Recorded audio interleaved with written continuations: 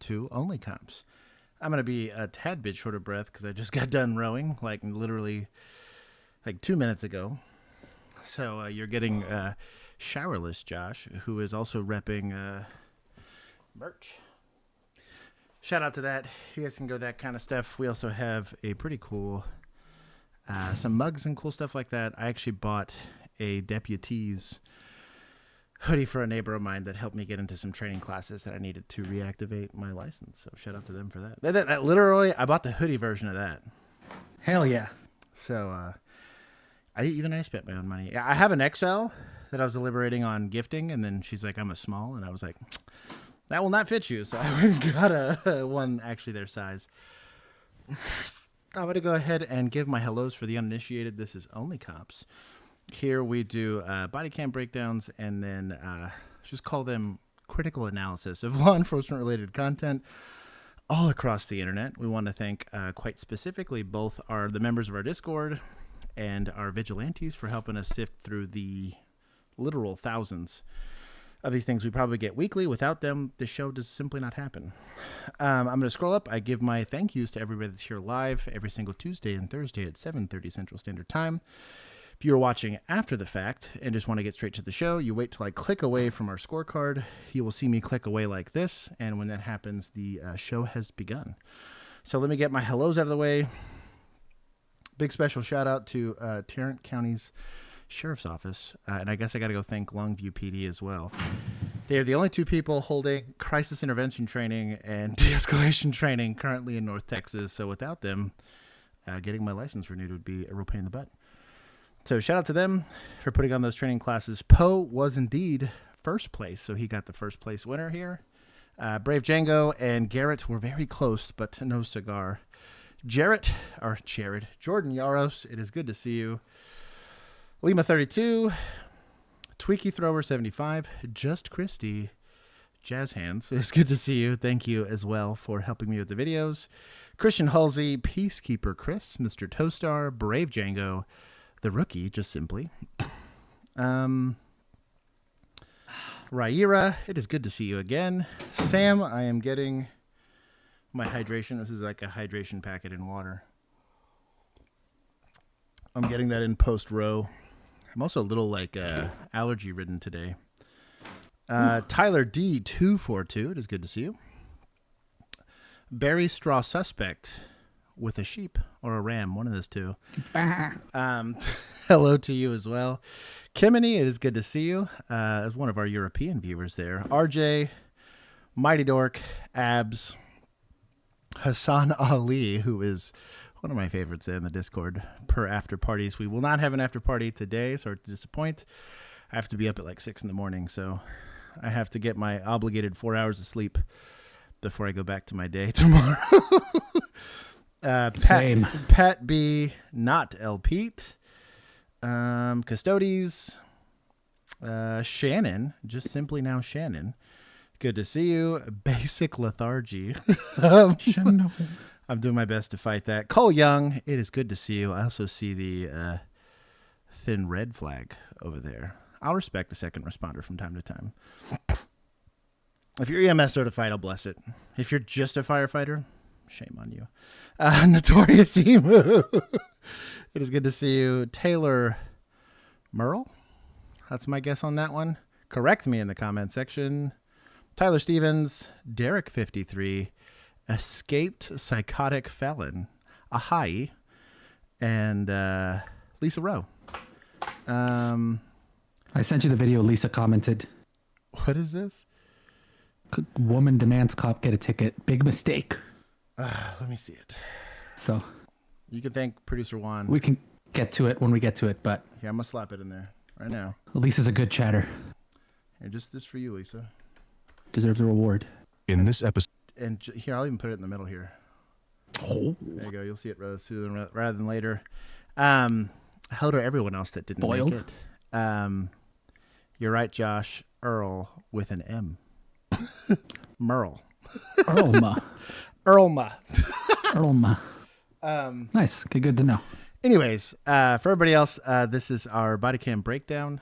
For the uninitiated, this is law enforcement related content. We are either law enforcement experts or concerned citizens, as producer Juan is representing, with an eye towards education. So though there are some violent encounters in this, our job here, or our goal here, is not to glorify said violence or armchair quarterback it. We are simply trying to give both the public, I guess, a better education on how to safely navigate law enforcement interactions, and then for the law enforcement side of the fence, discuss tactics that can be applied, whether it's de-escalation, the escalation part of de-escalation, or everything in the middle, on how to navigate these situations and environments more safely, so that we can hopefully do our best to do no harm, as Keith, or as we call him, Dad, always tries to promote here. We're trying to make law enforcement culture better. Fearless YouTube, good to see you, homie. And then Ferrer Rocher Raptor. Oh, did he actually change his name? Or is it Rocher? Hello to you. And Easy's here, my dog. There is. If I missed you, Andrea, yell at me in the comment section. I will see it eventually, and you can complain to me, or producer Juan will ping me to get my attention and say, "Oi, boy, read the comment sections just carefully." Carefully. Shout out to, I just got done, the wife and I finished Peaky Blinders, and I was like, and no spoilers on this, but I didn't realize they were going to make a movie to conclude everything, and I was like, oh, that makes more sense. It's kind of like Downton Abbey, was what I realized, that they kind of did the same thing. Very good. That's annoying. Also annoying, because then you have to like the wait. Damn series. Right. I'm Also, assuming because like that has such a higher chance of just not getting made. just because like it's all, I don't know. It was so like literally could have been 20 minutes longer, and you probably could have given a rather satisfying like conclusion to it. I won't spoil anything here, but it was good. We were talking about this on like shows, like limited, not like episodic stuff like Black Mirror or whatever, but like shows like Game of Thrones, and Peaky Blinders was up there. Talked about Downton Abbey. What was the other one I brought up? Stranger Things. Really, like the first 3 seasons of that were very good. And Battlestar Galactica. That was just a good run for so how good. short. I think it was like 4 seasons. It was good. If you guys want anything, it's on Netflix, I think, still. So go check it out. Also get to see where policing's come from. So as much as we do complain a lot here on this channel, 'twas a lot worse when they were just coppers over there in England, just taking bribes openly. Yeah, Gangs of New York over there. It was pretty bad. So this is the rest of this. Go ahead and strap in, put your seatbelts on, and hopefully we learned something today. Surveillance video shows some frantic moments inside a Spruce Grove convenience store. 2 suspects trying to escape police, one going to great heights to do it. CTV Chanel Call reports. Moments before she surrendered to police. Oof, that was, this kind of, she like, had she just Katy fallen, Perry. Right, no kidding. Had she just gotta kiss fallen the ground. like here, it wouldn't have been as bad, but she landed on just straight logs. Like, this did nothing to break that fall. Nope. But she's got that crackhead, probably buff. When you're intoxicated by something, there's just like a constitution buff that you get. You're And like so she Gumby. probably- You just got like, you're just made out of squish. Probably tanked that just fine. 29-year-old Brittany Burke fell right into the middle of this coffee aisle. Just play it off. Nobody saw it. Boom, she fell from the roof here. Owners From of the the roof. Spruce Grove Ready Mart say Burke was with a man identified by police as 28-year-old Richard Pariseau, who tried to use a stolen credit card at their store Monday afternoon. And my husband tried to ask him, is that your card? He said, it's my girlfriend's card. What were they buying? Pop can. Just pop can. $4.39. Owners say they called police because the two seemed suspicious. When an officer arrived, Pariseau pushed Burke towards him, trying to flee. That's when Bhagwant Chauhan's husband, seen here, stepped in to help. I'm very proud on him. Pariseau then seen running away, and while the officer searches for him, Burke goes to the back of the store, climbing into a ceiling vent before falling and crashing. So it was scary. Because suddenly you don't know, Self-pit. you thinking the person is in the back, but she's up on the roof. Thank God everybody is okay. Eventually, backup arrives and the two are taken into custody. Pariseau faced All the tasers, big disappoint. It was single officer, so I'm gonna give him a little bit of. Is this a sheriff's office or is this who intervened? I think they looked like police. Oh no, wait, never mind. Might have been the later guy. That looks like Deputas or possibly Stades. I was about to say Stades. The stripe on the side of the pants. Yeah. This high-vis stripe. And this is also like an old school, like this is the way I did policing. This is an inner vest and everything's on your belt. So there's no weight bearing, nothing. Clean shaven. We're going to give this one to, RCMP. This is feds. This is up north. This is Canada. There you go. Canada. I'll give feds some points here. Why not? Shout out to y'all. Give some to society also for the, you know what? For the intervention. The gas station. You know what, dude? Yeah. Get out. He went in there he went straight for that VNR. Yeah. And then I'm going to take some from suspects for a second. That's pretty good. I tell you what, though. Also for freaking throwing your girlfriend at the cop while you run away. No kidding. It's pretty sus. The other thing she said ride or die. He said die. He said die. I also kind of want to point out for a gas station, I've never been to gas stations abroad. This is pretty sparse. Like normally gas stations are just chock full of stuff, and it's like a fire hazard amount of chock full of stuff. Like they'll be like, this is like a rather inefficient use of shelf space. That's all I'm saying. Because like this back here is like they got a little bit more going on here, but they got they got water. I've been seeing this more as I've been driving a lot more rurally. Yeah. And this is a lot more common. Is this more common? Because I think they don't get deliveries as often. So like depending on like the day, if you're in the middle of the week, they're probably not getting. I could see that they're not getting a lot of traffic. Couple of days. That makes sense. Yeah, so they haven't, and it's really like that section specifically. So they'll have chips, they'll have like gum and all that stuff, but it's the like hand sanitizers, it's the napkins, the Kleenexes that'll not be there. I see. They're not my feds, so I don't hold any grudges against them. So they don't hurt me. So what am I going to say? They literally can't. So also a different type of fed. They actually do things. They're like a regional fed as opposed to like a fed. They work calls. Yeah, they're actually doing like domestics and stuff. They are the police presence in some places where that just simply isn't the case here in the States. There's never the DEA working your DWI hit and run. Dude, if the DEA is working your domestic, you are boned. Something bad happened. Yeah, you're going to prison for sure. House in Woburn, Massachusetts, a man wearing a gas mask, storming in using pepper spray. Here's Trevor Ault. Tonight, terrifying video of a man storming a Massachusetts courthouse in a helmet and gas mask Monday, firing Only in Massachusetts would this fly. One of these is try that in Houston. This is one of those. In Houston, he'd be using a gun. Well, that too, to be fair. But also, what's kind of funny is like, or he'd be driving his Chevy, like a stolen Chevy truck, through these doors, jumping out with a gun. They clearly have a wand and metal detectors to prevent like guns and knives and stuff. But ain't nothing stopping that aerosol can. And he's smart too. He's wearing it's kind of a cheesy.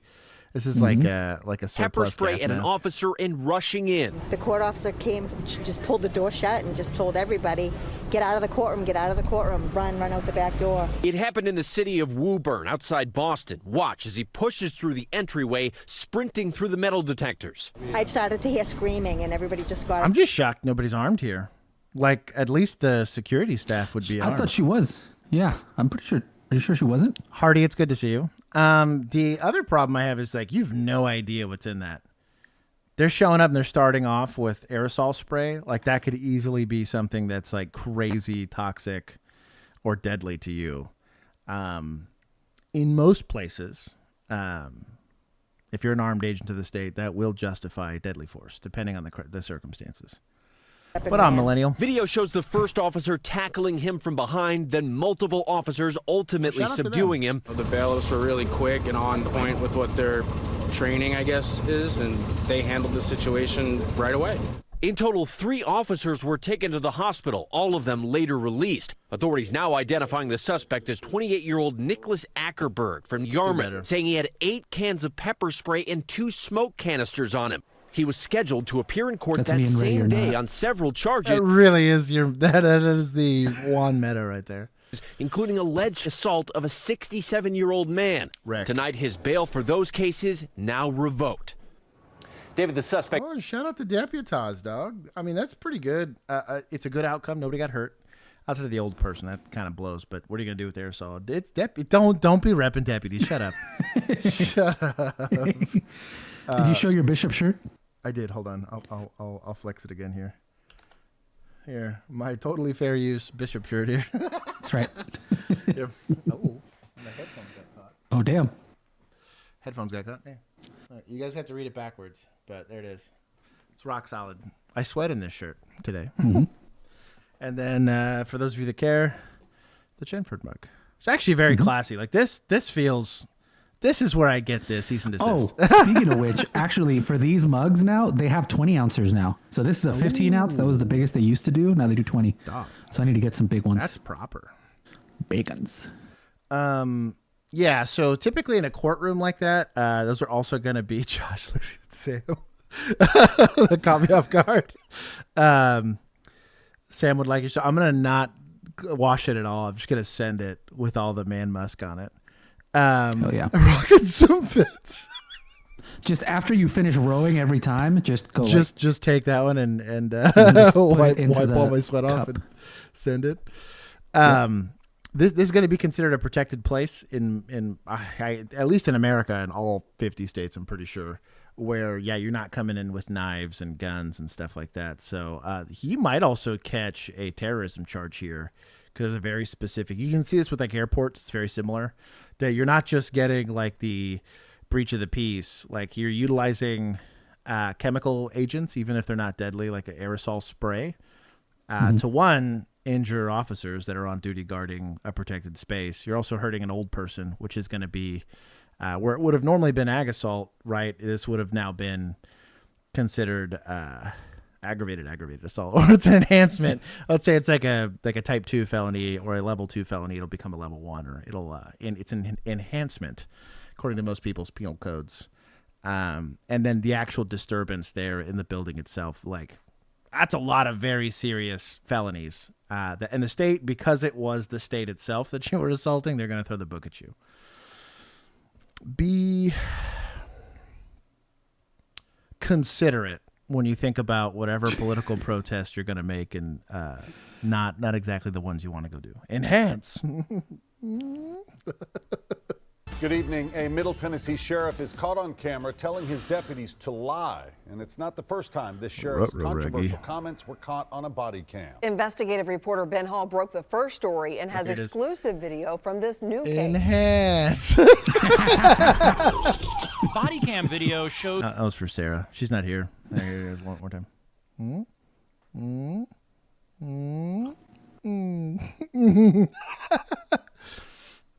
Oh, I can also do. Frederick wants a cup of your bath water, by the way. You need to chill. Also, Abby, egg hands will not stand. I'll start taking points for that. Wait, no, the tense end to a long chase in May of last year. Get out of the car! I see your hands!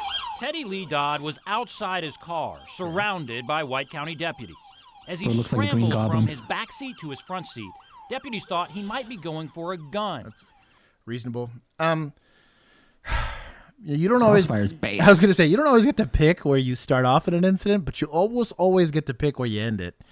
And he's in the minority here, right? Like you are the backstop to them. Now, if it's flipped, right, where you're part of 3 officers and there's one that happens to get behind you, these are hard situations. I don't want to minimize how complicated these are. In the moment, these are just really sucky. It's always messy. All of these use of force scenarios are going to be messy. Someone that's participated in a few, you have all the training. You've even maybe game planned some of this, but the second it's like actually stressful and time dilation starts to take into effect, tunnel vision starts to hammer down, he might only be seeing this much of the car. He has no idea these officers are back here, but there's cars passing and all of that. So I'm going to give him a bit of a pass. However, since this is our job here at OnlyCops, our mission, The first thing I would do is address the suspect, right? Once you decide, hey, it's a lethal force encounter, take a split second to check your backstop. Take a split second to kind of check your surroundings. This really should start making its way to training. I took Alert 1 recently, and they actually talked expressly about this when approaching an offense location. It's like, hey, yeah, we're guns out, sun's out, kind of thing. But like, let's take a second and figure out, where's my backup coming from? How am I approaching this? What's behind me? Like, they were starting to have, and that was standard for the training. When you see stuff like this, it's just very rare you get real world reps of this. I'd like to see this start to trickle down to in-service training in academies. And for all this stupid state-mandated training I'm having to take, almost none of it covers this. But this is where all the lawsuits come out of, right? So let's be friendly to your local deputy or police officer and maybe support legislation that would get them to navigate these type of scenarios a bit safer. Because this is no pews. The likelihood that a shooting comes out of this is actually really, really low. But the maneuvers that you do here can make that eventuality really reduce in risk. But this is kind of a crapshoot either way. Your backstop's going to suck either way, but don't make it your fellow officer if you can avoid it. To protect fellow officers, Deputy Richard Lynch drove his SUV into the side of Dodd's car. Lucky you hadn't killed somebody out here. Minutes later, White County Sheriff at the time, Odie Shoup, arrived and saw Dodd had a broken leg. He quickly asked deputies if their body cameras were still recording. You got your camera going? Yeah. He makes a quick remark. He knows the camera would record and then watch as he appears to gesture to the deputy to turn his body camera off. But that camera kept recording as deputies explained to the sheriff what happened. And that's when Lynch ran to the side of his car over there. With what? His car? His car. I told him not to use them cars. You then see Shoup walk over and examine the vehicles involved. Minutes later, he returns to the deputies and tells them to completely change their story and say the suspect hit Deputy Lynch. So I understand the administrative side of the fence that's worried about insurance payments and budgets and all of that stuff, right? I get that. And I'm not even mad at the officer from a tactics standpoint, because do I want to take the deadly force option away from everybody else by just booping him with my car? The likelihood that he survives a car boop at 20 miles per hour is pretty high. People get hit by cars all the time, or they get involved in accidents, they fall. This is the equivalent. He might, again, in this instance, he broke a leg. Breaking a leg's a lot more survivable than taking a bullet to the face or the chest or whatever. It also minimizes the risk to the public, because NDing a boop at that distance is pretty unlikely, right? You're going to hit the suspect, you're going to stop moving, and then you're not going to be worried about hitting other traffic or other officers and so on and so forth. So from a tactic standpoint, I don't think the deputies did anything wrong. Was the guy, did he just run? Yes. This is a felony takedown of this vehicle. You think he might be retrieving a weapon. The likelihood's pretty high because he went from like the back of his car to the front of his car. He's not making any attempts to comply. He's potentially posing a deadly threat. If he gets back in that car and it starts driving again, there's a deadly threat there. Is it kind of in the gray? Sure. I could totally understand the other side of the argument where he never posed a actual deadly threat, especially if the car is disabled and he never actually produced a weapon and you caused SBI to the suspect. I understand the discussion, but I do think qualified immunity kicks in here because it's in a gray area and said it's perfectly reasonable if this guy's committing felonies. We're using a high level of force to stop him. Don't think a write-up should come out of that, whatever. They likely have policy over using your car as a blunt object, and that policy is likely going to at least get him a write-up. Or potentially get him in hot water with the department, but it will not get him in trouble with the law, given the reasonableness of the circumstances. But lying is a big no-no. There's an affidavit, likely a crash report that's going to get generated off of this. I mean, like, that's Brady List Fuel 101. There's a thing that happened, and you're going to say it didn't. That's a pretty big deal, especially because, one, it was as an official capacity. It's not like I said something disparaging about the Cowboys because it's the Cowboys, and they're disappointing me, and I'm saying that in my free time. This is an on-duty act that I am doing against a citizen, right? You have to be, regardless of the outcome, you have to be 100% transparent with how that goes down. It's why we love body cams. It's why we love dash cams.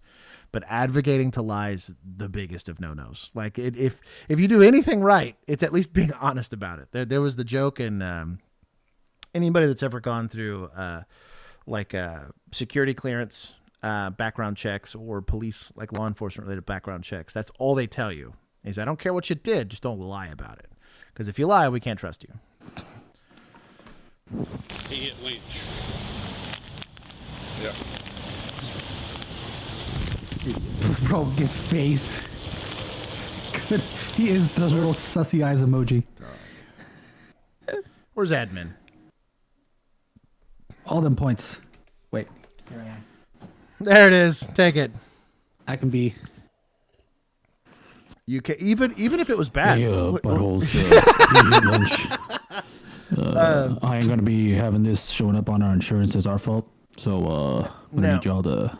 The body cam staying on may or may not have been on purpose.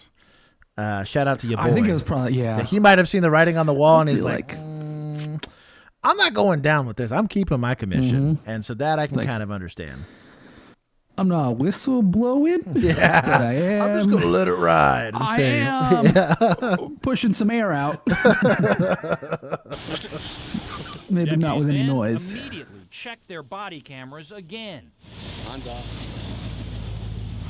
Sus. When I started, I hit mine, or the majority of it I hit it. And if there was any question about what the sheriff was saying, he came over again after talking with the highway patrol.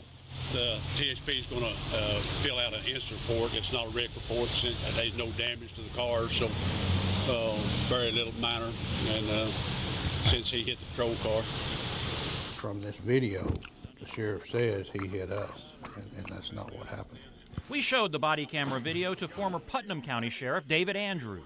Well, it was obvious he was concerned about his car because he said, I told them not to use the cars. This pursuit happened less than a month after a completely different pursuit in which White County deputies shot and killed Michael Dial. Dial was unarmed, and at first deputies tried to ram him off the road.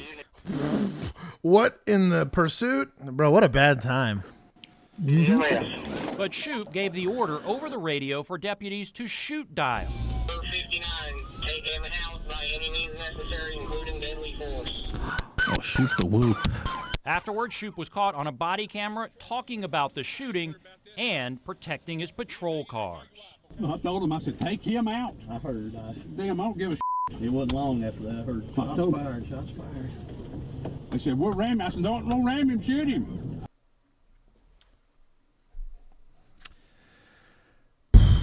I talk a lot about use of force. This is like at least 70% of these streams typically, right? That's how these things make the news, whatever. This is kind of like the corporate response to expenses, right? They're like, I know we got a lot of work to get done and only so many people on staff. So what I'm going to do is just make you work more, even though I'm not going to pay you anymore, because that's going to solve our company's problems. Not, hey, let's everybody pitch in and help the guys doing the programmatic part of the job. Like, let's have a few less meetings and help with like packaging and delivering or whatever. Like, I can help move some stuff in the warehouse. Mailing out patches and stuff like that. Yeah, right, exactly. Those idiots.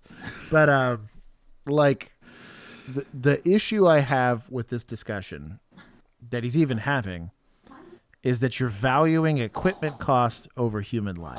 That's literally the discussion being made. This is the Ford company deciding the Pinto was easier to just pay off lawsuits rather than recall the car.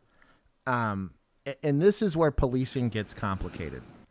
Because though I understand this is a government need, right? You see this a lot of the discussion when we talk about healthcare, right? No matter what country you're in, right? Either it's free, but it's not fast enough, or it's way too expensive and you can get brain surgery damn near in every city in America, right? Both are bad, but we can't agree on how much is too much, right? Where I have issues with this specifically is he is allowing budgets to dictate tactics rather than safety. 'Cause I don't care how you do it, right? If there's I loved it. Again, shout out to Tarrant County. I probably shouldn't say it too much out loud, but the guys that were instructing my class talked about this methodology. It's like, dude, you got to run a patrol car through a door in a school. They'll forgive you for how much it's going to cost them to repair the door. They're going to forgive you for, right? We'll sort out the money side on the back end. What we don't want is to stand there and watch people get hurt, especially if we can do something about it. Your job as a peace officer is to intervene and to have good judgment when doing that, right?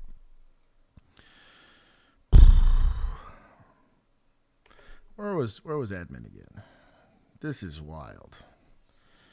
Like, really bad. And I totally get it. It's why, like, in a pursuit where it's like, my victim is who got their car stolen. Probably not pitting this guy, right? Like, I kind of understand that to a certain degree because, like, I'm going to put all this incurred cost and I might kill the dude in the process, right? Dude's got a murder warrant. Maybe that's a little different because I have the risk of him creating a victim out of somebody else. He's driving into oncoming traffic. He's potentially drunk. Like the threat to society. He's already hit like 8 different cars. Right. The threat to society is already high. So let's take the risk as the government because that's our job, right? The city will forgive us when we have to ask the taxpayers, like, well, it's going to cost you $2 this year versus what it would have cost one of you guys to total your car, right? Man, especially when you're leveraging deadly force. That's wild to me. Yes, the guy's being a D-bag. Yes, the guy shouldn't be riding in a car. And I would have been fine with pitting him because you're giving him a chance. It's the safest amount of force you can use to give him the highest likelihood of survivability. But smoking the dude is... Somebody needs to design like a pittable car, if that makes any sense. Like a patrol car that survives going through pit maneuvers, but can still do like the daily part of it. Because they did it with MRAPs, right? They literally just a mine-resistant vehicle. They were getting IED'd so bad in the Middle East, they just made a car that was designed to take them. And literally overnight, like to the 10th power or something like that, it took so many more explosions to get finally like an injury or a fatality in the military that it just became expensive. Like it was too expensive for insurgents to keep applying that tactic because the bombs were getting more complicated and everything. Kind of the same thing here is if you got a vehicle... I think this is really where the grappler starts to make a lot of sense because you're only replacing a piece of the vehicle. They have push bumpers. They have specific bumpers designed to do this. But in real world use, I can see where they get a bit cumbersome or expensive or whatever. But there's got to be something cheaper than or safer than whatever. Just shoot him. That's a terrible idea. I ain't gonna tear my cars up. Dial's family is suing White County and the former sheriff, claiming Shoup preferred to shoot and kill Mr. Dial rather than risk damaging his patrol car. As for the Dodd pursuit, Andrews says deputies were right to ram his car. They did not realize he was unarmed, but he could have been going for a gun. Right. It was very clear that the officers hit him, and I think appropriately so. But Andrews, who is a past president of the Tennessee Sheriff's Association, is disturbed. Shoup appears to tell officers to report it differently. It's so uncharacteristic and not representative of Tennessee Sheriff. Oh, there he is. Tennessee's the same one that be having like 700 unvalidated DWIs. Mm-hmm. I don't think you're not shady, dog. Like I hate it. I'm shocked they didn't get this guy for DWI while he was kidding. Like he was drunk and hit my patrol car. Conversely, he hit my elbow with his face. I'm going to give Deputaz just a little bit of shit here. They were doing what they believed was righteous under their leadership, which is fine. However, the responsibility of taking ownership of your actions falls on the individual officer or deputy level. You're not allowed to say, well, command staff said XYZ was okay, so I did it. That's how Jim Crow laws got enforced. That's how, sharecropping got enforced. You're not allowed to take a back seat and say, hey, well, it's policy. Or, hey, that's what the law says. If you have real moral conundrums with what you're doing, it should be reflected in the way that you enforce the law. There's certain things you can't bend on, like with domestics, for instance. Like, it is what it is. That's the law. But when you're talking about administering force on the public, you have to. There's a real moral conversation because you are hurting people. You are potentially killing them. You're doing life-altering stuff, and there's a moral decision that has to be made there. And whether or not you're willing to risk that while wearing the uniform. That is technically your job, is to take the risk. That's why they give you the really sweet life insurance policy. It's why your medical insurance tends to be pretty legit sometimes, depending on where you're working. That is your job. That is part of the oath. Am I missing anything? You're not allowed to say, I was only following orders. Yeah, no, I don't. There's a lot of people that ascribe to that. I'm actually rather disappointed in most law enforcement circles that I just got into an argument on Instagram of all places about this, that they were saying, well, that's what they were trained to do. And I was like, that's not good enough. I really will not accept. Again, if you want to use that argument for somebody like Derek Chauvin, you got to use that argument for Uvalde. Like that's that, you know what I mean? Well, he's barricaded now. Someone said the word barricaded on the radio, so we're going to go based off of what training says. Like, you have to still hold yourself a little bit accountable for what the situation. Again, hey, that guy's got no insurance. That guy's got no driver's license. I have to tow his car. Am I really going to tow his car when he's got 5 kids in the car and he's 10 miles from home in Section 8 housing in the middle of the city? That's his only way to get those kids to and from school. But that's policy, Josh. Sorry, not sorry. I've taken heat, and I'm allowed to say that because I have taken heat as an officer when I decided I didn't see. I used discretion, and they just couldn't. Yeah, they couldn't get after me for that. Listen, you did what? Officer discretion exists, and if we're gonna hide behind it when we make certain decisions with enforcement action, we also have to leverage that and say, "But I should be held accountable when I make bad decisions." I'm sorry, it's pronounced officer dispolicy. There it is, dispolicy. Yeah, but I get it. Like vehicle involved accidents are expensive. All that stuff's crazy expensive, and I get it. But like, if the it's also like it's taxpayer money that you're already charging them for. Right, so right. Like the bill is paid. This right. Specifically. Now I get it when you're over budget. Like you're going to start running out of overtime. You're going to start running out of stuff like that. I get it. Maybe you don't get that replacement car. Maybe you don't get whatever. But that's the administrator's job to argue for, not try to reduce both officer safety and public safety for budgetary reasons. I just don't. There's other ways to get around that. Yeah, maybe he could not take training in Hawaii for 1 year. No kidding, right? Don't get me started. Buy 2 patrol cars with that. Don't get me started on that. Or to be honest, in a lot of these cases, they just have less police officers. That sounds sucky, but it's like, well, either you're going to give them the leash and the budget to go and intervene in these things, or just have less police. That's a very easy solution if you don't want to pay for it, This stream may not be suitable for all audiences. Officer discretion is advised. Mac, if I could pin that, I would. That's pretty incredible. Oh, my God. Officer discretion is advised. I'm going to make that shirt. Twitty, I did get a haircut. Dude. It's quite a fresh It's haircut. pretty nice.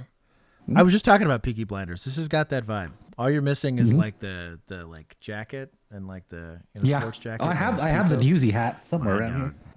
Juan's over here looking fresh. We got to make that. Officer discretion is advised. If I didn't get so overheated, I would probably dress like that. Okay, Texas. But I would sweat through. Oh my God, everything. Even in winter, it's too hot. Yeah, this is. I'm down for officer discretion is advised shirt. That's pretty top tier. I'm keeping the kids away from all this. They look close. Yeah. Harmony, get over here now.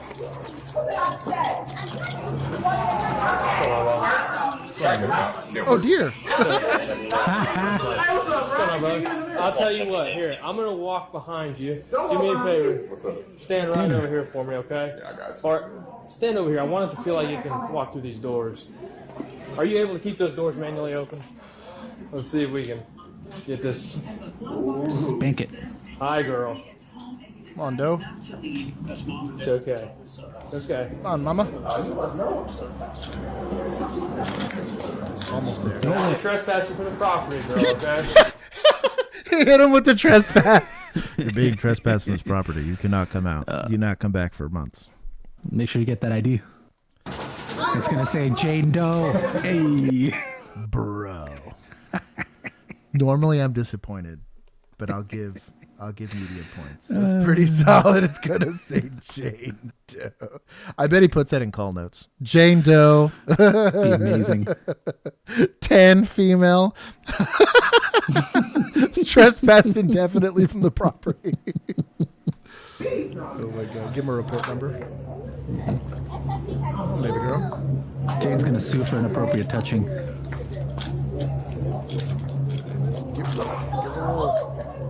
smack on the butt. 123 Charlie. I have the deer out of the property. It's going to be standing with me right here.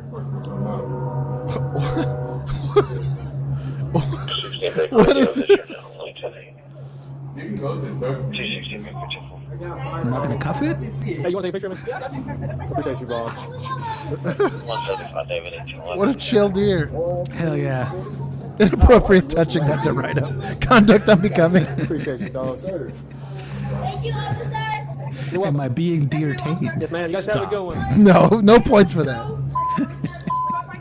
No. I appreciate it. What a I think chill it's time. deer. All right, we're going to go this way, buddy.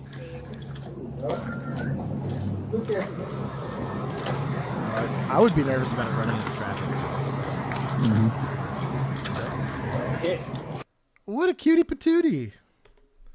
Oh, dude, PD. Heck yeah, let's go for deer whispering. You're only getting 10 points. No inappropriate force was used. There was some inappropriate touching. And nobody got hurt. That's what's important. It's a good positive interaction here. Foot pursuit in 5, 4, 3. I got one running. Taser. Oh my god. Hoofed suspect. Going southbound from the offensive. She's hoofing location. it. She's hoofing it. Stupid. Okay. Let's see it.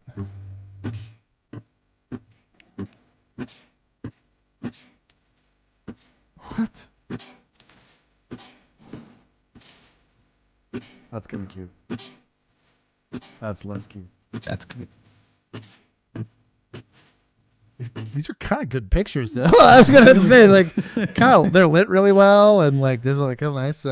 It's pretty tastefully done. They're that old school like JCPenney style. Oh, dude, pretty solid. I'm only giving points to media on this. If this is, believe me, coordinating all of those cops to do that correctly is a hassle. Taking 5 from municipals. People don't listen. Don't be cringe. Stop wasting taxpayer money. Hey, it's already in the budget.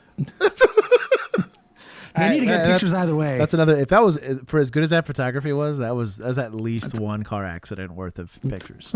Yeah, it's community policing. My goodness. Now, somebody paid out of their own pocket. That's one thing. But.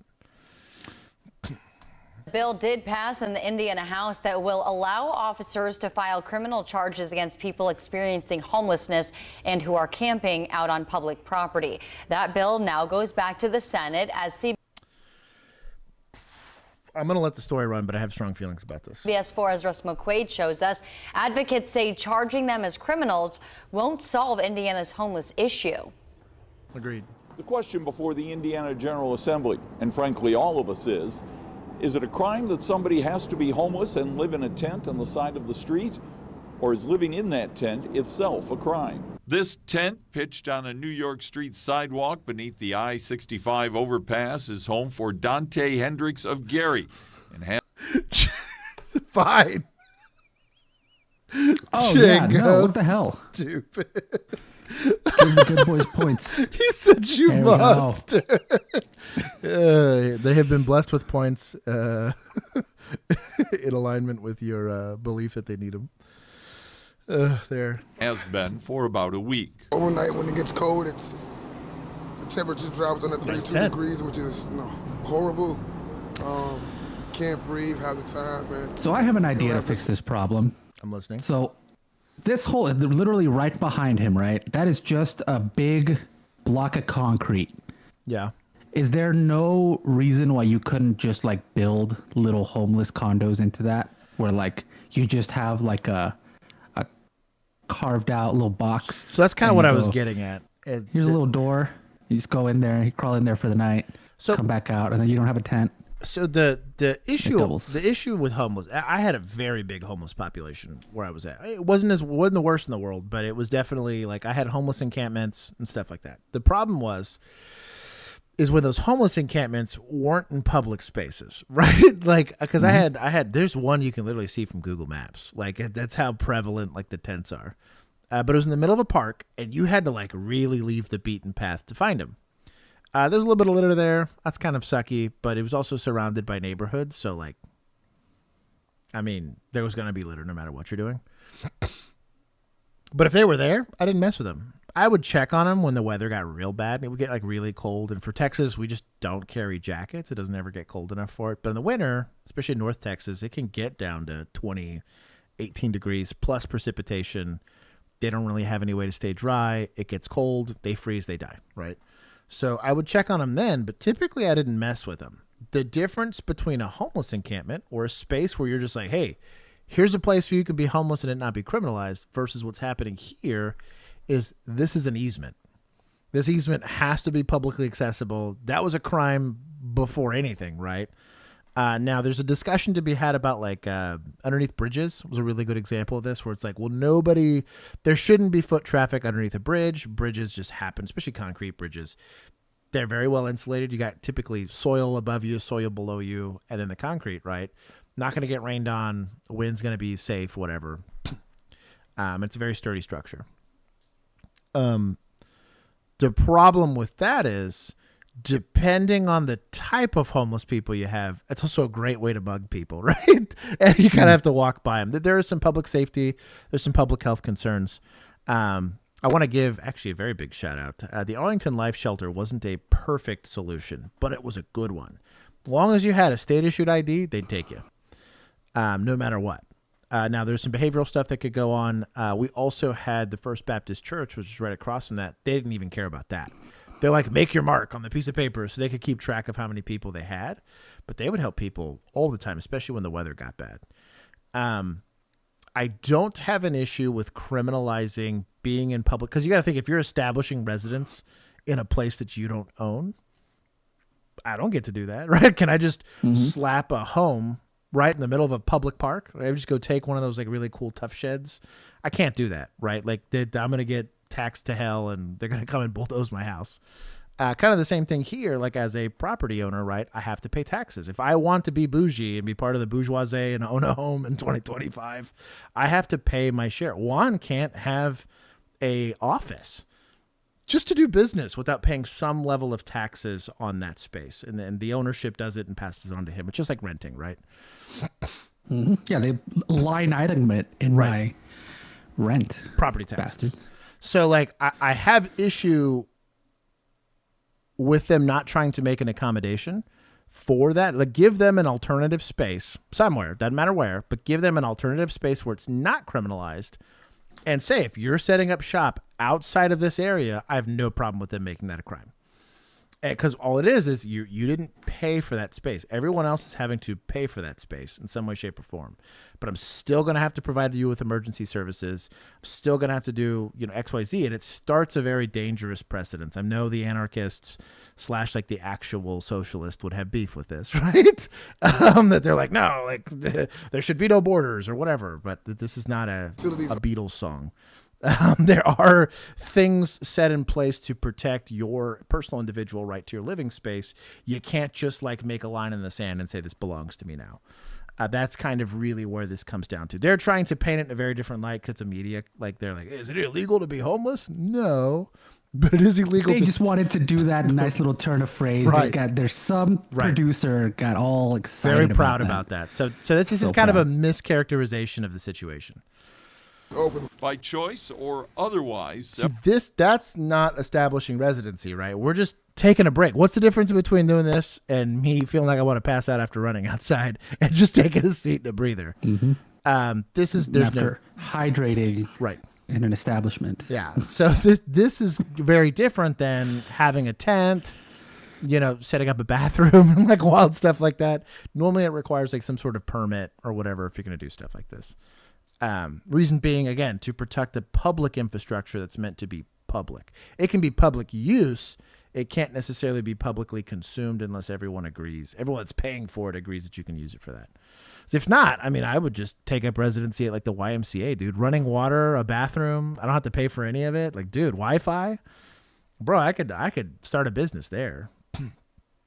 I got issues when people make new laws to cover already legal things. Bob, I'm 1,000% with you on that. Yeah, it's just PR at that point. I was going to say, it's literally performative at best. Because, like I said, you could easily blocking an easement, doing something without a permit or whatever it is. Like, there's so many other ways to address this on laws that are already on the books. It's just purely, I'm being tough on crime or whatever you want to call it. It's very performative, and it just makes your statute book it's enormous. If it wasn't being enforced as such, yeah, it's so stupid. I don't know. But that's kind of, I do believe that every municipality, once you get to a certain size, should be providing some sort of space where you can have decriminalized homelessness. It really should exist. For us, we said, hey, out of sight, out of mind. As long as you're not, you're keeping the mayor happy because they're not having to stare at homeless people all the time, we didn't care what you did. As long as you weren't like hurting people or whatever. Several persons without shelter chose to tough out the winter on public property outside in Indianapolis. We don't need, homeless individuals to be slapped with Class C misdemeanor fines, which means 60 days in jail. What? What is the conversion rate? Oh my God. So Class C misdemeanor, typically, I think that at least in Texas, the punishment maxes out at like $800 or something like that. Maybe less. Like Class C misdemeanors cannot be that expensive. And our equation for this was, I think, $115 a day was what you got paid to sit in jail, basically. Fine up to $500 and no jail time associated. Yeah. So if you got a ticket, so let's say we got that $500 ticket. That's that maxed out Class C ticket, right? You could sit that out in 5 days. Tops. And oftentimes they'd be like, you did 3, whatever. We're going to call it good because they didn't want to feed you anymore and they didn't want to put up with you in housing. So I don't know where she got this 60 days thing. That's wild to me. Unless their laws could be different. I mean, maybe in Indiana. Maybe, dude. That's wild to me. Yeah, Indiana misdemeanors. Oh my God. Indiana, maximum penalty up to 60 days in jail and a fine of up to $500. 60 days. Crazy. Imagine doing that for speeding, dude. Yeah. Who's Tyler? Juan, are you cheating on me? That's my bad. I read Tyler's name right after your comment, and I thought that was you, Twickie. Yeah, Tyler said, yeah, misdemeanors can be expensive. That's wild. That's crazy. Lady Kara, serving a customer food who can't pay and then asking them to pay. For real, though. Like, ahead of time. And more to Lady Kara's point here, there is an issue I had a lot with dropping misdemeanors on people that I knew. Was like, bro, I would pull over a car, no rear view windows, no door handles, no insurance, no driver's license. This thing was lucky to make it as far as it did, right? And I had a choice here. I could enforce every single vehicle violation here, or make sure they didn't have any crazy warrants, which I did. Every time I stopped anybody, they got ran, right? I ran them, and all they had was Class C tickets, bunch of them, because every other cop that stopped them just machine gunned them with tickets like it was the beaches of Normandy. But I was like, look, I'm not going to write you any citations, but I'm going to advise that you don't roll the dice very much driving this car, because 1, it's a death trap, and 2, a trooper finds you in this, and you're never going to see this car ever again. Like, at least get headlights. You know what I mean? Like, if you have headlights and taillights, most of us will leave you alone, but you don't even have that. Like, I don't know. I did not like the further disenfranchising the poor. I had very big issues with giving citations to people that I knew were chronically poor. I was like, bro, what's a MFMR or FMFR, which is failure to maintain financial responsibility ticket? So mental health. Yeah, $400 ticket. You got to do for a person that's struggling to pay $50 to keep their water on or something. Like, what am I doing? I have beef with that. You're creating a thing where they're going to end up on warrants for not paying their tickets, and then go to jail. No, and then lose their job. Then skip their bail. Yep. Then skip bail and then go to do more crime. And they're going to lose custody of their kids, and their kids are going to turn out to be bad because they didn't have parents around, because I kept their parents in jail because they were poor. And now I'm fighting their kid in the middle of the street because the state does a great job of that, raising kids without parents. They had a job. It was making license plates for 10 cents an hour. Yeah, dude, jeez. And then we're all standing there talking about an OIS, and they're like, "Oh, we should have done more." You should have. It had nothing to do with the OIS. It started years before. Solution started 20 years ago. Dude, I always get mad at this. Like We're they dealing don't. with it now. They don't big picture anything. I swear.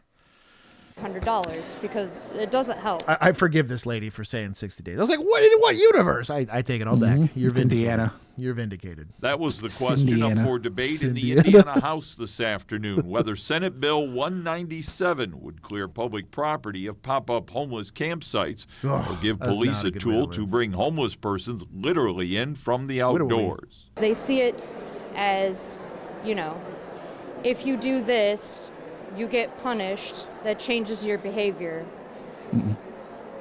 People who are homeless, it doesn't work that way. I mean, they experience a lot of trauma and perhaps even a lot of shame around their situation. The bill also included language to refer a defendant to a problem-solving court to sort out the circumstances that led him or her to live on the street in the first place. Until they come to me and tell me, hey, move, or we're going to take you to jail. That's the only thing I could do right now because I can't get housing and I can't get a job, so it just sucks. So I lose. Crazy. It's like we slap a felony on somebody and we ruin the rest of their life, even though they've paid the penance for their crime. Like, bro, and I get it. Like, some guy goes and pulls like an Enron. It ruins thousands of people's lives. That guy should be in prison for the rest of his life. I get it, right? Mm-hmm. But you get some of these people. No, he's going to get 3 years. Right, and, slap on the wrist. Fine, that was way less than the money he embezzled. But and he'll be out and he'll run for Congress. But you'll get some of these guys that they're young and stupid, or it's like a DWI that happened to hurt somebody. They do their time, the 10 years in the pen, which is way worse than it sounds, right? And then they'll come out, and then what are you going to do? Or worse, what was really the biggest tragedy, in my opinion, is you'll get people. They're in crappy schools. They're coming out of the military, of which we just ruined their bodies and wasted all of their young, energetic and life. their minds. Right. And didn't give them a sellable skill outside of the skill that they have in the military, right? Worse, they're convincing these kids to go to college to go get a basket weaving degree and charging them $60,000 to make for police it. belts. Right. And they don't have there is no solution to creating functional adults. And then we get mad that they're homeless. It's a weird turnaround. I do think that we should, if Public Works could solve anything, I really think you could make jobs where it doesn't matter what kind of felony you have, doesn't matter what kind of whatever. Maybe they got to put stipends on it. You want to have every truck driver, in the play they're already kind of shady dudes, but you want to make a truck driver a super quadruple felon, but hey, he can only stop at certain truck stops. He has to stay, he has to have a webcam on all the time to make sure he's not victimizing anybody, but he can contribute to society in a meaningful way. My Amazon packages get here on time, and the dude's not homeless, so we're not having to deal with him terrorizing you when you're going for a jog. There's solutions there. We just don't care to kind of see it. And we can't look past our desire for blood when it comes to punishments. To see that it's but unless you're going to kill him, and it sounds really cruel and awful, but unless you just plan on terminating that human being, they have to do something. Either you're going to have to put up with them in jail, or that same person, right, is going to be in prison for 10 years, is going to go and bully all of the short timers, right? Poor kid goes in for a DWI, goes and gets victimized by said lifer. There's all of these systems that we have in place where you're just continuously re-victimizing people, and they wonder why we have issues on the street. And I'm not saying you need to go harsher with punishments or more lenient. You just have to have very obvious pathways. And it's not that nobody's trying to do it. The goal, allegedly, is to reduce recidivism, right? That's every penal code's goal, is to reduce crime and people continuing to do crime, but yeah, but then how do you keep your shareholders happy? Right, exactly. I'll just take more from admin on that one. That's you know what? Where's media? Hold on. That's what they get for spinning this. Stupid. Anyways, that was my TED Talk. I'm glad I buffered it with my pun. I'm a truck driver, escaped psychotic felon. God bless. The shoe fits. A disturbing story now as the FBI now investigating two local law enforcement officers accused of harassing a man at a bar because they believed that he was an illegal immigrant. Those 2 cops were off duty and drinking at a bar when they detained him. Investigator Kelly Kennedy has the shocking body cam video from this controversial incident. This guy's not from this country. So we started fighting with him. He's like, whatever. So here we are. He's holding down. Well, regardless if he's from this country or not, what happened? He's not from this country. Yeah, okay, what Last time I checked, 1, you didn't verify, so you don't have reasonable suspicion of a crime, but 2, like, you're not INS. Like, I get it, dude. Your immigration, that's like kind of your function, right? But like, I don't randomly stop at Walmart and start like searching people because I'm not TSA. Like, you know what I mean? This is not an airport. Like, what are we doing? Also, like, this is also going to rub some people the wrong way.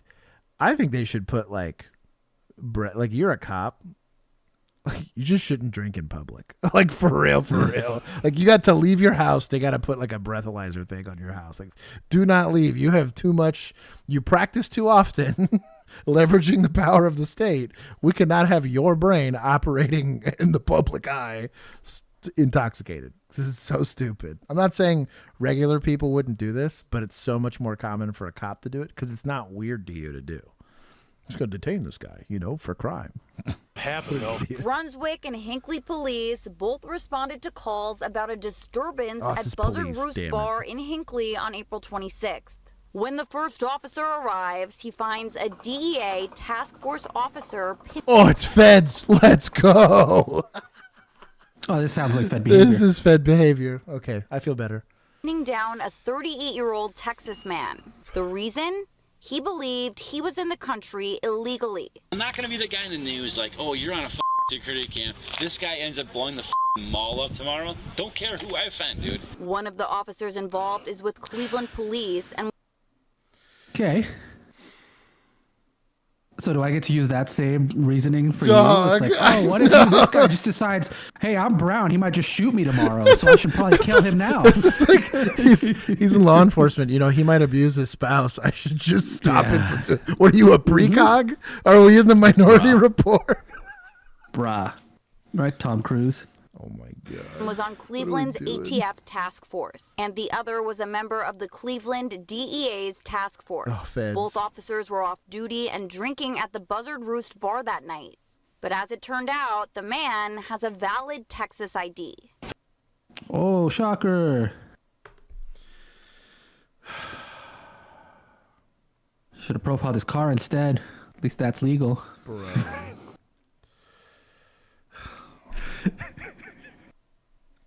Maybe I don't go back. I have to go back.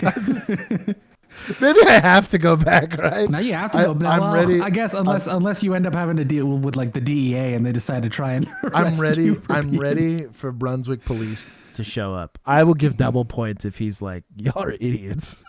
Mm-hmm. They're drunk, and this guy came up to him and started saying some stuff, and they're like, oh, this guy's a terrorist. We can't let him go. Does that sound insane to you? No. Police then questioned the victim. We are not showing his face. I love that they called him the victim. Let's go. Mm-hmm. Shout out to media. You're getting points for that. To protect his privacy. They told me I'm illegal. I don't have supposed to be in the United States. That's why. Okay. Are you supposed to be here or no? Yes. Okay. I'm legal. The victim told police the officers took his phone and his ID. Why they pushing me? So they basically robbed him. This is robbery and unlawful restraint. Assaulted? Yeah. Honestly, I'd argue official oppression. Because you're like, well, I have all this federal authority. What is he doing? No, I mean, this is Ohio. The guy was just from Texas. This is why. Bro, Ohio's not real. That's why it's not real. Where's Shannon? They got fake state with fake laws. Come on, Shannon. Defend your people. Defend your people, Shannon. She said, no, this is Ohio. They took it out from my pocket. The 38-year-old man told police he's a truck driver who is making a delivery at Arview, which is right across the street from this he's got a bar. felony, Josh. He said He's got a since felony, he was so here it's early fine. and didn't have to make the delivery till Monday, he stopped in for a couple of beers. gets worse. Police also questioned the bartender. They were really being aggressive with him. They really were. He was sitting here. They were trying to snatch his phone. It's free advice. Tip the bartender if you're gonna get into altercations in a bar. They were turning his arm. The man told officers he's a refugee from Ethiopia who's been in the U.S. for 14 years. Essentially, these guys were drunk and trying to detain some dude for no reason. The Cleveland ATF and the DEA tell me the officers are no longer on their task forces. The officer God who was bless. on the ATF's They need to not be officers. Is what they need to be, dude. Come on. task force is also a CPD officer. Wait, the go back. Cleveland Police and Go the back 10 DEA seconds. tell me the officers are no longer on their task I think she said forces. ATF The right before officer that. who was on the ATF's task force is also a CPD officer. The Cleveland Police Surprise some fries. Shocking. Wow, ATF task force going above and beyond. Crazy. Police Thank chief God that guy said didn't that have his the dog with him. officer is No now on kidding. restricted duty. The Medina County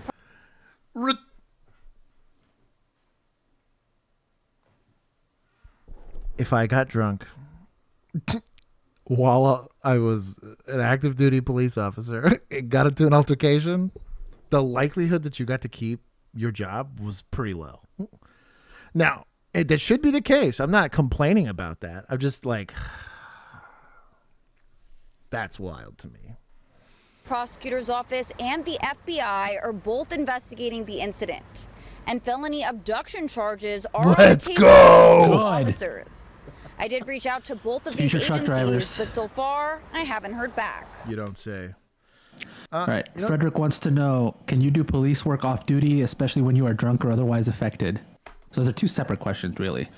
So when you are off duty, technically, yes. So you do have jurisdiction in whatever state holds where your commission's being held, right?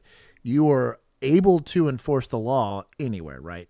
Now, it's not encouraged because they're like, well, you're not on duty. So like, you're not being dispatched. You're not in uniform. There's a lot of discussions around that. It's also kind of like, let's say I happen to be, I'm a cop in Fort Worth, right? But I happen to be visiting San Antonio, and a felony pops off, right in front of me. I take some enforcement action. Like San Antonio PD is going to be like, you're going to be the one that has to make the report. The judge is going to be like, the hell was this guy doing here? Like, I'm not saying you can't do it. It's not encouraged, but you theoretically can. The difference becomes, again, when you're inebriated, it's just so easy to fight anything and everything you say in the court of law. And then, like, let's say you try to fight that. Oh, no, I wasn't drunk. Like, welcome to the Brady list. And it should be that way. I have no problem whatsoever. It's a big reason why, in general, we don't often encourage, it's almost policy in most places where they say, you will not intervene unless there's exigent circumstances when you are off duty. Even leaving law enforcement just because I happen to be a person with a special set of skills. I'm armed everywhere that I go because I happen to be, I have hundreds of millions of dollars, or not maybe millions, but hundreds of thousands of dollars worth of training that I've been subject to, and I have life-saving equipment, so I'm prepared to intervene, but it would require a wild set of circumstances for me to feel motivated enough to do it. But I generally would not advise it. You also don't have any of the safety, again, just like with random people, Joe Blow's CHL carrier, even if it makes total sense and it's a righteous thing to do, you're putting local PD or whoever has original jurisdiction over this offense in a really weird spot because they have no idea who you are. Now they got to figure out if you're impersonating. Now they got to figure out if you're part of the problem. It's just generally kind of complicated unless you have a safe way of doing so. I have seen people that actually they keep like earpieces so they can call 911 and tell dispatch as they're doing stuff to give a description and all that stuff. They even have this like really cute little like fanny pack. You pull it out and it's got like a little like high vis. It kind of looks like what are the like Miss USA and all that, like a sash. It's like a high vis police sash that's like deployable from a fanny pack. It's kind of cute, but I don't know that I do that. Not all of us drivers are felons. Ignore my name. I will hold my bias and my prejudice. Also, if you're drinking, is it illegal for cops to carry in a bar? No. There are rules for thee, but not for me when it comes to law enforcement. However, there you go. If you are caught intoxicated and carrying, there's going to be some problems. It's kind of in general, if you're going to drink, most of the officers, I don't drink, but most of the officers that I knew, if they were going to drink, they would put their guns up specifically for that reason. Because it's like, well, it's conduct unbecoming, right? If I'm hammered. It's a whole different ball game if like a weapon gets produced or I drop it or I misplace it. That's like a whole other ball game of you getting in trouble. And it's kind of the same thing. Like if you're going to take stuff that is going to make you a less discerning person, either do it around people that can keep you safe or do it at home. Free advice. But yeah, it also probably depends on, what's it called? State? Yeah, state by state basis. Leosa carry, damn, you can damn near carry anywhere now. But I don't like the idea of, anytime I've been asked, like in this, I'm in the Second Amendment space, if you want to call it that. Generally speaking, I always tell people, if you're not in a condition to like make a good use of force decision, you shouldn't be carrying a gun on you, period. That could just be that you're feeling big sad that day, right? You're feeling particularly irritable. That's like a genuine, like, I'm going to go watch the Cowboys play. I'm going to put my gun up kind of thing. Like, hey, is this going to upset me enough that I might like make poor judgment decisions? I'm going to play D&D this evening. Maybe I put the gun up in the other room. It's a heavy responsibility, and you really should be of cleared mind to go make it. It's a very serious thing. That's for everybody. That's not just for law enforcement. I would fire somebody if I was an administrator and I found that an officer was carrying and was hammered. Let me see your hands. Hey. You can't make me. Let me see your hands.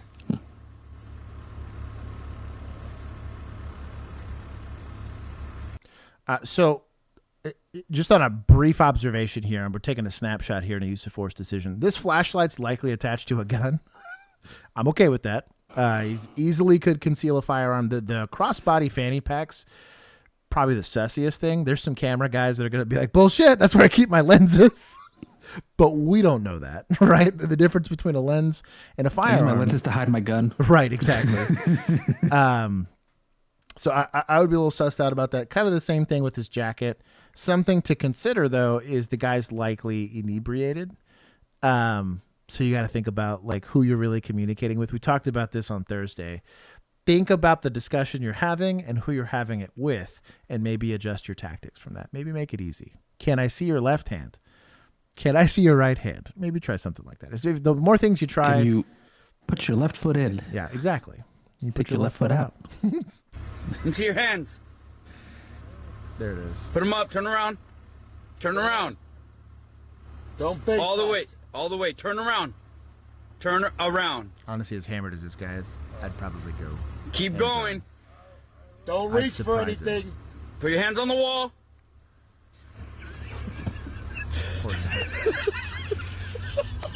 No, and they just drove off. It's just some dudes with a flashlight. That's pretty top tier. I'm not going to lie. This is the kind of pranks I can get behind. This poor dude, though. Like, again, around people you trust or at home. Don't be doing this stuff in public. You're an idiot. The reason I bring this up, so his little bag's open. The likelihood that he got, like, burgled or robbed is pretty high. We're going to give some points to society for being dirtbags. Because it was funny, and I'll give some points to media for recording it. Nothing unlawful. He chose to consent to this bullshit. A shout out to a flashlight, though. Shows how much power you got in a flashlight. Mm-hmm. What an idiot. That's hilarious. That's top tier. That poor dude was hammered, though. So, conversely, if you're a concerned citizen, that is a reasonable person for you to be like, hey, old boy's kind of hammered, and I don't want him to stumble out into traffic or, again, get victimized. We saw this a lot coming out of bars and strip clubs. We had a lot of young people. We had a college, shout out to UT Arlington there. So a lot of young, dumb people that would go to bars. And, you just get hammered. And couldn't find their way back to the car to try to drive home, because that's, of course, what they were trying to do. And we'd find them stumbling around. And it's why I'm really good at PI arrests, because I did a bunch of them. But safer in jail sleeping off the Class C ticket, right, than it is to go get beat up or robbed or worse, depending on what level of victimization you're really looking at here. I've also just seen people be idiots. They're going to go start a fight with like certified gangbangers that rather than punch you, they just got to Glock switch you. And then it's a bigger call. And now I have to be there, and the ME has to be there, and the sergeant's got to be there, and the news has to show up. Like, let's just take him to jail. Protect him from himself. Tyrant. Episode of Cop Cam Max, police pursue a driver for a simple speeding violation. But the woman behind the wheel, who may have some anger management issues, insists the officer has no right to ticket her because she parked before he activated his lights. Then things get even stranger when she accuses the officer himself of committing a traffic violation. Hello? A Honda Elantra, I think. I'm on the phone with your police department right now. You can't pull me over when my car's off. Yeah, I can, because I got you speeding before you were stopped, so. You should have had your lights on. You can't have your lights on and pull me over after. You have a cop right there trying to pull me over when my car's on and I'm in parked out parking fun. That's illegal and you can't do that. I don't feel comfortable. I don't feel safe, and I want him away from my car. 99.89. Generally speaking, and it's a double-edged sword, there's been a big discussion around Gen Alpha and Gen C being willing to challenge status quo. Rather they're foolhardy and stupid or whatever. It's actually really interesting conversations coming out of the military for that they're like more likely for some level of autism that these kids have to be like, well, that doesn't make sense, so I'm not going to do it. In this instance, it's for the worse. But every once in a while, man, it can get better. Stop touching Thursday. What? What? Ladies all mad because I moved this one from Thursday to today. Oh, did you really? Apparently. Shout out to Vigilantes. They had a whole conversation in that Vigilantes chat about how we never read the messages they put next to the videos, and we do this kind of crap all the time. And then Lisa made a comment about this video, and I was like, oh, cool, I'll go look it up, and send it to Josh, and apparently it was all on Thursday. So now they're big mad. That's pretty top tier. Stealing videos from Thursday. Shame. Django, I'm sorry for disappointing you. Him. Go get his sergeant. I want his sergeant here now. I do what I want. He's on his way. Tweaky, don't use flash. Well, hold on. Before I say no to that, if it's to discern between cryptids, because that's a real public need there, like that could be that. There's some public good there. Throwing the flashbang to see if the cryptid crawls up the tree versus just a drunk person gets a little startled. That's a safe way of administering force. I take it all back. It's a distractionary device. I've been in a parking spot and some guy thought that he could do something here. Pathetic and shit. When the is he gonna get here? Wow, yeah. Oh shit. When the is he getting here? Damn, what is this ETA? I got some white privilege signing some light in my window. This is called lithium. This is what SSRIs do to brains. For real, no cap. But we'll see. This is kind of my guess. If I had to guess, there's no OSHA violations here, but my experience it's 50-50. with people, Either I'm ready. She's on the meds and they're not doing so good, or she needs the meds and is not taking them. There's the third option, which Keith always says. There's some undiagnosed assholes out there. That's totally a thing. But officer's doing a great job. He's just kind of chilling. He's like, well, we know where this is going, so let's just wait it out. We're gonna trigger happy shit-faced friends down the street, huh? She seems nice. What do you do now, you fucking idiot? Negative. I'm waiting for my sergeant, another unit. She's irate. Yeah, why don't they hurry the fuck up now? With his headphones. I'm getting harassed by a police officer illegally, and I feel unsafe, and I want to get you away from me. Oh no,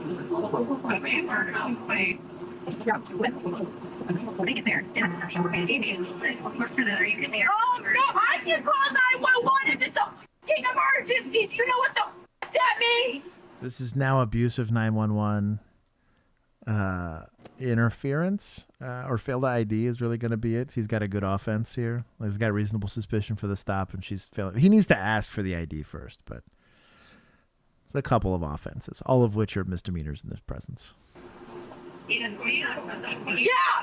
Just people take SSRIs. No, I'm not saying that. I'm not dogging on SSRIs. I do believe there are people that need them.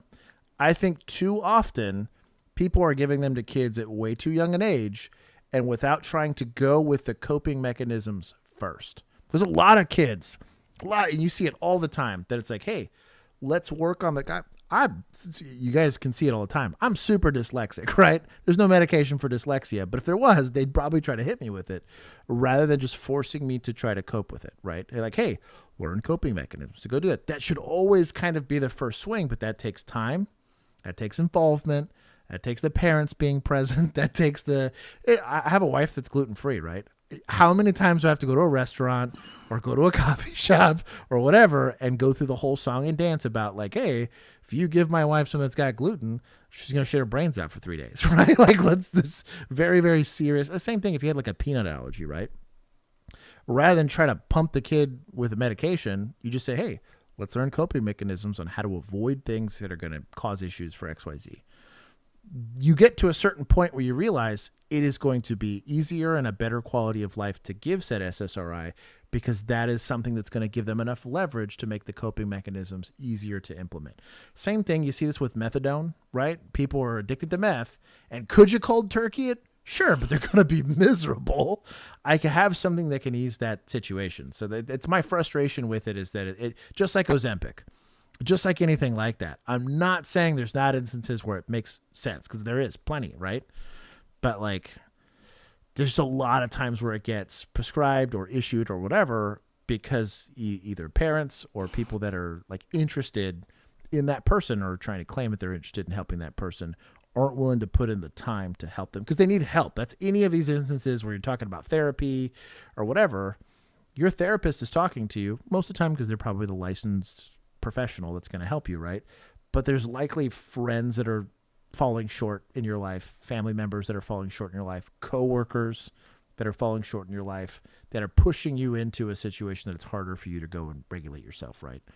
That's why I talk about bring back robot cops, right? No one's going to help you in that environment. You are walking into a knowingly adversarial situation. It would make sense. An SSRI would turn off the feeling switch for a cop and make this way easier to navigate, right?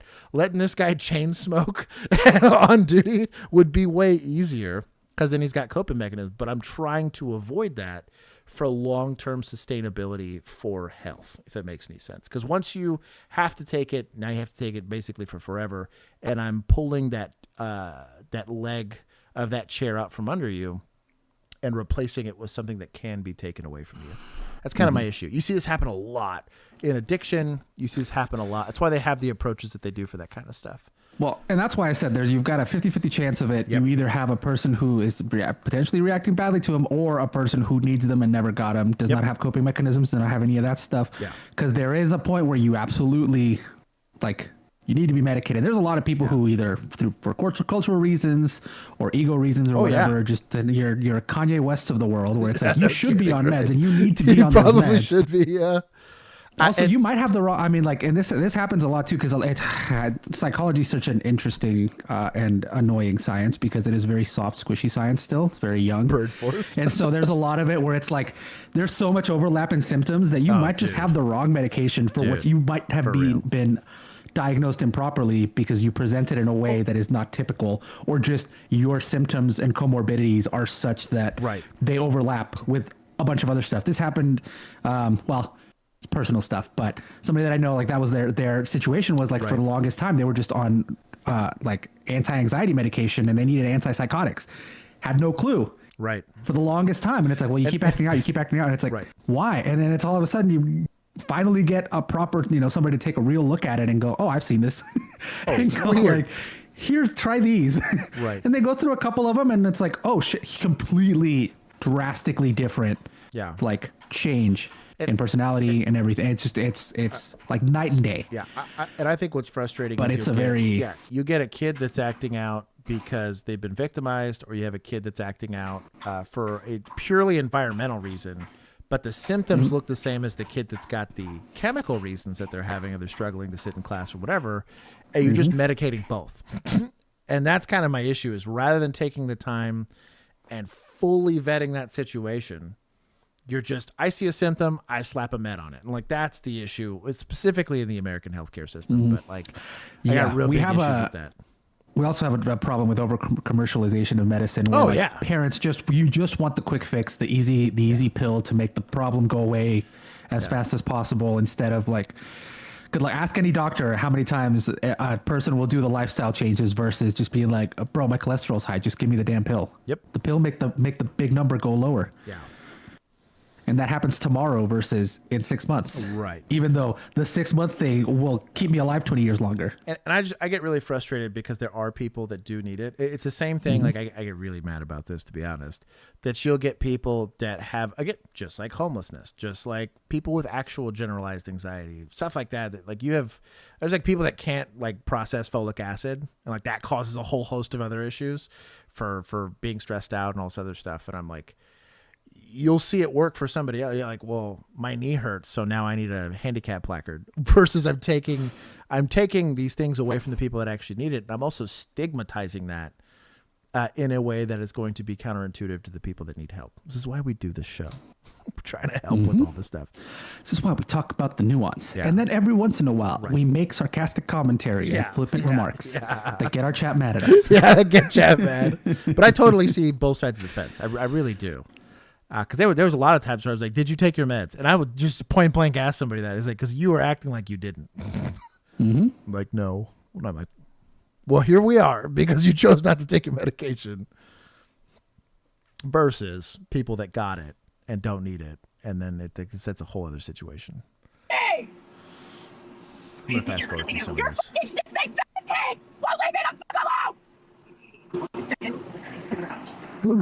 I literally walked up to the car. She's irate. I got her 57 down Butterfield, and she pulled in here and turned the car off. And as I walked up, she was just losing her mind. So okay, she by herself? Yeah. Okay, you had really no conversation with her yet? Nope. She literally just been yelling, calling 911. So I called you right away. How you doing? I'm the sergeant you requested. Yeah. How can I help you? What the fuck is going on? Okay. Well, from my understanding is you were traveling 57 in a 40-mile-an-hour zone, and that was the reason for the stop. I'm in a fucking parking spot. No, that's not. Sure about that? Yeah. So you didn't. I was in the parking spot before that fucking thing turned his fucking lights on. You might have parked, and then he conducted the traffic stop. That can't happen. I've been parked for a good minute. Can't fucking do that. Sure you can. No, the fuck he can't. Okay. Get his fucking video. I don't need to pull his video right now. Video. Ma'am, I don't need to pull his video right now. You're word against mine? I am, yeah. I don't fucking think so. Yeah, well, here's what's going to happen then. All right? We'll write the citation, and then you can take it. Yep. That's what's going to happen. She seems nice. Okay. I understand you might not feel that's right. No, you don't. You want a fucking guy. Yes. So in interacting with law enforcement is stressful. So everyone's going to experience some level of stress, right? But what's happening to her right now chemically is she believes she's in holding a python kind of stress, right? And the python's currently biting her, and so adrenaline's getting dumped in the system. You hear this a lot. You also see this with cops, right? Cops will get into a use of force situation, and when they're yelling, like their voice is cracking. What they're saying is like very short sentences, right? There's not a lot of thought. You'll also see a lot of repeating. You'll see like very cyclical like thought processes. So this is the prefrontal cortex is turned off, right? We're fully in the, was it the corpus callosum? I don't remember where it is, but like it's like just a damn near instinctive part of your brain that's just reacting. Yeah, the lizard brain. Yeah, they call it lizard brain, whatever you want to call it. But she's currently in that state. He's speaking very professionally. I have no beef with what Big Sarge is saying. He's at least explaining the situation to her, which is good. There's no yelling, no lectures, no nothing. But understand who you're interacting with. The likelihood that you hand her that ticket and she throws it at you is pretty high. The likelihood if you decide to go with an arrest that she resists, pretty high. So just be cognizant of that. We don't know that this lady's armed. We don't know that she's going to want to use the vehicle as a weapon because she believes she's in fear, right? Go away from me! Bird force? He said I can fix her. I just saw that. Shame. Go away from me! You screaming at me is not going to solve anything right now. Are you threatening me now? Do you want to be arrested? Are you okay? What's going on? So these are actual de-escalation techniques he's trying. Poor guy. So asking if she's okay, if she's got anything else going on, not yelling at all. Like there's not even like a threatening posture here. Technically, he's not like squared up. He's not yelling. There's no finger pointing. His posture is actually very neutral. This is textbook de-escalation, and we're gonna see how well it works. Quad. Pretty good poll. It's probably gonna be all of the above, but there wasn't a fifth option. You're just breaking your own stuff. Why'd you pull here when officer let you up? Just don't stand on the car in case she decides to back out. Oh, I don't believe that. No, you want to rescue somebody? No, not right now. Okay. There's no need to call. So I would chalk the vehicle if you can. So this just means take your, I know I'm going to upset some Tennessee sheriff somewhere, but get your vehicle behind this vehicle. It's currently in a parking spot. So there's typically like a curb or something in front of it, but just get your patrol car in case she decides to slam it into reverse. You're not taken with the car. Doors open up towards you, right? If she decides to drive forward, you're fine. And she can't go very far. So this is probably the safest way to do it, but get that bumper as close as the push bumper of your patrol car as close as you can to the back of that. Oftentimes too, I would turn off all my lights so that they couldn't see me doing it. It's a very safe way to approach this if you're going to decide that you want to go hands-on. I kind of understand where they're getting at. They should have finished the traffic stop and just gone through the I need your identification. At least if they go through all those processes, they could have had she's failing to ID, she's not cooperating, you have interference, failed to ID, all the other stuff. That if you're going to go incident to arrest right there, that kind of makes sense. But just be cognizant of that. Let's do it safely. Call 911 again. Okay, as soon as I have the identification, we'll write your citation. We'll be out of here. Oh, okay. Here we go. What's your fucking fetch it, you fucking dog? She throw it. Her ID? She recognizes. Yeah, I've dealt with it before. You can just disconnect from the word here. If you want to. I mean, she's just gonna keep yelling at you. That's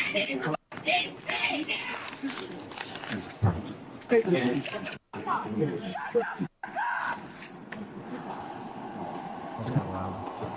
I mean, I could do disorderly conduct. So at this point, I think it's definitely chemical in nature. There's probably kind of like you said, undiagnosed or untreated. There's also some small chance here that some of this is just purely behavioral. This is very common with temper tantrums with kids. You kind of see it.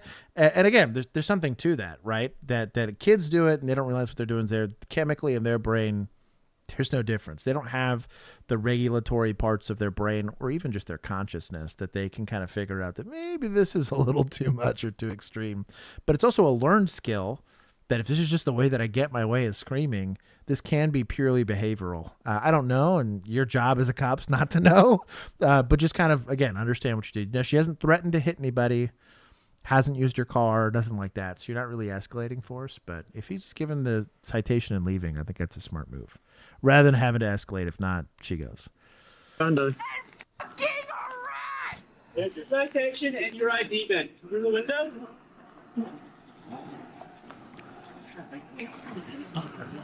There's your citation for speed. Yeah, you keep talking, you get the fuck out, baby. Good on them. Good on them. They took the high road. Let's go. Yeah, that's a good call. After slipping the speeding ticket through her cracked window, the officers figured they were done with her for the night. Oh, nice. But as So they does pulled that away... maybe you need to do a DUI investigation because that was a lot of slurred speech. Stop, chill. She kept dropping slurs. So speeding by itself is not going to be enough for reasonable suspicion. Where's I'm taking points. No. This is my, I just got him back. I'll take 5. How about that? They're saying there's still video left. I know. I'm giving points to municipals. It was a very good decision. Mm-hmm. They said she's complied with everything in the stop. The First Amendment covers all of her slurred speech. Yep. And she didn't make any threats. Technically, she cooperated with the traffic stop, and we're really only going for speed. That is the conclusion of this traffic stop. It's the only reason why I'm giving points now. I'm going to take a little bit from society for not helping a girl out. And the reason I'm taking it from society and not suspect is people aren't typically born this way. And even if they're born predisposed to this type of behavior, she's made it her whole life where nobody's ever at least attempted, or the attempts were failed, right, to try to give her some sort of coping mechanism or put her in a safe situation where these don't get her hurt. But we're going to keep going. The woman took issue with the sergeant's driving and decided to follow him all the way to the police station. Nice. During the 5-minute drive, she's had an opportunity to calm herself down. So I have to follow every fucking law, but that fucking faggot can leave the fucking scene without a turn signal? Give him a ticket! Do you need an ambulance? He doesn't have a turn signal! Give him a ticket! Do you need to go to the... Why the fuck do I get a ticket? He can do whatever he wants! Okay. Give him a ticket! Okay. Can I help you with anything else? Give him a ticket! Fucking come on! It's not gonna happen. Anything else we can help you with tonight? Yeah, give him a ticket! All right, it's not gonna happen. What the fuck does he get to do whatever the fuck he wants for? I just want to know, are you okay? Good job by this officer. I'll be honest. Like, he's kind of crushing it. My favorite right now. I would like to try to see if you can walk your way out of, like, having to escalate, right? So, asked for ambulance, right? Didn't need the ambulance. Asked if there's anything he could help with. Said no, which is your main obligation here. You are a public servant, right?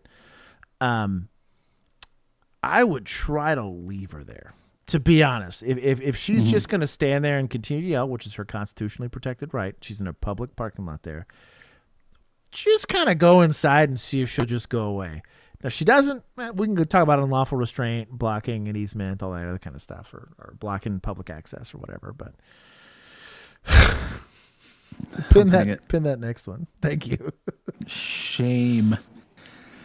I do want somebody, you know, those like it's on TikTok and Instagram and stuff, the guys that do like the metal, like they play like metal guitar, and they'll get like these screaming videos, and they're just like yeah. I want somebody to make that with this video. Pretty tough, too. She's like sweating. Why the fuck doesn't he get a ticket?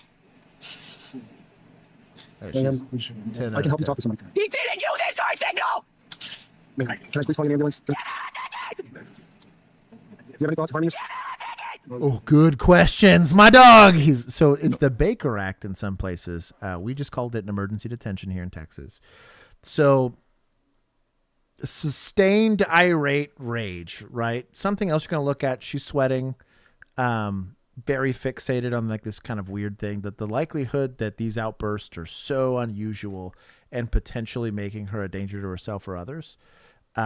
You're right on the line there. He's asking specific, do you want to hurt yourself? Do you want to hurt somebody else? So on and so forth. Something else you might ask is, what happens if I don't give him a ticket? It's a very good question. What's your plan? Right? Because I have officer discretion that I can't. I also didn't observe the offense, so I can't just take your word for it, right? You're one person. Officer discretion is advised. There it is. Is kind of a way to terminate yourself out of this. We had this a lot when people talk about seeing people. Seeing people by itself is not enough for like an emergency detention. But if I was like, what happens if these people catch you? Like, well, I'm going to hurt myself, or I'm going to hurt somebody else, or I'm going to hurt them. Now I could articulate the danger to the public or danger to themselves. Try to segue. Again, anytime you're stuck with a person like this, there's no law enforcement objective here, which he gets. He's crushing it at that. But try to start segueing yourself to terminate that interaction, because the longer it sits there, the more they might get to make a decision for you, which is what you don't want. Where the fuck is he? Did you call 911 again? Wait, boy. Shut the fuck up. Okay. If you keep calling 911, you could. It's not. Yeah, this is going to be abuse and harassed? People are breaking the law. Except for the language. You can hang up. So what the fuck are they being retarded for? No, they need to do what the fuck are they I'm now? going to keep going. Jayla, you are in an emotional state. I can't talk with you. All of you stupid, fat, fucking white privileged motherfuckers keep costing me money, and you do whatever the fuck you want! I wish I was a cop so I could shoot all of you! There it is. What we're looking for. Let's go. Although it was a hypothetical and conditional threat, so it doesn't count as retaliation. But diluted state of mind, making threats to shoot people, emergency detention, not a crime. So I got a speeding ticket for the actual crime, but it gives you a place to terminate. Now the only downside is, you think you're going to have to use force to take this chick into custody? Likely. This is specifically on emergency detentions because there's not a crime being alleged. I am full tyrant protecting someone from themselves or protecting others from a person. You want to use like baby amount of force. So if you don't have a good way of doing it, I typically tried not to push the envelope for this. When they're just walking around, it's a lot easier. But there's a vehicle involved. That vehicle could very easily become a deadly threat. Just be careful. And get a pat on the back for it! You stupid! Okay. You could get charged. Okay.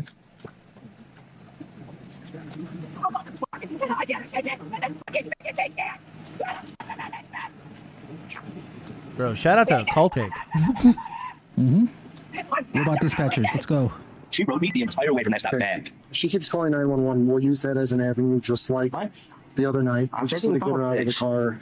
She'll go to the hospital. She threatened to run us over. She threatened to shoot us. I just don't want to fight with her in the car with her running. So if we can get her out, if we can get her out, if she can get out on her own, if we can get her out somehow. Making an arrest plan. My dog. So they're going to leverage. What's cool about what they're doing is they realize this is a complicated situation for this lady. Knowingly and intentionally is probably out the window because this lady's pretty certifiable, right? We're not mental health experts, but we can kind of put one and two together. They're going to leverage the potentially criminal behavior for the emergency detention rather than say, because they could very easily go abuse of 911, let's hook her up, and go the criminal route, but then she goes to jail and all this other nonsense, probably goes to a warrant. It's likely not going to help the situation. Depending on if that's a felony or not, especially if it's like a repeat offense, something else to consider. Because then if she's a felon, good luck getting her the help that she needs. Again, in a few months when this is an OIS, we're going to talk about what we could have done differently. Great job. Illegally parked. Petty. Petty pin. Would you like to talk to him? Yeah, I fucking want you to come over here now! Well, he's not going to come over there. Would you like to talk to him? Did I not just fucking say yeah? Am I retarded? Am I fucking stuttering? He'll talk with you on the sidewalk. Why the fuck do I get on the clever. sidewalk? Ooh, I clever. will pull the fuck over there then! He was like, whichever officer pulled away with other... We'll talk to you on the sidewalk. So I need to pull the fuck over there because he's that fucking fat and lazy. Oh, you're definitely... If you'd like to have a conversation, you can attempt it. Oof. I don't trust that at all. Oof. That was a calculated risk. They're trying not to escalate it, so I get it. But from a scene safety standpoint, I think when we get done with this call, we're like, hey, let's maybe not let this lady go. And one of us could be in the hospital right now. You know, let's maybe do that. First thing to when you're fucking leaving, huh? That was a sneaky snake move, though. I applaud the attempt. When did I use my signal? When you were leaving, you didn't use it, and you saw me following you, and then you got to start fucking using it. You know you didn't use it. When I answered this wrong. Yeah. You let me finish so I can answer your question or no? Go ahead. I used my signal. No, you didn't. I did. No, you didn't. I'm sorry, you think that way, but I did. Literally, you and your fucking butt buddy did it. Both of you fucking did it. You can believe that, but I know I did it. You take my right hand turn, then my left hand turn, then my right hand turn, then my left hand turn. Oh my fucking god! I did it. No, you didn't. Jalen, would you like to file a complaint? Yeah. Then you can have the lobby and we have the paperwork for you. Oh, close. So smart. Oh, bro, get played. Very smart. Very smart. What happens if I like and subscribe? You get notifications for stuff like this when we go live. Oh, very smart. Okay, hands behind you. Yeah, watch out, it's broken! Hands behind your back. All right, just...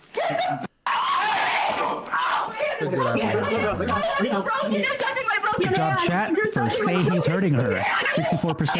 And I was about to say, they kind of crushed that. Blank, thank you for the super chat. Yes, you can like and subscribe to this channel if you'd like to see when we release stuff. And we go live. Watch him out.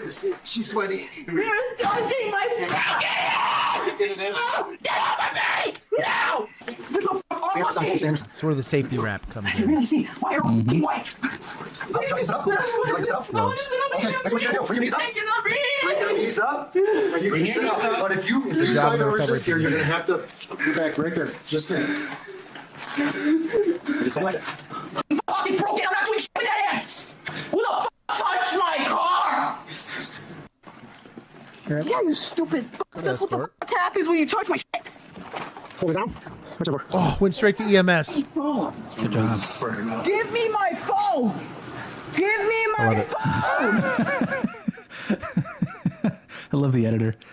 Fear of being away from a mobile phone. You know what? I bet it's a thing now. Oh, yeah. I bet that's a thing. Give me my phone. Hey, stupid shit. You're retarded. What the fuck am I gonna move? Give me my phone. Bro, what the fuck? Give me my phone, bro. What the fuck, bro? Give me my pretty good. phone. Give me my fucking phone. Give me my fucking phone. Yeah, just go. You don't care. You touch my face. Yes. All right, lean forward. I want my phone. Give me my phone. I want my phone. Don't touch my face, please. They're trying not to get spit on, which I totally understand. There should be a spit mask for that. But if you don't have one, that's the best chance. You take somebody with a gloved hand. Don't touch my face. The sucky thing is this is all kind of traumatizing to people. It's kind of sucky. You can imagine, right? But they're doing what they can. That's the unfortunate reality behind it. You want to sit up? I can't sit up. Sit up. It's like a knife.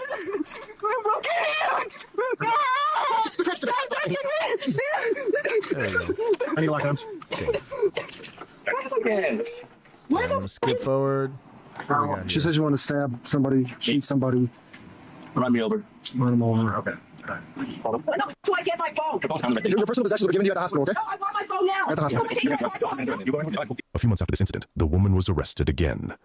Caught in another wild confrontation you'll want to see. As for this case, she was charged with 3 counts of aggravated battery on a peace officer, disorderly conduct, and filing a false 911 report. Whatever. I mean, did she earn it? Sure, but... Emu sent the other video. I will zero it out. It was a very good apprehension, though.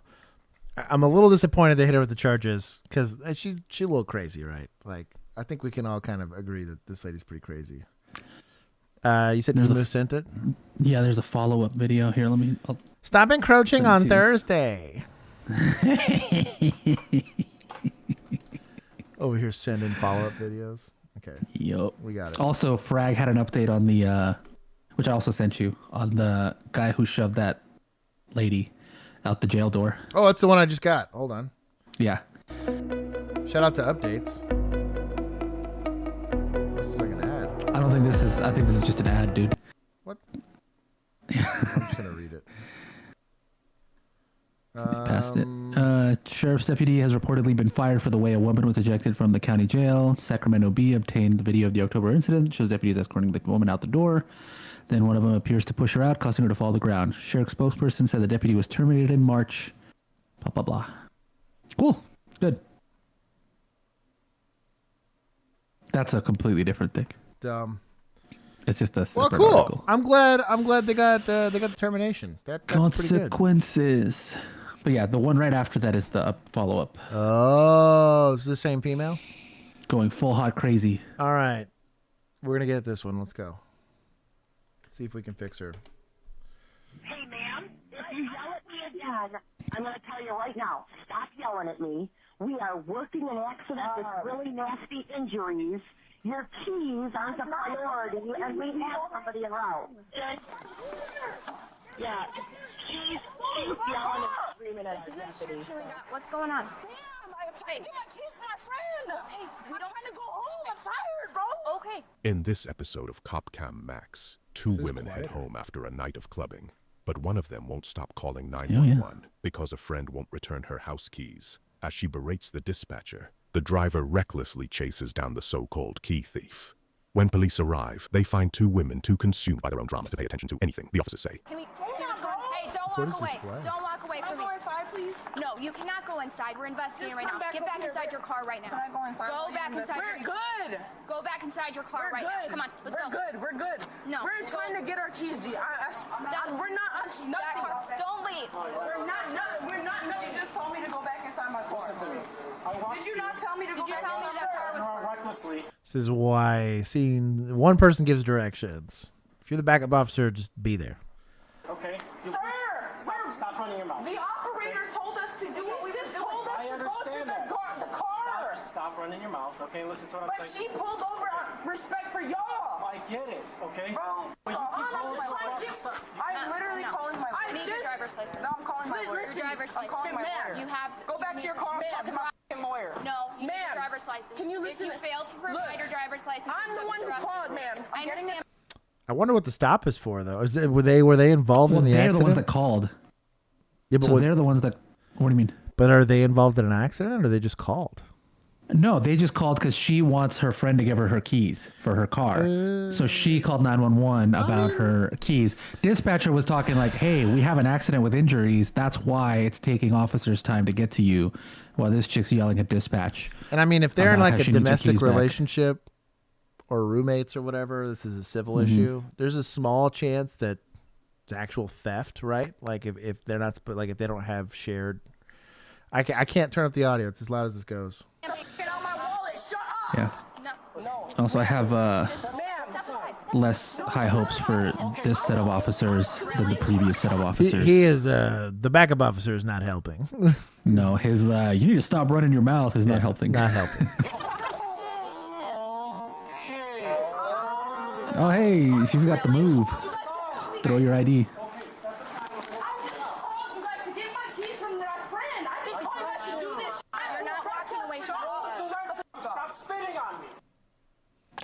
Oh, she's already spitting? You're not letting me in my car. Don't fucking touch me or watch what the fuck will happen with your fucking station. Shut the fuck up. Please stop running your mouth. That's the next thing we'll listen. Handcuffs are coming out. Then stand in front of the car. I'm trying to go home. Then stand in front of the car. Because I'm here. Cooperate. Okay. You just do. I just called the lady. She said you gotta get these motherfuckers that have my keys, not me. All right, then calm down. The deputise. Calm down. God, because bro, I've been calling for an hour. Okay, stand in front of the car, and we'll talk about it. All right? No, I've been trying to talk. Then let's talk. Let's stand in front of the car. Oh, they're laughing around. McDonald's is laughing with my keys in my hand. I'm trying to go home. You want to understand the situation, but we're trying to. Dude, because my friend's been trying to go home, dude. If that patrol car is unlocked, one of them's going to steal it. 1000%. Don't stand here. Because I'm standing right here. Okay. ID? I do, but I'm not giving you my ID. We will figure it out. Because, dude, No, you are not walking away. Once again, I am. All right. Can you No, we're done. No, we're done. Nope. Don't fucking talk to me like that. Now, my question is this a handcuffing for scene safety, or is this, and like, there's a theft maybe here. Maybe. There's also potentially an abusive 911 call here, right? Because we're calling over this nonsense. But let's say there's a theft and she's reported, hey, not giving my keys back. I would have asked the question. So this is over keys, right? Are y'all roommates? Yes. This is totally civil, right? It's keys to the same place. Now it's not. Where are the keys? Get the keys exchanged and be done with it, right? But this like stand here, go in your car, is probably not helping the situation. Just know what you got. But I could see where maybe from a scene safety standpoint, just until you figure it out, maybe there's crime afoot, maybe there's not. Maybe, but I don't know. Also, I like that this is at a gas station called Casey's, which kind of gives you a little foreshadowing. Oh, no. This is a good cinema. Shout out to the director. Don't touch me. Get out. Don't touch me. Here comes. I'm on the phone with my mom. Step back. No, I'm on the phone with my mom. Step back. Buddy, you're fucking mad. You're on a power trip. Calm down. You're on a power trip. She's trying to be on the phone and your girl's running up on her. Come on. Listen. Are you guys serious right now? Yes. Relax. Come on. Dude, are you? We are not the ones you guys Are we handcuffing or Calm not? down and calm down. Her and her girlfriend Trying. are fighting tonight. What are you guys on? Bro, step off. You're not listening to you. You're not going to care. Are we We are handcuffing? not the ones you guys are after. We are the ones that called you guys for help. What are you after us? Did he not put her arm behind her back? Am I not the one? She did not. She kicked me. She kicked you because you're taking too long to handcuff her, to be fair. But Get your hands in handcuffs and we'll calm down. I'm literally looking at her. Handcuffs. Come on. I believe in you. I'll be honest. This, like, in general, maybe this is taught somewhere. Maybe it isn't. The hand should be reversed. And if you were to go over the river and through the woods, you would actually just be able to arm bar, technically, so that you can have a free hand to then get your handcuffs and apply at least one. Then you swap hands and still, with one hand occupying that, can use the other hand and grab the, like, we're going to do a handcuffing video. This is wild. We have a place for it now. We do. We need to make some time to go out there. I made a friend. Driving me we have a nuts. jiu-jitsu gym that we can use now. Because it's just, they have no real control over torso. And so she could push the torso back to bring that arm a little bit in front of her. And it just, this is not a great position to hold somebody in if you're going to try to apply handcuffs. And the longer this takes, the more emboldened this lady's going to get, Miss Cigarello here. And then the more likely she's going to kick and all that kind of stuff. Kick you. Am I not grabbing us? She kicked the air. I literally just watched. Just put her hands in God, Mom, are you listening to this? Put one handcuff on. Mom, just leave her alone. Calm down and step back. Less than a year on patrol better be.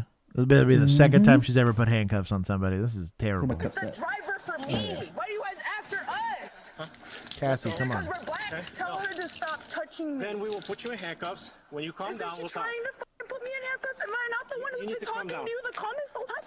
Calm down. I'm not telling you again. Don't say that because he's trying to be cool with you guys. What are we You guys are being weird. Let go of the handcuff. Have I not been talking to my mom this whole time? What are we doing? Let the cuff go. Mom, If he pulls out the taser, it's negative a lot of points. I'm on Sheridan and Wadsworth, bro. Like, these fucking white faggots are being stupid pieces of shit. My bad, they're being white faggots. Mom, why would I sit down with these pieces of shit? Now she's trying to kick me and she's being Handcuffs, please. Wow. Is that a second set of cuffs? Female, just call 911 here. Yeah, It is. That was us, you stupid fucking faggots. Take the second set of handcuffs. Let me talk to my fucking mom. Listen. I said, let me talk to my mom. You can talk Why did you forcefully stop our phone call? So my only question is, for what? That's really, right, I get the keys. I get she's being belligerent, whatever. She was being way less cooperative in a car with the first set of officers. And eventually they were like, I guess we're just going to Baker rack this lady or emergency detain this lady. They ended up throwing the felonies, which she probably earned. But in this instance, this is about keys. Like, what are we doing? Explain to me the fucking laws right now and tell me why you forcibly stopped our phone call. What's your problem? What is compounding me? What are you talking about? Because we haven't asked about the keys You yet. started detaining me because she had a power trip and now you guys are acting like infants. Get in the car. Tell me how this legally ended up like this and I will. Jesus, this has got me so tilted. Yes, indeed. Jesus is always the way. Didn't. Like I said.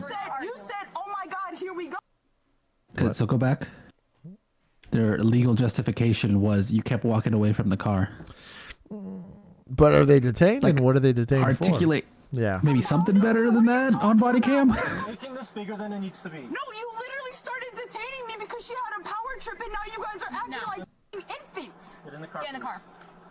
Get in the car. Tell me how this legally ended up like this and I will. You kept walking away from the car. But I didn't. Yes, you did. You said, oh my God, here we go. And then you started acting like a fucking 5-year-old. Yes, get in the car. I don't want to be team suspect on this one, but Pretty accurate description. yeah, that's wild.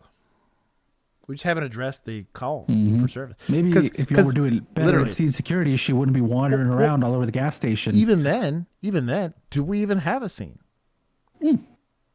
Like, should That's this true. even be a scene? So you show up. Is this about keys? Yes. What's the deal with the keys?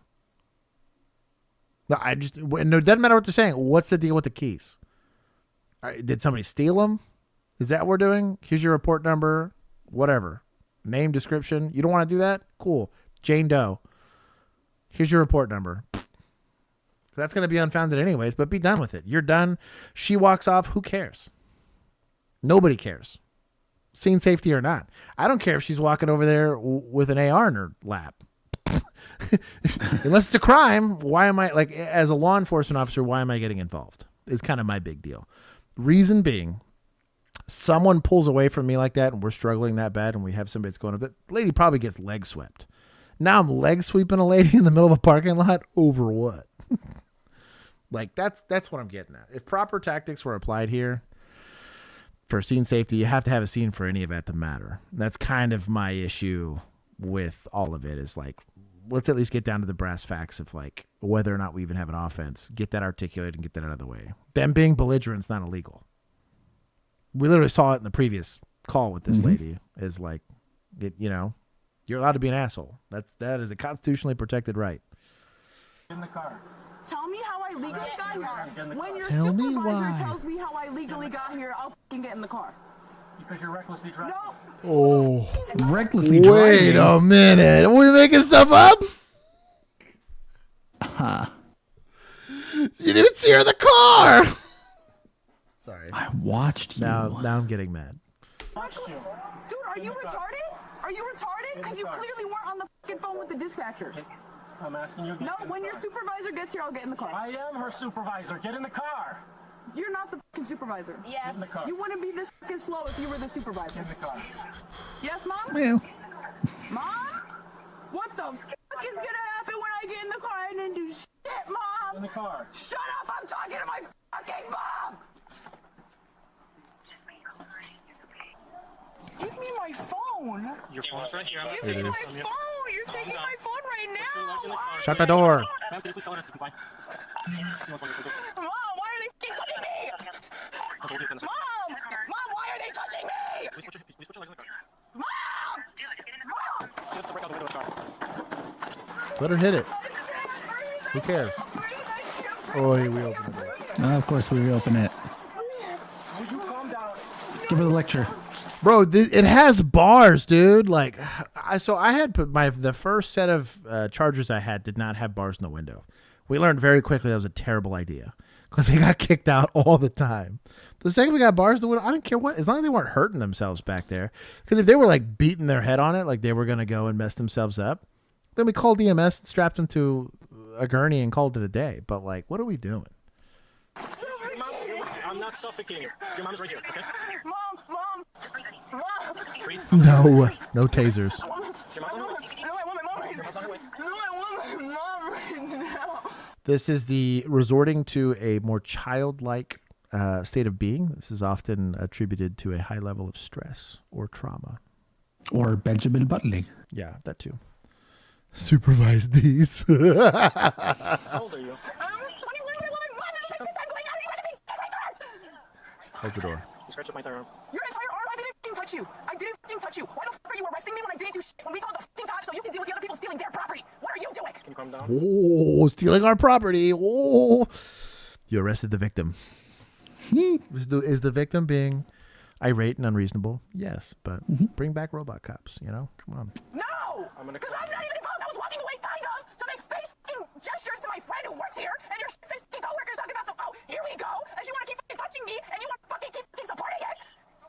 Stupid 5 foot, stupid fucking white lady. No, it's this stupid fucking country. Holy shit. Can I please have my phone back? Please, right here. I'm not taking it from you. Like, my friend literally works here. Like, this is so embarrassing. Yes. Well, if you listen to me, I'll explain to you why you're in the... And I was listening to you, but then your stupid fucking coworker is talking about how she gonna detain me, and you're just okay with that when I didn't even do anything. I am sick of white people pushing me over. I'm not even saying you. I don't give a fuck about you. Like, you didn't take my land. You didn't rip and pillage my people. Fun fact. If you have to say blank people, you're probably generalizing. Generally not a good idea. Well, I don't give a fuck, but why is she fucking putting her hands on me for no reason? I'll explain to you in context. I'm calm. Can you please just explain it to me? No, because the more we talk, the more you have to. Okay, so I'm calm now. Can you explain it? Okay, so can I just not talk for 30 seconds and then you explain it, or what? You were driving that vehicle there, okay? You went across the street, right in front of my car. Following the other car, I right? get it, but you can't engage in a car pursuit, okay? Can you listen? Oh, she was following another car. This is all starting to track now. I'm retracting a lot of what I said earlier. I feel better. Should have been explained. Have you been drinking? No, has she been drinking? Yes, she has. Okay, so when you calm down, all you people do is be over. Okay, well, let me explain this to you again, okay? You are under arrest. For what? For obstructing, for resisting a police officer. Stop talking, please. I can explain it to you. You scratched the hell out of my arm, okay? Who? You did. Did you even prove that? Can I explain it to you? I said, can you prove it? Not explain. I said, can you prove it? Put your leg in the car. I want my fucking mother and I want to go the fuck home because you stupid white are stopping me from going home. You're not going home, okay? Please put your leg in the car. If I'm not going home, why the fuck would I make it easier? You're trying to talk to me. I'm talking calm and you're not fucking compromising. Am I not calm? How the fuck? Let me go. How the fuck am I involved? Put your leg in the car. No, answer me. Put your leg in the car and I'll explain it to you. You're amping up again, okay? You stupid white fuck. What the fuck are you looking at with your stupid fucking drug self? Why the fuck can you not look at one fucking area with your fucking eyes straight with your She seems like a nice lady. fucking calm down. Give me my phone. Your mom will be pretty sure I said that. Trying to remain calm with you, okay, to work with. Why can't I have my phone in Yeah, my I'm gonna see it. fucking listen? I don't even know anybody. Why the fuck am I the only one in the car? This is what happens when you don't close the door. I want to see the dash cam of this reckless driving. Same. So it's not going to be that it's illegal to follow the car. Likely the issue is going to be like if she cut across traffic or something crazy like that. Like he would have had to observe something. But then it's like a traffic stop would have occurred, an investigation. None of that was articulated early because I would have gone immediately for the driver, right? If I would have observed a moving violation, right? So like let's say not using a blinker, going in the oncoming traffic, something weird like that, improper U-turn, something, right? Your detention would have been on the driver, not the passenger, right? And then this discussion about the whole keys thing, just to get it out of the way, hey, they don't have a real reason to be calling 911. Then you could tell. Following too close is totally it. I've used that one a handful of times.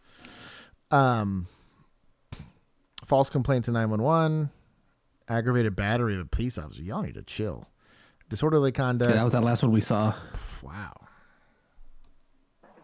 Oh, that was the last one. What the fuck is gonna get better now? I'm confused. Bro. I spit on anybody. There's a spit. Well, that'll do it. I wanted to when it wasn't you, so shut the fuck up. Just leave what was in the car. Close the fucking door. Somebody said her mom shows up at some point. Bet you happy, you stupid bitch. Clean that bitch. Hurry the fuck up.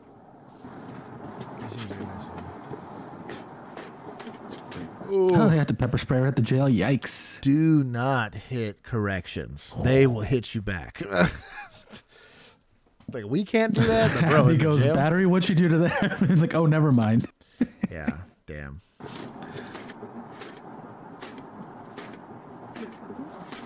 Frag, I'm pinning this.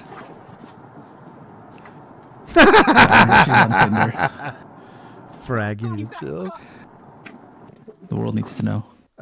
Disobeying a stop sign, reckless driving, and then obstructing. I get that. Okay. So she was the driver. Shut the fuck up! Shut the fuck up! You stupid bitch! Shut the fuck up! So this is really an instance where I do think the SSRIs would make a lot of sense. Because clearly, like, whatever it is, she gets set off and it's straight to 10. And so, like, chemically, right, once you get to 10, it's very hard to come down from that. You'll see this in again, officer interactions. I got mad at canine guy that was hitting his dog last week that I was like, you got bit. You got a boo-boo.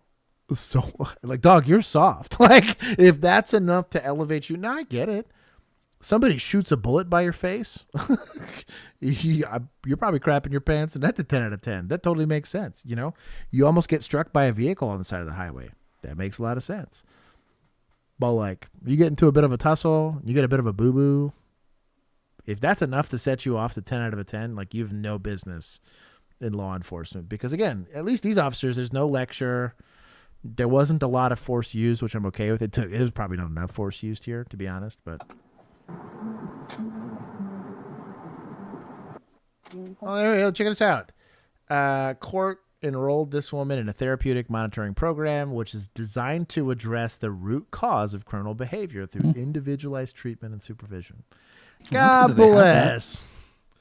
Texas has some stuff like that too, where we offer resources. A lot of times we'll tie on the emergency detention like paperwork.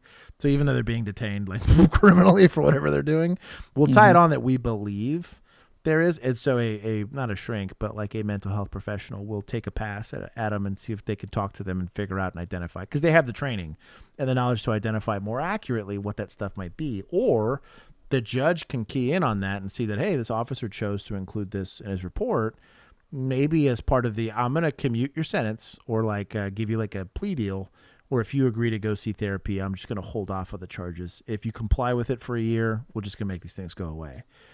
That's preventing recidivism, right? Like that's a better way of approaching these type of people. She's a relatively extreme case, but there's a lot of that are in the gray that might not seem as obvious to you. You see this a lot with young people. Just because they're new into autonomy, now they can get in trouble with their temper tantrums. So BWP wanted to know, do you think if you didn't see the other video first, it would have changed your perception of this one? No. So the what I'm identifying with is, what is she getting 10 out of 10 upset about? Right? How long does she sustain it? Does she ever come down from that and immediately back up to it? So there's generally a cadence for people, chemically speaking, right? So, Juan opens the door and there's a bear there. Him and I are both going to go to 10 out of 10, right? Adrenaline immediately dumps into your brain. We go into fight or flight, go figure out what we're going to do, and the door shuts, the bear goes away. There's going to be a hug. Right. It's straight to hug, right? Hug the bear. So Juan clenches the bear, I poop my pants and try to run, right?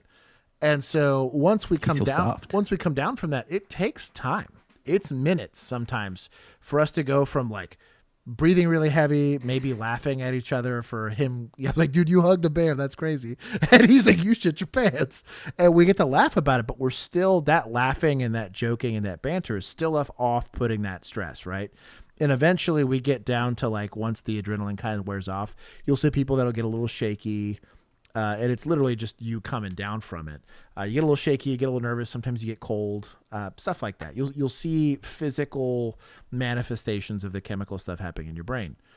Then you get like sleepy and tired or whatever. There's a normal cadence for how your brain operates for that. For her, straight to a 10, stays at a 10, even though there's no external stimuli, right? No bear attack, no dog, no knife, no nothing, right? And she'll randomly come down periodically, and I think it's either through fatigue or whatever, but typically when you're seeing that much of a swing in one set of circumstances, with a little bit of training I do have on this, you're looking at something a lot more chronic. Also, like, again, like negative feedback loop of, why aren't you writing this guy a ticket, or why aren't you whatever. It's very obvious when you see something like that versus when you look at somebody that's got like substance abuse, it's a little bit more acute, or somebody's high or somebody's intoxicated. There's typically some clues there. You'll smell the weed on them. You'll smell the alcohol. You'll see the track marks. She doesn't appear to have any of those. It's a little easier to determine when you're there in person versus looking at it through a camera. But in both instances, she showcased very telltale signs of like the inability to deal with acute stress, and then like a crazy inappropriate response to. If it was a car accident, I would feel less, like I'd feel differently about this, right? But like in a domestic, even I've seen people get almost beat to death and have a more normal reaction to this, and everyone's a little different, right? But it's this crazy big swing. We're us not doing anything. Like, we're not doing anything to try to encourage that, and you're seeing these big swings. Also, like the weird, like they're focusing on something specific. This is real common with like autistic people, where they're going to focus on, I hate white people. like that's her tick, if you want to call it that, right? Mm-hmm. You see, unfortunately, police become that for a lot of people. Yeah, I was kind of wondering if it had to be something like that. Because if you remember that one, that one quote unquote Karen at that grocery store that punched the lady, had very similar behaviors in terms of like yelling and. But they'll hyperfixation on very specific things, and because you'll try to navigate it, right? And this happens a lot. There's people that just don't like the police, right? F you, fuck 12, whatever, they'll get after you, right, for it. But normally with a regular person, well, I'm not really trying to mess you. Oh, sweet, so I'm free to leave. And they'll go through like a normal cadence of, again, you're going to get what most people would say. Am I being detained? Stuff like that. Like, they already have a good script in their brain prepared for that. And I can verbally get them off of a topic as long as they're not under a lot of stress, right? If we're normally conversing, it's very easy to veer somebody, even under stress, you can. But when you're doing those tests with people, do you need any medical assistance? Hell no, dude. Do I look hurt? Here's a rational brain working through a normal conversation, right? Versus when I ask and they're still on this, I hate cops, I hate whatever. Hey, are you the victim of something? I hate you because you're a cop. You're a pig. Do you want to leave? I hate you. Oh, you're a pig. Whatever. Like, oink, clearly everything that's leaving my mouth is simply not registering. So I'm not talking to a reasonable, rational person now. That's kind of some of the stuff that we look for. Like I said, when you're interviewing somebody, the same thing for deception, right? This guy totally diddled a kid. You think he's just going to come out and admit that to me? Probably not, right? So when I'm asking him easy questions, hey, what's your name? Huh? How old are you? What? Where are you? Oh, we're in Arlington, right? Like, okay. This gear's clearly, he's under a lot of stress because I'm a cop, but he's not able to answer even the simplest of questions. There's signs of deception. All of this goes into being a very good interviewer and a trained observer for who you're dealing with. Same thing with pre-attack cues. Same thing with everything. This all goes into that more professional level policing we're trying to promote here at OnlyCops. Hopefully that helped and answered the question. Dear jerky. Yes, I want to see. Oh, we never saw the mom. I don't know if. Can I please step out? I'm doing fine. Can I please step out? What would you like? Can I please step out? Hang on, you got stuff on the floor. Okay. Dropped all the charges against the woman. I'm assuming they found something like medical or, behavioral in this lady. It don't matter. Can I please step out now? Are you, I'm fine. Can I please step out? The seatbelt is not on me. Can I please step out? Stupid white bitch. You know what fucking side I'm on? We also hope her hair goes back. They're making fun of her wig. That's shitty. Thanks for watching. Did not see mom. But yeah. Be a professional. Be better than the average bear. Lick the Stram. Roswell, what's going on, homie? Also, Ricardo. Oh, we got a couple people that have showed up. Notorious Bimu and Big Killa. Did y'all hear Angry Cop's new nickname? He's called the Influencer. That's incredible. I'm sure he hates that. Enforcement are supposed to be people you can trust. But what if I told you that getting arrested has turned into something of a game for some Bozeman police officers? Friday afternoon, a press conference was held right here at the Bozeman Public Safety Center where this very significant issue was discussed. 2 teams of patrol officers were engaged in a bingo competition where success in the game hinged on whether they engaged in actions listed on the bingo card.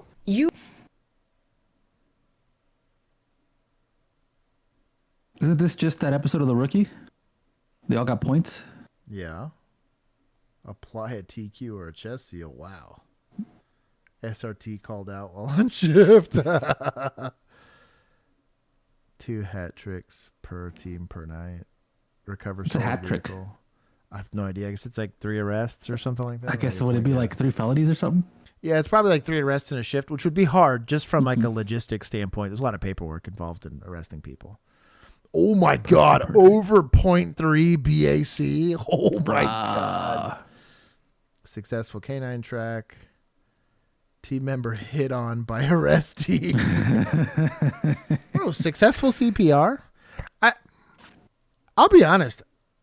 I don't see anything wrong because it's not like point a gun at somebody or get in an OIS or like plant drugs on somebody. Like these all either require that somebody's engaged in some sort of criminal behavior. Bro, extinguish fire before BFD. Yes. Okay, bro, like this is not I don't see it. Yeah, like you said, I don't see any of these these are just like, oh, weird calls that we might get or something, right? Like these are just normal things you might see in a night, and you probably aren't going to see all of these. But if you get 5 in a row, $50K no overtime while team for 1 week per team in a week. So none of this is butt ass naked. I guess it's having a naked detainee. I'm assuming, just looking at all of this, this is not asking him to do anything illegal. This is not like a quota, because this isn't saying you either do this or you don't, like you're doing bad, right? Like if this was coming out from command staff and like you better fill this card out by the end of the year, that's a quota. You shouldn't be encouraging enforcement action. This is just saying if you experience this or whatever, and especially some of these where you're like, to get a DUI, you got to find a DUI. And they're not saying just have 8 DWI arrests in a night. They're saying find somebody with that insane of a high blood alcohol content. So that means you got to go and arrest good DUIs and hope that they're high, right? I know it sounds kind of weird, but like that is encouraging them to take enforcement action in a dangerous set of circumstances rather than sitting on their ass and doing nothing, or they're just kind of letting DUIs go. Conversely, on something like recover stolen vehicle, it requires a vehicle to be stolen. Like, this is being very heavily editorialized. I get why the chief's taking a stance on it, but like, This is kind of dumb. You heard that right. In mid-January, 13 officers, including 2 sergeants, took place in an on-duty game of bingo. But this was no regular game. It did look like your standard bingo card. Then they filled in squares of things that they wanted to see happen or have happen in order to check off that box on the bingo card. The bingo cards included multiple categories. This card is one example. Some lighthearted, where squares included getting the lowest team scores on a physical fitness test. That's incredible. That is hilarious. That's a mulligan. Or putting out a fire before the Bozeman Fire Department arrived. But the one category that concerned Bozeman Police Chief Jim Veltkamp was types of arrests or calls that officers wanted to handle. So an example of one of those was to do a search warrant on a car, which in and of itself, that is part of their duties. The concern is if then they manipulated anything in order to be able to search a car. I understand where he's coming from, and I appreciate his candor and professionalism, right? He said this is their job, but I don't want the game to encourage. This kind of goes back to, we don't want the budget to determine how an officer interacts with the situation, right? We don't want budgetary restrictions to cause this. You don't want, because you want to win the game, that you're over here making fake DWI arrests or whatever. I just don't see anything on here that would put, like, unless you're getting in an OIS just to apply a chest seal, that I could see.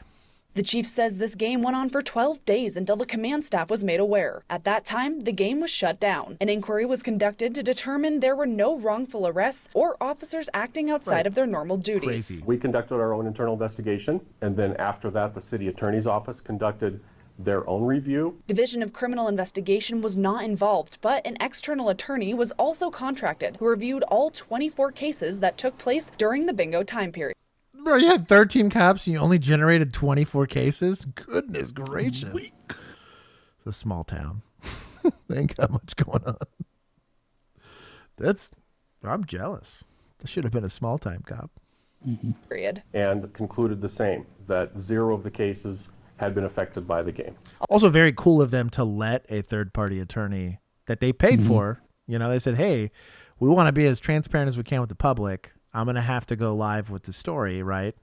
But I'm going to cover to see if they did no wrongdoing. Although he says there were 0 affected cases, Veltkamp tells me there are some disciplinary actions taking place. The officers involved who had these cards handed to them, we had a lot of long conversations about this, and they were warned about how inappropriate it is. But the supervisors who participated or had any knowledge of it, they were disciplined beyond that. But again, I can't talk about exactly what it was because it's a personnel issue. Moving forward, I asked what action.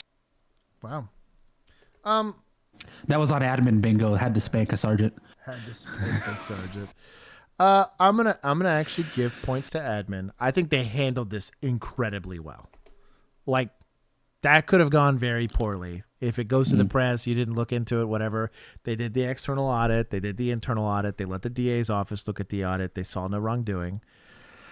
In general, as a employee of the state, do not gamify your job.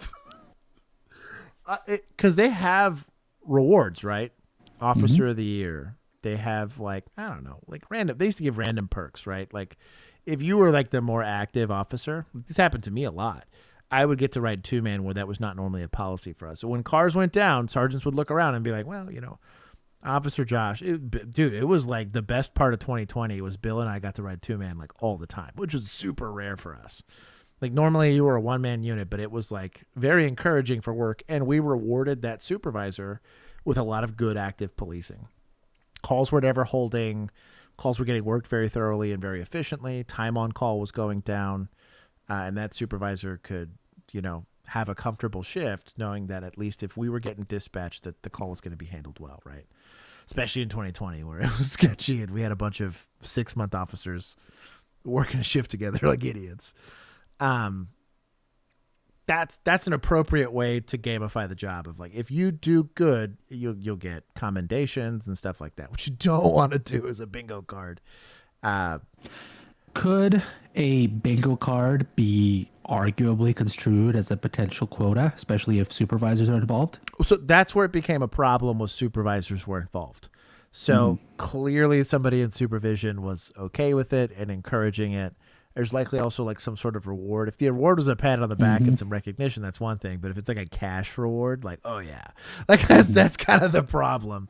Like everybody puts money in a pot and Right. whoever. And I think more than anything, I think it undermines officer discretion, in that I'm trusting you with officer discretion. And if normally I don't ticket and tow the car because it's a poor family or whatever, but I'm so close to winning that I'm now allowing this job to bias my perspective. I can't, on one hand, say budget shouldn't change the way that we apprehend suspects, and then on the other hand, say we should be allowed to gamify and reward enforcement action. Enforcement action's done for the betterment of the population or the individual or the victim or whatever. You are doing acts by the state to try to create peace, right? And predictable commerce and stuff like that. You're not doing it to win a game. I do think it undermines both the oath and like what should be incentivizing your decision. And that's saying that this law enforcement interaction is going to better this person's life, let the victim feel safe and secure, and or hopefully modify this person's behavior so they stop not using their blinker or whatever it is. It's kind of the whole point. I'm glad nobody's getting like fired over the thing, but like there's definitely discipline that needed to come out. Pat B said, when I worked hospital security, we had BAC bingo. I won $300 on a homeless drug. That's incredible. Security's different, right? Yeah. Very, very different. Yeah. But yeah, like it just because I do believe in officer discretion, and I think we should keep that.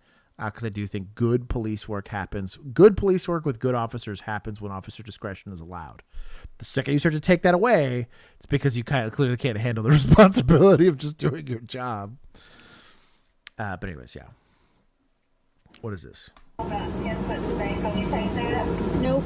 The dispatcher alerted this officer about a 10-foot snake on the loose, but watched the officer's funny attempts to avoid responding to the call.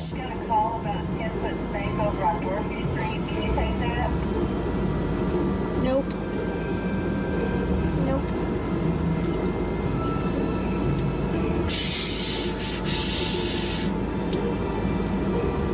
Stop and watch.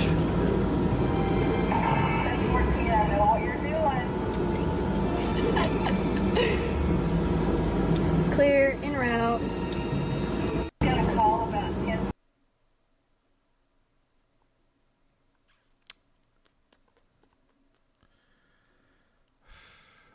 There's a small chance,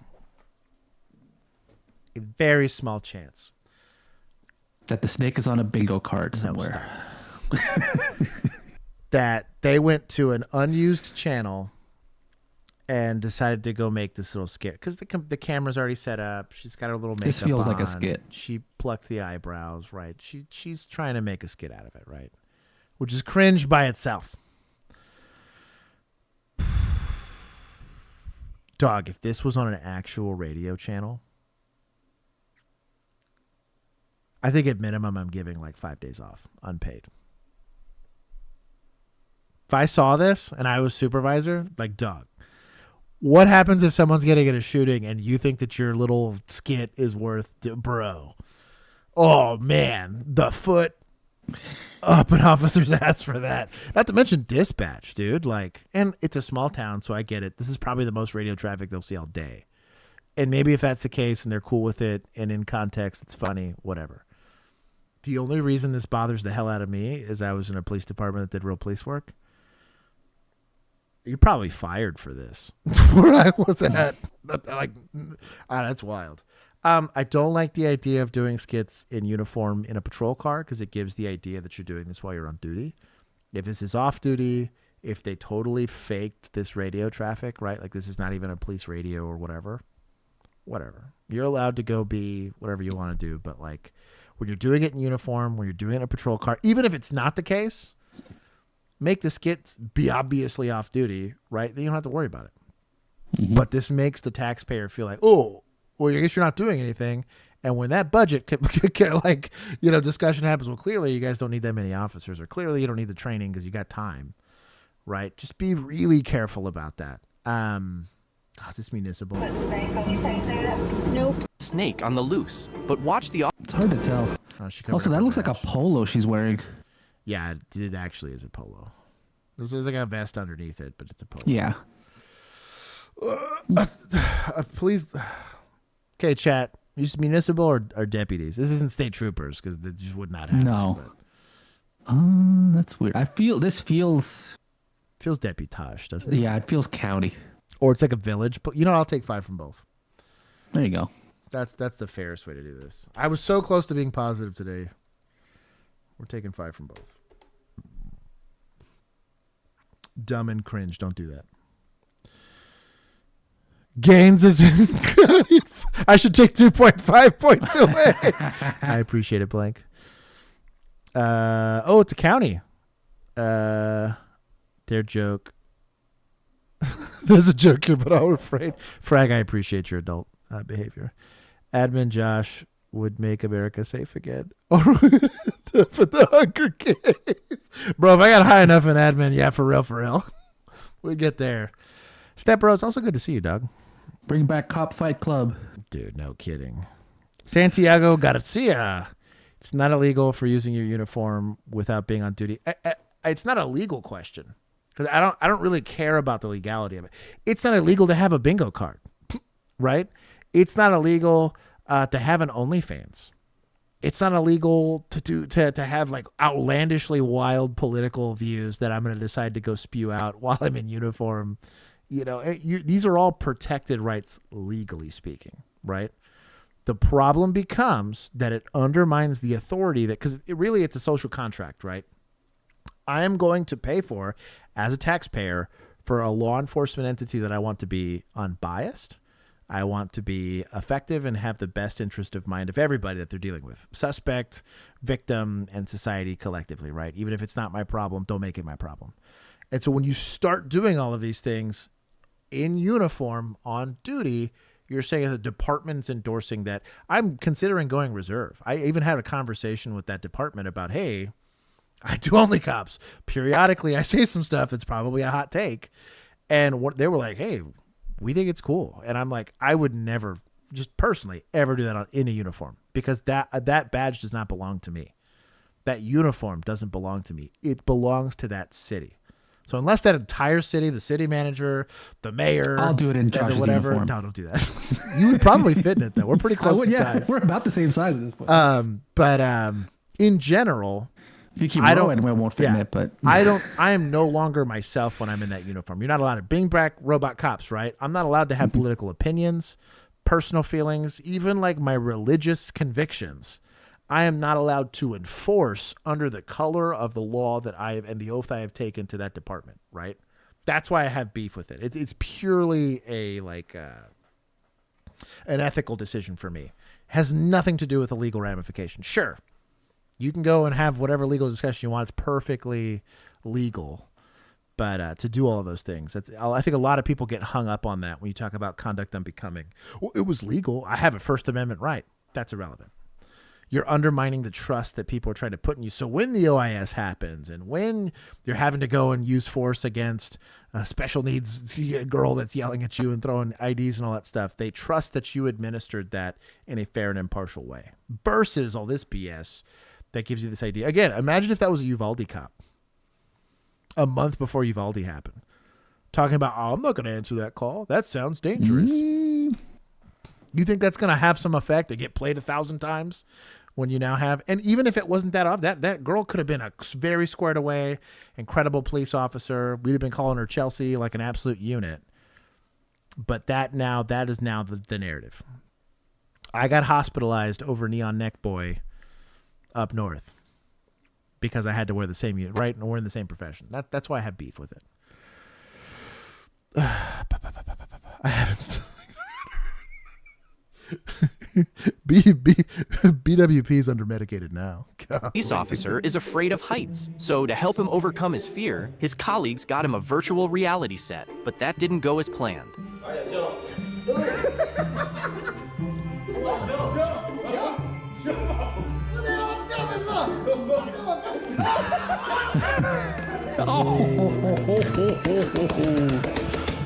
Battery on a peace officer. That went so well. HR wanted to see it afterwards for the concussion this poor guy probably got. Not service related. This police officer is afraid of heights, so to help him overcome his fear, his colleagues got him a virtual reality set. Also, this is Sergeant. Pushing a P1, like not even a corporal. But that didn't go as planned. I do think this is a rookie, though, or like a recruit, because there's no badge, no name. Mm-hmm. They probably have their duty belt. They're probably letting them train with the actual duty belt and the equipment, which is perfectly fine. I wonder if this is like if they have one of those simulator in VR. academy or something like that. This is probably the supervisor. This is still gonna be like yo dog. Like what do we do? Because I will say this, as a recruit, the HR policy does not apply to you the same way it does to regular police officers. It is HR approved hazing that happens when you're a recruit. But oh, thank you, my love. Okay, we're ready. You ready to be impressed with Mrs. Josh from OnlyCops here? We have, what is this? This roast. Ooh. With some vegetables and some mashed potatoes. Mashed potatoes. This roast smells incredible. So I'm gonna multitask here. Too fancy. I did my row, so Bill will be proud of me, and I'm eating rather well. And then my beverage tonight. Oh, I'm pushing all the buttons. Stand by. You guys are seeing a bunch of sussiness here. It's going to be a Dr. Zivia. Dr. Zivia. Being healthy. I'm going to say this is municipal, and I'm going to take points for pushing recruits. You guys are idiots. It is delicious. My wife is out here crushing it. I earn being Mr. Husband every day. But you should. You should always earn your spouse's affection every day. They did make oaths to you and promises before God, but should still try to, be there for them. Explosive detection canines at the Indianapolis International Airport is retiring after 7 years of service. Ari, he's an 8-year-old German short-haired pointer. He's had his own retirement party at the airport now. This morning, Ari and his handler conducted a short training demonstration that ended with Ari getting a pile of tennis balls, his favorite reward. Now, his handler says that he's looking forward to him coming home. He's going to be at home with my other retiree who's 15 years old. Fortunate enough to still have him around, but we can now not have to worry about policy. I can take him out on vacation. I can do whatever I want with him. He's my personal pet, and he's going to have a grand adventure and grand life ahead. See, this is where it's at, dog. Didn't get punched. This is what I like to see. But no risk of getting stabbed. Relatively limited scope of work. It's just a bomb sniffing dog. He sits down and everyone runs, right? But just like that's a good healthy relationship between man and beast right there. Was this who's this? Oh, it's the feds. It's TSA. Dang it. No, you give it to good boys. I did. I gave him 50. Give him another 50. I give. So that you don't have to give it to feds. No, I give. They're doing good by that dog. I respect that. Country, crimes are being caught on doorbell and surveillance cameras every day. You just took your package.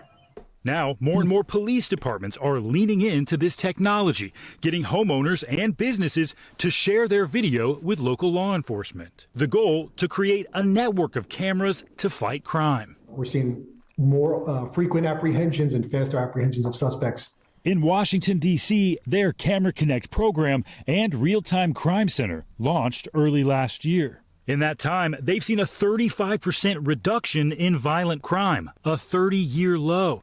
And they say the tens of thousands of new camera registrations they've had so far will be an important tool to continue that trend.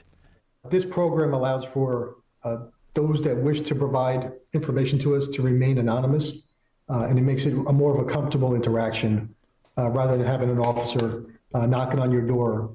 Similar programs are in place in jurisdictions coast to coast.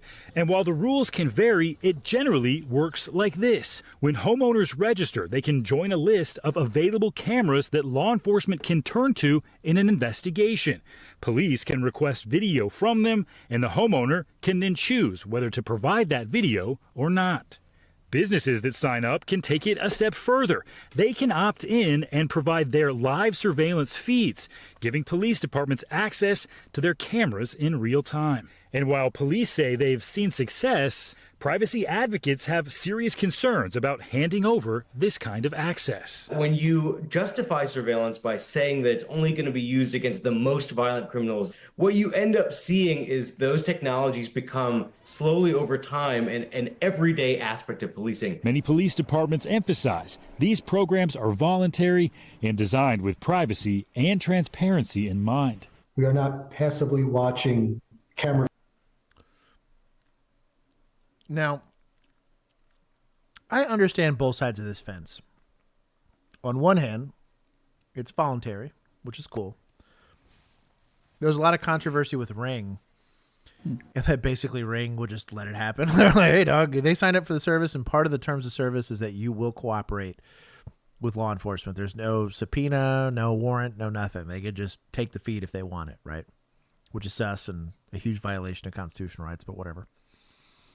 The way it was described, where you still have to choose whether to transmit the data or whatever, I would agree, because there is a chain of custody aspect to that, right? Incident happened near your house. I want to pull every single camera that's in that area from that timeline, right? If you have footage, please send it in. They either do it or they don't. It just cuts down a lot on the logistics, right? I'm not nervous really about the police abusing that. I'm a little more nervous about that being exploited externally, which is what if I was going to participate or if I was going to advocate for a program like this, I'd want to see that they're actually on their P's and Q's, like asking the FBI, asking the CIA, like, hey, what are the real threats to us having access to a database like this? And how can I hardwall or hard protect? Because, bro, South Korea or North Korea, China, all those places, Iran, they have hackers for days, and they have exploited these things, and we don't know to what degree is that going to be harmful or not harmful, right? But that's where I'm going to see that I think law enforcement's going to fail. I don't see law enforcement abusing it in a way that they're going to get away with easily, because the paper trail, like the digital paper trail, is going to be there, right? Well, I never consented to that, or I never gave you access to it. So there's further poisonous tree discussions to be had there. Wiretapping can be authorized. It, again, has to be done through a warrant and all that other kind of stuff. All of these things could be subpoenaed anyways. Like, whether you choose, the second it's there, it can be exploited from you, you know. But I'm unlike what this privacy advocacy is saying. I think it's more, it's not the police I'm nervous about. It's third-party people. Because then now they just got to hack one place and they get access. It might be a bigger fish, but rather than having to individually go into people's IPs and then into their apps and, you know, brute force your way through passwords and 2MFA, I just have to do it once. Or have one bad actor that's internal, right? Because the weakest weak point to everything is people in any system. One dispatcher might be able to give them access to all of these things if I can get leverage on one person. That's my only fear with centralized data like that. Or access. But, I mean, shout out to them. They at least gave an explanation. I'm only giving them 5. But that was probably the smartest way to do it. It's transparent. They're like, hey, we're going to ask you for it because we know it's there. Unless you're a business, and then businesses probably asked them, hey, can I just give you access so that you guys can check? Which, honestly, from like a business standpoint, like let's say I traveled a lot. For my residential home, if I was gone 70% of the time, I'd be like, heck yeah, bro, look at I have inside cameras and I have outside cameras, and y'all can look at these whenever y'all want, because I'm not here normally.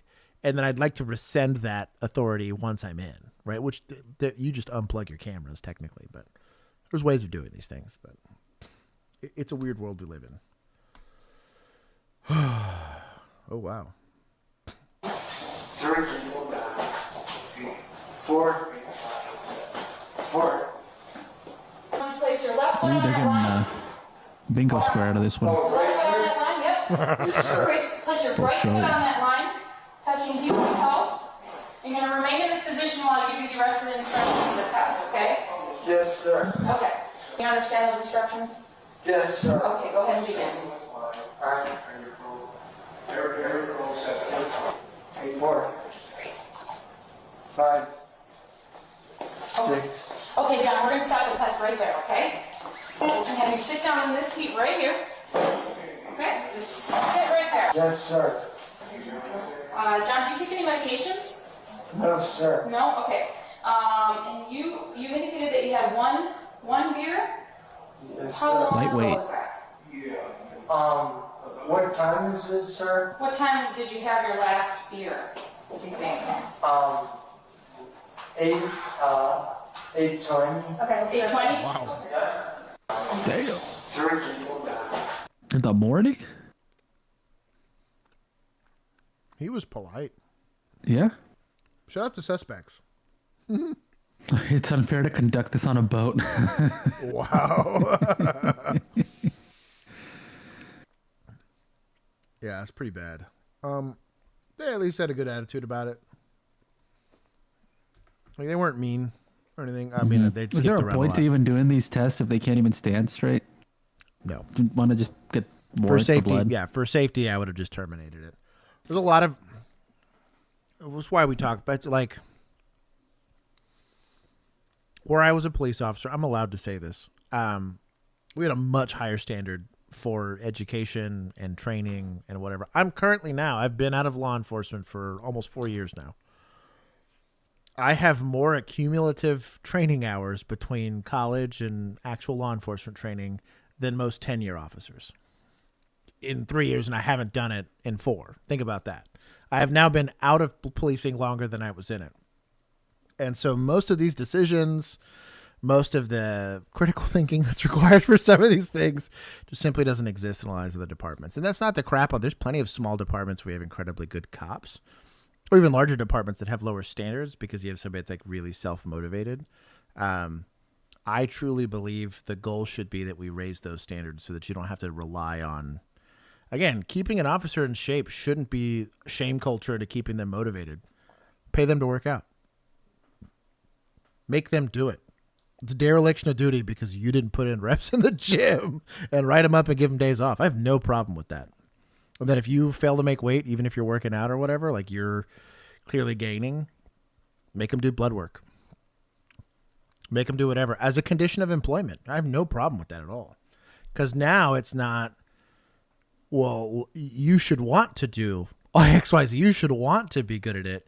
You give them a level where you basically are too highly trained to fail. You're still going to fail, but I think you should encourage through SOPs the kind of conduct that you want or the standard that you want to see. It just, again, very unrealistic, never going to happen, and I get it, but it's what we advocate for here.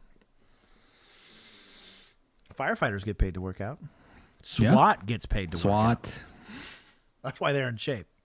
Brazilian You cops or get a paid to loved work out. one received an alarming call that someone you loved was in jail and needed help getting out. Well, that's what happened to this 100-year-old woman. She received a frantic call stating that her son needed bail money and that she needed to bond him out right away. Frantic and in a hurry, she went down to her bank, attempting to withdraw her last $10,000 to bond her son out. The bank employee knew something was up as she was frantically crying while withdrawing the money and called the police to report what was going on. Yarmouth Police. Good morning. This is Simona. I'm calling from the Cape Cod 5 here in Yarmouth. How are you? Good, thanks. I have a customer with me who got a call from someone claiming to be her son and instructed her to withdraw $10,000 cash. Okay. So it looks like she gave them her address. And Okay. they're going to go to her house to get the money. So we're just a little worried that someone will be waiting for her when she goes home since she gave them her address. Where is she right now? She's right here with me. The officer immediately decided to set up a reverse operation sting to catch the perpetrators behind I love this. I'm here for it, dog. this scam. Let's see how this went.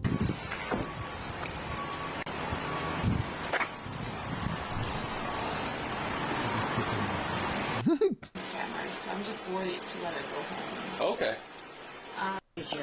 So I just had a couple questions for This you. audio's terrible. Right ahead. Has she taken any money out? All right, so no money's been taken out. It's also Good. only So on the good right first side. step. They want. They said they only want cash. Okay. So I said, well, I don't have that cash. Funds that are lost. No one's lost any money. The bank flagged it when she went in and called us. Okay. So no funds have been lost. I'm with her now. I'm just going to have some follow-up questions with her, and one of my detectives is coming out just to assist us with it. Okay. So for right now, she has not lost any money. There's no money lost, and she's in no danger.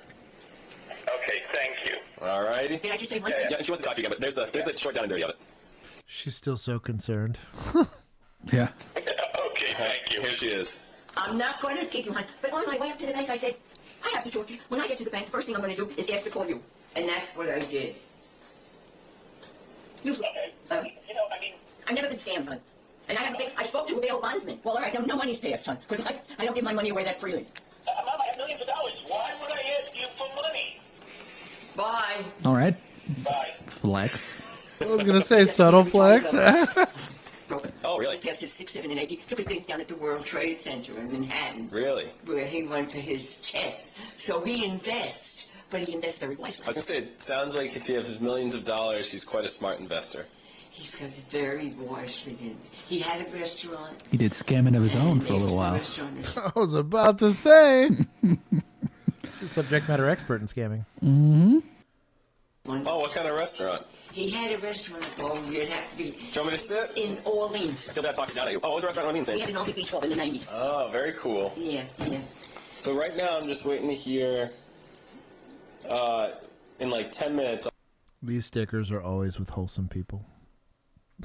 It's like the I love my rescue stuff. Mm-hmm. There's still some terrible human beings in the rescue animal community, but generally speaking, I can at least agree on one thing. I'll hear from my detective, okay? I feel like calling the bill. No, don't call. Call the bill bondsman and tell him to get off. No, if anything, we may have you call him and say you have the money. Maybe. I'll be afraid to be here alone. No, you wouldn't be alone through it. We'd be here. I'm going to skip forward a little bit. Oh, well. But little did they know how their day would end just after getting off the phone. Hello? Oh, Grandma. I'm okay. How are you? Hey, listen, it's the public defender's office. How you doing? Okay, I'm waiting for my ride. You waiting for your ride to go to the bank? Yes. Who's gonna take you to the bank? The ride. Uber. No problem. Okay, bye. I love this. I'm so jealous of this whole operation. Mayo oatmeal. Y'all need to chill. Officers would put $10,000 in a brown bag, leave it in a shopping plaza, and arrange for the victim to tell the scammers where to pick it up. Officers would run surveillance in the shopping plaza, waiting for the money to be picked up.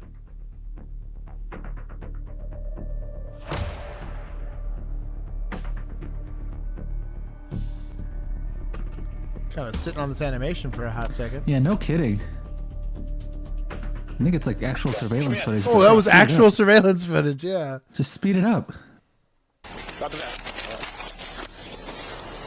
Okay, so quick question. I think they said they put $10,000 in that paper bag. Do they have to put real money in that paper bag for the sting operation? You have criminal intent. That's no, hell no. Yeah. I'd have put fun money.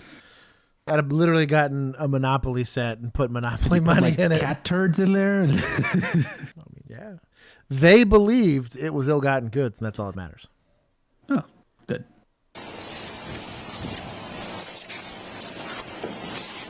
The knowingly and intentionally part is there. It's like if you buy drugs knowing it not being real drugs, but you think they're real. Oregano. Yeah. It's a different charge. Bodycam. Okay, you're being reported right now. Oh, it goes now to stereo. Okay. You have the right to remain silent. Anything you say That's my people. Let's go. Court or other proceeding. You have the right to speak to an attorney and have him present during any questioning. If you cannot afford an attorney will be appointed to you. Okay. You can also, if you choose to speak, you can stop at any time. Okay. Do you have any questions about any of that? Okay.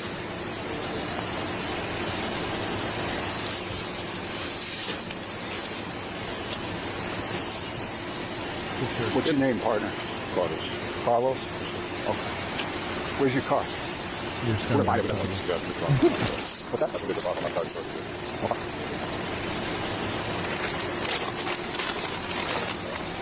Oh, what are the feds involved in this or what? UPS. Yes, sir.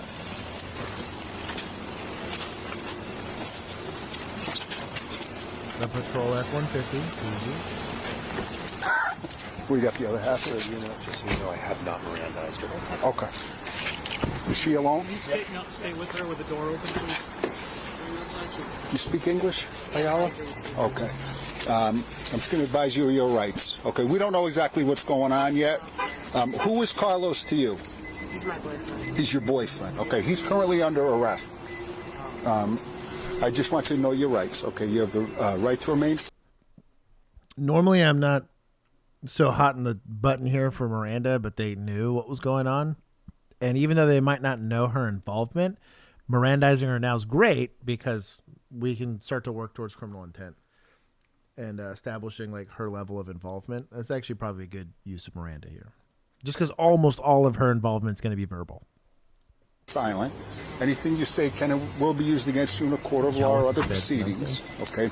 You have the right to speak to an attorney and have an attorney present during any questioning. If you cannot afford an attorney and want one will be appointed by the Commonwealth at no cost to you. If you choose to answer questions, you can stop at any time. Do you understand all that? Yes. Okay.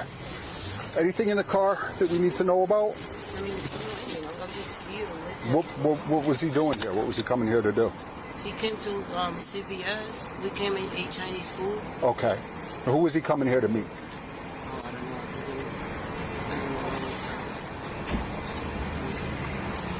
Do you have a cell phone in there? Yeah. Can I see your phone real quick, please? That's Sly Dog. That's Sly Dog. Post Miranda? Idiot. So dumb. And whose car is this, Ayala? I'm involved in MK. It's his car? Okay. Now, why don't you jump out? You been in trouble before? No. Okay. We want to keep it that way, right? I got so scared. I don't know what's going on. Well, Carlos is involved in something. But what I can tell you is he's probably just a courier. Here to pick something up, take it someplace. That's more what I'm interested in. Okay? So, you know, he didn't just come here to go to CVS. He came here, I'm sure, you know, we have his cell phone. I'm sure he's tracking something on his cell phone, knows when somebody's showing up because he walked right over to him, okay? So the lost babe in the woods routine might not work. You know, so I'll ask you again, what are you guys doing here? I don't know, for real. I don't know anything. I just came with him, but I don't know. He's my boyfriend, but I don't know the deal, like, you know? Mm-hmm. Was he here with anybody else? Or was it just the two of you? Just me and him. But we usually, you know, we do Instacart. What's Instacart? What is that? We grab things from restaurants and stuff like that. A package. Like people call for orders. Yeah, that's not this. That's not what this is. This is your portable back. So what we're going to do is we're probably cause a search and potentially seize your car. Okay? But we're going to search your car. What's going to jam you up, if I'm being honest with you, if there's evidence of any other crime in that car. If that's not the only package he picked up today, then you... This might be a bit of a stretch, only because he was in possession of the car and is likely the driver of the car. Not saying you can't pin something on her, but this is probably a pretty clever investigative technique because the police are allowed to lie to you. He's been pretty slick about this whole thing, though. I've been tracking so far. I like this guy's interview. You're going to have a big problem. Okay, so be upfront and honest with me right now, because like I said, see that man? It's your car. So I need to know if there's anything else, any other packages, if you made any other stops earlier today. No, I don't know anything. You know? You don't know anything. Okay. You want to search the car, buddy? I just want to answer.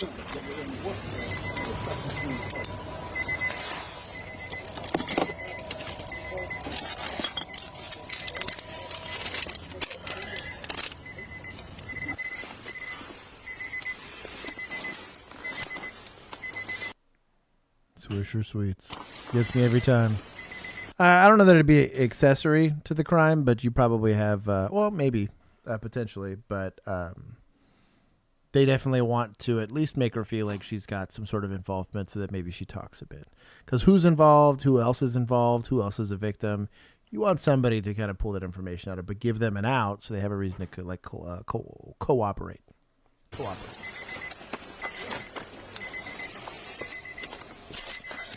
So you're from Lawrence, he's from Methuen, yet you're in Worcester at a Chuck E. Cheese parking lot. Yeah, but like I said, we go for, like I used to just going with him to pick up things like for Instacart. Yeah, it's not Instacart. It's not Instacart. This is it right here? Are you guys Dominican or what? I'm Dominican. You're Dominican? Yeah. Okay, well, oh my God, just me. What is going on? well, he's under arrest. You may be too. But what if I? No. How long you guys been together?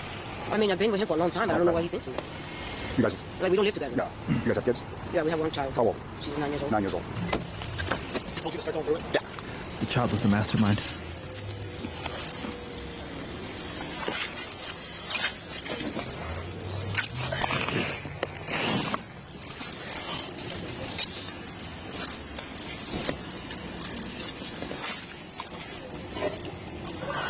Great. Awesome. Is it Maria? And whose car is it? Carlos. Okay. And what's all this stuff in the glove box? Ooh, that sucks because she's sitting in that seat, so it's a little easier to localize it to her. She's like, well, if it's in the glove box and you were sitting there, it was within arm's reach or effective control. I think it's the term that they use typically. That does implicate her a bit more. Like you got thousands and thousands of dollars in there. Oh my God. See? What the fuck were you doing? Well, and ma'am, I mean, not for nothing, the keys to access the glove box, the key. She's got to go too. She does. There's thousands of dollars. No, it's not mine. I'm just holding it for an elderly friend. This is not my glove box. Yeah. Yeah. Also, inventorying that car would suck. There's like people start looking at badge numbers real quick. Like, I think the rookie needs some practice. We're in your side, and you're sitting directly in front of it as well. So, I mean, I insist you talk to this trooper with anything you want to provide, okay? There's a shitload of cash right in there. So this isn't their first pickup. Yeah. But listen. You've never been in trouble before. You're going back. Listen to me. I understand, but here's the thing. When you got out of the car, what did I tell you?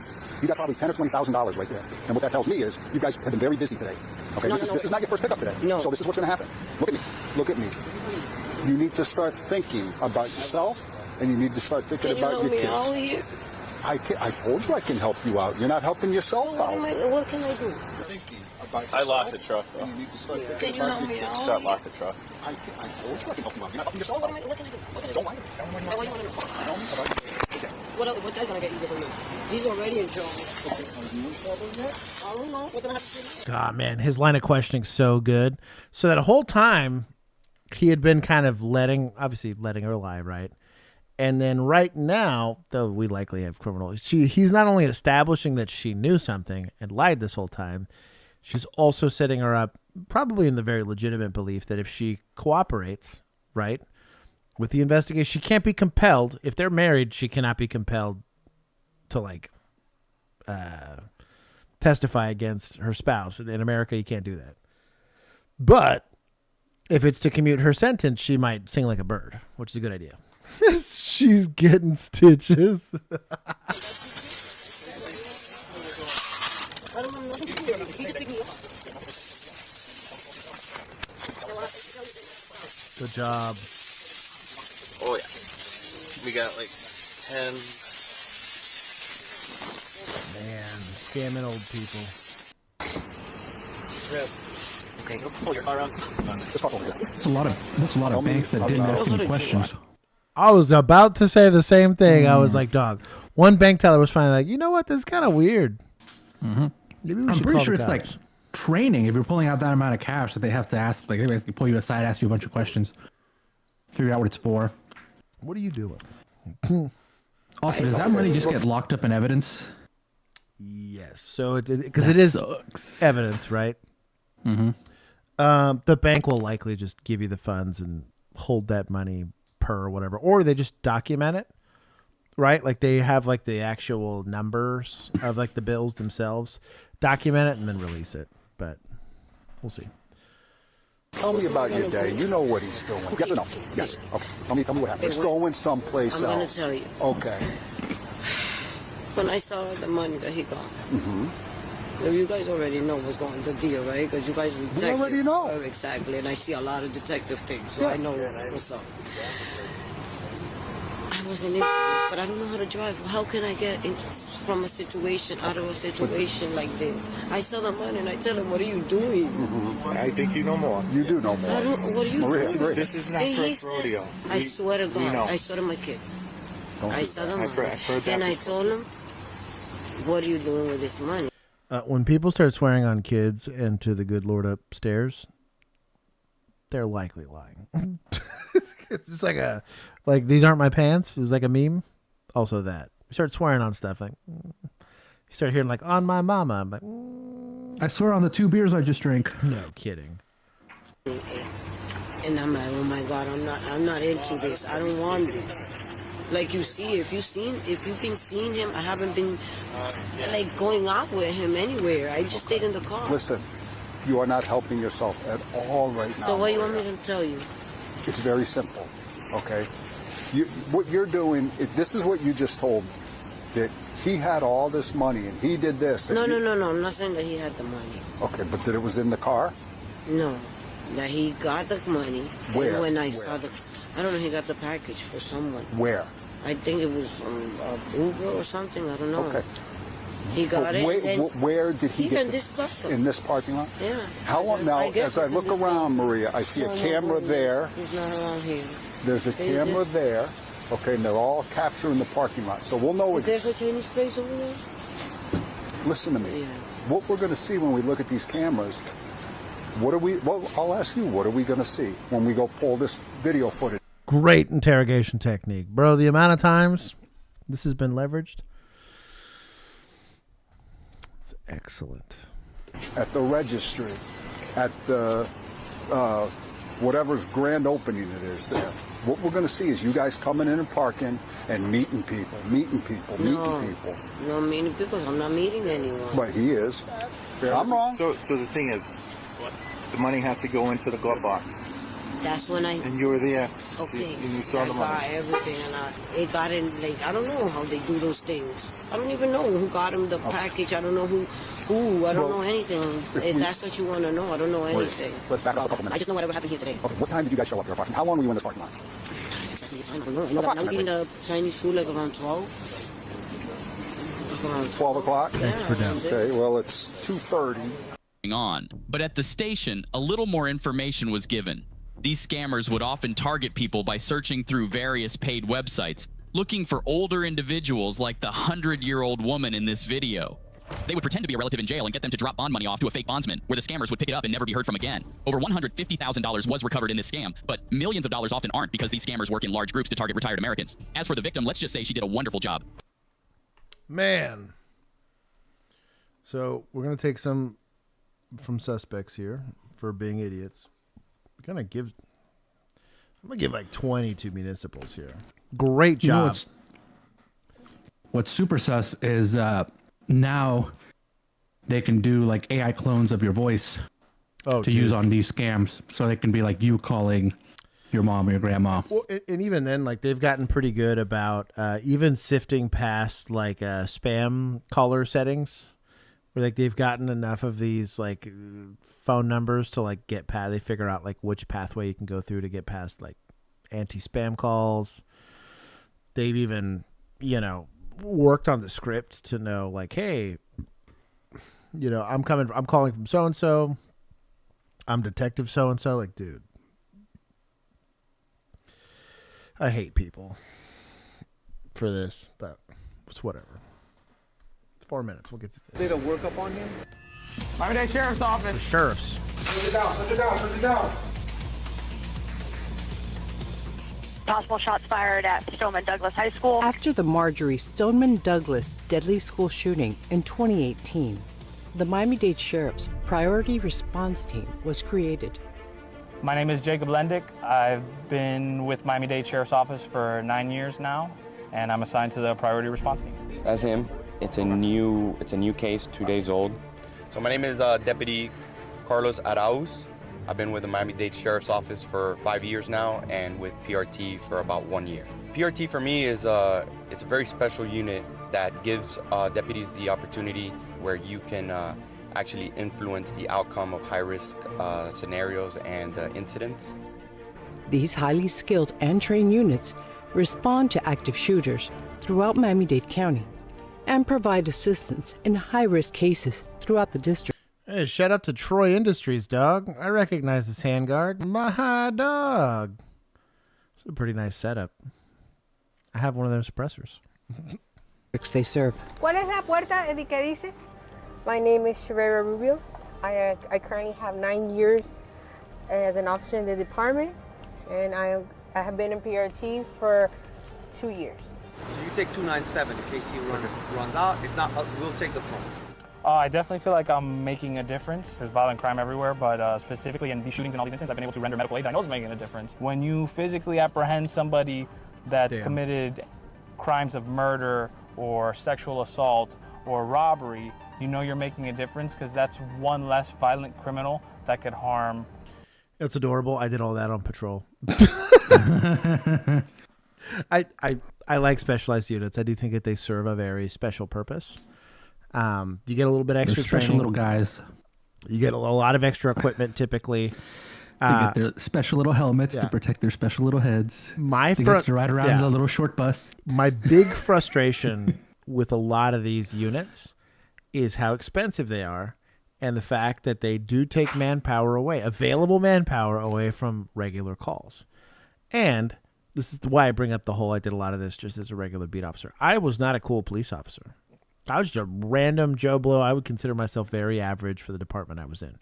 However, I, like an idiot, specifically picked out one of the worst crime areas I could. I was like, that's where I want to work, like an idiot. I picked it out. I'm going to make a difference. Right. I'm going to go change the world, make a difference, one little call at a time. But I also... I just saw something. That's kind of cool. This is... oh, no, it's the SIG red dot. I take it all back. Sorry. Yeah, I got all excited for a second. I jumped a lot of calls. Which is like a call gets out near me and I'm going to go no matter what, unless they 22'd me. I liked getting involved. So you can do all of these things and be the right person at the right time with the right training. But a lot of departments prefer to do this rather than just have like, hey, randomly, when we needed rifles, Bill and I were one of the only rifle certified people on Northside during 2020 because we had a bunch of rookies up there. So the second 9 o'clock hit and all the day shifters left, we were the only rifles there for a while. We had to buy our own. We got to go through the school and all of that kind of stuff. But there are ways for you to empower patrol to have some of this special response training and equipment. Fortunately, we're pretty lucky. I believe Texas is actually going to require all departments to have like 30% of their total sworn staff have SWAT-like capabilities. So I think they're seeing that people are being cute with their budgets, right? And they're using the 1034 program or the 1033 program to give their specialized units specialized equipment and not patrol. When the reality of who's going to respond to this when it's in the middle of the day, right? It's going to be patrol. Or when it's in the middle of the night, it's going to be patrol that kind of goes to these things. You can get most of our, so we had 2 full-time SWAT teams, but we had like triple the amount of SWAT certified officers. So they went to SWAT school. They only trained monthly, I think, for SWAT, like the part-time SWAT guys. But they were SWAT certified, so they had some extra equipment lying around. Just almost all of them were day shift. Like literally, because they're all senior officers. So of course they got the nod, right? I think truly you should just be picking 10 to 20% of every single shift and trying to get that 10 or 20% of that shift to be SWAT certified, to have the less lethal munitions, to have the whatever, the man catchers, all that kind of stuff, you know. You should have, at any point in time, you should want coverage for those specific skills as opposed to just having a deployable unit all the time. I do think there's still very specific reasons, barricaded persons where there's no hurry, but eventually we're going to have to go and make that dive. That's really where the full-time SWAT position should stay. But it's, again, just like Air One, it's only getting deployed when it absolutely needs to be. Those guys keep their skills sharp for that very specific goal. But I really would like to see, this is going to sound, I'm going to piss off a lot of people. I want to see funding going away from specialized units and creating specialized officers. We're already seeing that in like aviation units. So we have like UAVs, so like drones. Drone units are now almost expressly patrol because they're like, we need it now. We don't need it in 2 hours. And so I need an officer that can be on scene at the time that something happens and say, hey, I'll go ahead and deploy a drone. Dispatch knows they're drone certified. Same thing with K9, same thing with whatever. I'd like to see a departure away from specialized units and getting specialized officers. A law-abiding citizen in this county. So every day that I get to do that is, you'll see the biggest smile on my face. Any day I get to do my job, I'm truly happy and I know I'm making a difference. So a typical day in PRT looks, in the mornings, we focus on our schools.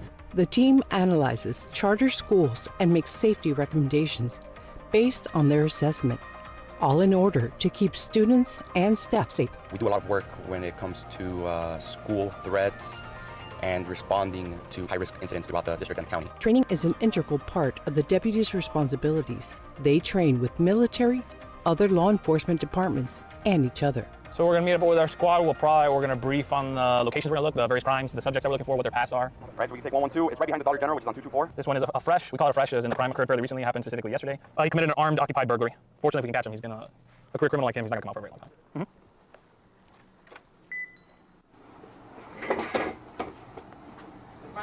It's the sheriff's office, ma'am. We need to.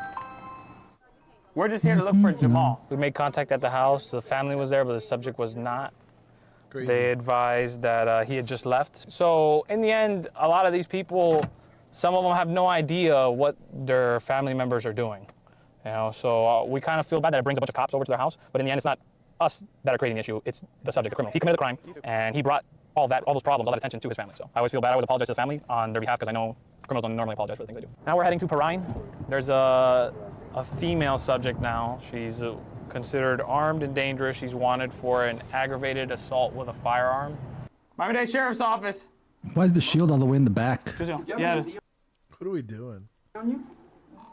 We announced ourselves, advised that we're the sheriff's office. We needed to talk to Miss Houston. Miss Houston came to the door. She complied peacefully. She was respectful, and she was respectful, so she was treated with respect and taken into custody. The selected few of the priority response team stands at the ready to respond to any mass casualty attacks, critical incidents, active shooters, or acts of terrorism, making them a unique asset to the Miami-Dade Sheriff's Office and Miami-Dade County.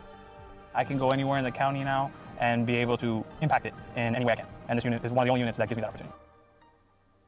This unit is one of the very few units that gets to do that. Dumb! Sorry. It's my feelings in the matter. I will give them... Well, yeah, everybody else has to respond to calls in their own beat. Crazy. They're stuck working domestics. Yeah, weird. Sure glad we're spending all that money and training on people that won't be there. It's just the reality of it. The likelihood that they're at ground zero for an offense is pretty low. Warrant service is a little different. They're SWAT trained, but they're not the SWAT team. Their job is specifically, especially in a big city, to just serve warrants. A lot of times in smaller municipalities, it is the county that actually provides that service because the county's got the resources to do it. They will specifically go in more rural areas. You're just going to like Wonder Twins power activate it. And you're like, hey, we got to go with a warrant. Can you help us? And county and your 5-man police department will figure out an arrest plan. And they're doing ready or not on their own with none of the specialized equipment and none of the training. So that's kind of and that's most law enforcement agencies. I saw somewhere there that there was like 90% of law enforcement agencies have less than 10 officers. Crazy to me just because that was not my experience at all. But yeah, like how much funding are you going to be able to get and training and experience or whatever? It's low. Right, you're right. Chill. Let's see. I just see Tennessee. Tweaky. Oh, Tennessee, you got it right. Oh, that can't be right. That's just inaccurate. No, Tweaky said, why can't we go back to a time of lassos and revolvers? And I literally saw, there was a video of this dude, I believe he had broken into this store or something. He was stealing. And the owner comes out. The owner goes like back into, I think it might have been a house. Goes back in, comes out with a lasso, chases him down, and straight up lassos the dude. It's great. There is a term that gets used pretty often, and it's not the size of the dog in the fight, but the fight of the dog, right? When you talk about peacekeeping, and I probably Texas is kind of a weird space, right? But as a culture here in Texas, generally there's a culture of like FAFO, like we believed in armed citizens. We're kind of like the toxic part of the South, right? We like embody a lot of that stuff, right? Generally, there's obviously exceptions. Uvalde did happen in Texas, right? The Texas lawman and what you would, the idea behind the mythos behind that is that we were descendants from, as far as a profession is concerned, sheriffs and the Wild West, and is where all the, Clint Eastwood movies came out of, right? They came out of that. So a lot of the heritage and culture behind like Texas-based law enforcement kind of comes from that. So I do think there's an era of like, the right person just needs a lasso and a revolver and could totally do it. I think it's an unrealistic standard to set most people to, because the same type of person that can solve an armed conflict like that with a revolver and a lasso is also probably a criminal themselves, or has some element of that to it. There's really there's a lot of really cool stories that came out of World War II, like the biggest F-ups coming out of like regular society. These were like crazy delinquent kids. They were terrible in basic. They were terrible everywhere else, but screw it, they're enlisted because they have to be. Excellent soldiers. Like just wonderfully good at just being disruptive. Like it was like a God-given gift to them. And you're like a disruptive human being. So just go be disruptive for somebody else, not for us. And the unfortunate reality is when they try to come back into the fold into society, they were still terrible, disruptive human beings. So, I sent you the video of the lasso guy, by the way. Yeah. It's nice and short. A 400 man will always win against a 135. Though I agree, that is where the Smith and Wesson comes in, right? That was my whole point behind it, is that yes, the right person at the right time with the right training can absolutely make a situation a lot easier, right?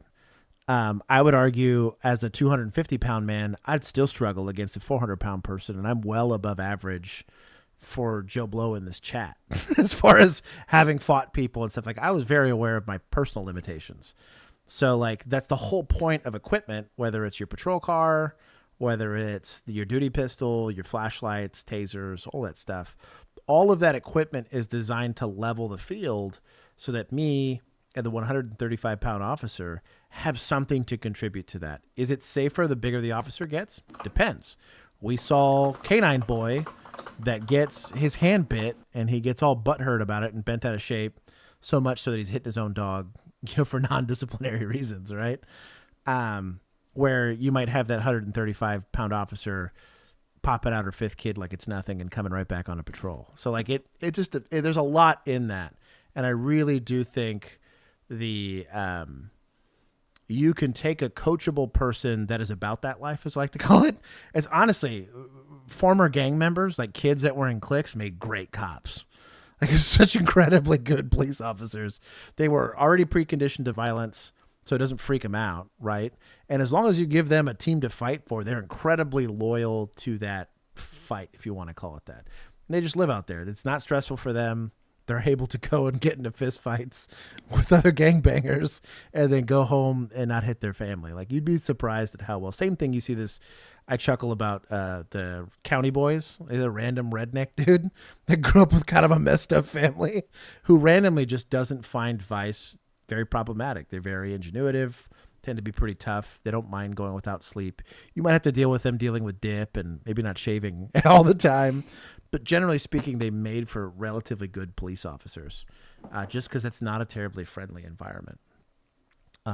We've done such a good job as society, in America specifically, to sanitize a lot of our lives that, you know, between YouTube here and your regular everyday life, you don't deal with homelessness or victimization, all that stuff very often.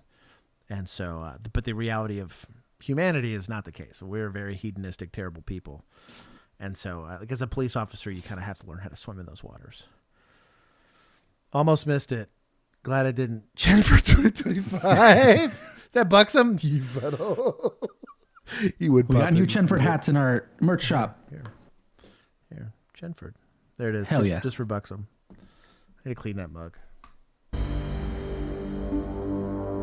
I feel elated. I feel relieved that Tennessee actually got it right today.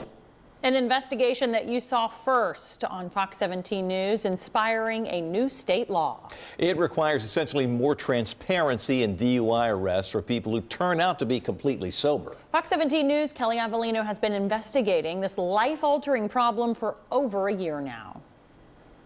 Sir, I am not drinking. And Fox 17 News uncovered more than 600 other people who weren't drinking, who got slapped with a DUI in Tennessee since 2017. It was the most stressful, most traumatic experience I've ever had. Now there's a new state law to pinpoint sober DUI arrests and the law enforcement agency involved. Senate Bill 1166 stems from some really great local reporting in Nashville. Fox 17. He tested negative. Our reporting revealed the crippling effects of these mistaken arrests. People lose jobs, their reputations, pay huge attorney's fees, face haunting background checks, and wait painstaking months for the lab results to come back negative. There's times when I'm alone, I'll cry. I'm still not over this.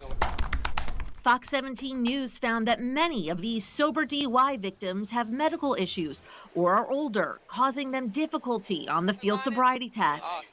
I ain't that balanced. I got 75. Police say these shaky field tests show enough probable cause to make an arrest. But more and more, that argument is ending up in court, with victims suing police departments and municipalities for hundreds of thousands of dollars. Because it threatened my career. It threatened everything that I stand for in the community. Labrisha Beatty, a NASA engineer, was arrested for DUI last year, even though she... I kind of hate it when they do it. I understand why, because it's the news. She was not guilty of DUI. That's the only important part. I don't care if she was a homeless crackhead. She was not guilty of a crime. But yeah, she's an upstanding, wonderful person. But everyone's rights should be treated equally. I get it. They don't get it, but I get it. And it upsets me when I see that. She doesn't drink. There's a problem in Tennessee. Beatty worked for months to help fix that problem, pushing for legislation. The bill requires sober DUI arrests in this state to be listed every year, including the law enforcement agency. That's information that wasn't public before because of privacy laws and state database issues. And having that report creates a lot of transparency. The bill passed. Ayes 95, no nays. Unanimously. I'm hoping that change just comes all the way around. So lives won't be devastated by a DUI charge that should have never happened. My investigation also revealed that the majority of law enforcement agencies in Middle Tennessee no longer use breathalyzers. So even though you could see these people asking for a breathalyzer test on body camera video, they were denied. Counterpoint. Breathalyzers are often not admissible in court and sometimes even not allowed to be used as reasonable suspicion due to how faulty they can be. So, especially the portable ones, right? Right, exactly. So you should versus be the big machine. Glad they're not burning your taxpayer dollars on something that doesn't create evidentiary value. I hate that they had a cool opportunity to have a slam dunk story. I'm open to consulting. If you guys are wanting to go do a story, I will make it towards a big slam dunk for you. I'll ghostwrite it. I don't care. But and the reporting is important. They still have yet to try to, obviously they'll have the database and whoever's going to do whatever, but they're not, this doesn't give any teeth to being able to deal with those false arrests. That's kind of my beef with that. Ashley, Kate. The easiest way I could describe this is on your breath, right? The reason we're able to smell alcohol is there's going to be a certain parts per million is the term that gets used. So for every... It's called stank. Yeah, every bit of the CO2, it's a mix of carbon dioxide, oxygen, and a bunch of other stuff that's coming out of your lungs, right? there will be some ETOH or ethanol that's specifically used for alcohol that comes out of that breath. It has to have a steady enough stream for a certain amount of time for the sensor in that device to pick up a parts per million reading, and that's how it determines your blood alcohol content. And it's estimated because there's no blood involved in that test, and the state statute specifically needs blood alcohol content. So that would require a blood test to have actual physical evidence of the nature. The other problem with a lot of these DWI investigations is it's super easy to fail the walk and turn. It is super easy to fail the one leg stand, but HGN isn't. But there's too often we don't see a lot of the disqualifying questions asked for those. And then there's oftentimes not even real good reasonable suspicion to even start the tests. I've watched plenty of perfectly sober people fail these things. If you need to have reasonable suspicion to even start the investigation, and then specifically and expressly, you need to have a totality of the circumstances portion of that report that's going to really cover DWI. It's an important thing to prosecute and to find as a police officer, but it's definitely that's why I hate that she brought it up that way, because I was like, you dummy, you don't want those. You want them to have to get blood or to have better articulated reasonable suspicion. Because also we've seen so many of these where the officers perform them super badly, or they're supposed to be standardized, but they're not really standardized. They don't give instructions correctly. They don't ask the right questions to figure out if you have a medical issue that might be preventing you from performing the test correctly. A lot of problems. It's all bad. And so that's really where they should have focused kind of the effort of this, the whole, cool. We get to publish the win. We get to celebrate the lady that made it happen. Great story.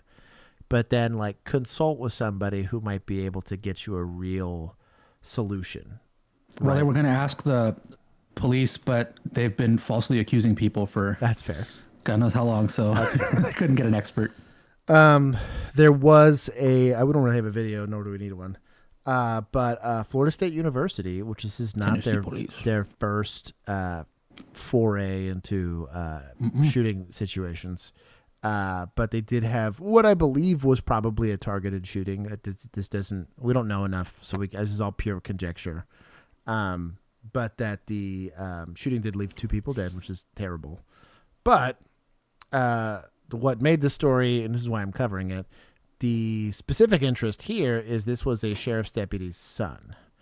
So his deputies are going to lose some points here. Specifically, whether being implicated is it was that deputy. We get to call her Cassie today because she's not being a Chelsea. It was one of her duty weapons that was leveraged in said attack, right? Didn't lock it up. So I have an interesting perspective on this, mostly because I don't agree with the idea of federally mandating anything inside of somebody's home. That'd be like me saying you got to keep your, it's legally required, right, for you to keep your knives locked up or something weird like that. Though I will say this, as a gun owner, I do own an enormous safe. This safe, only me and my wife know the code to, right? Nobody else knows this. And that when I have people that I don't know or I haven't fully vetted or whatever that are going to be at my house, which is pretty much never, but even if I just have guests that are going to stay at my house, that safe gets locked. And I take any of the guns that I don't have immediate control over and I lock it, or other ones that I'll go put behind a locked door.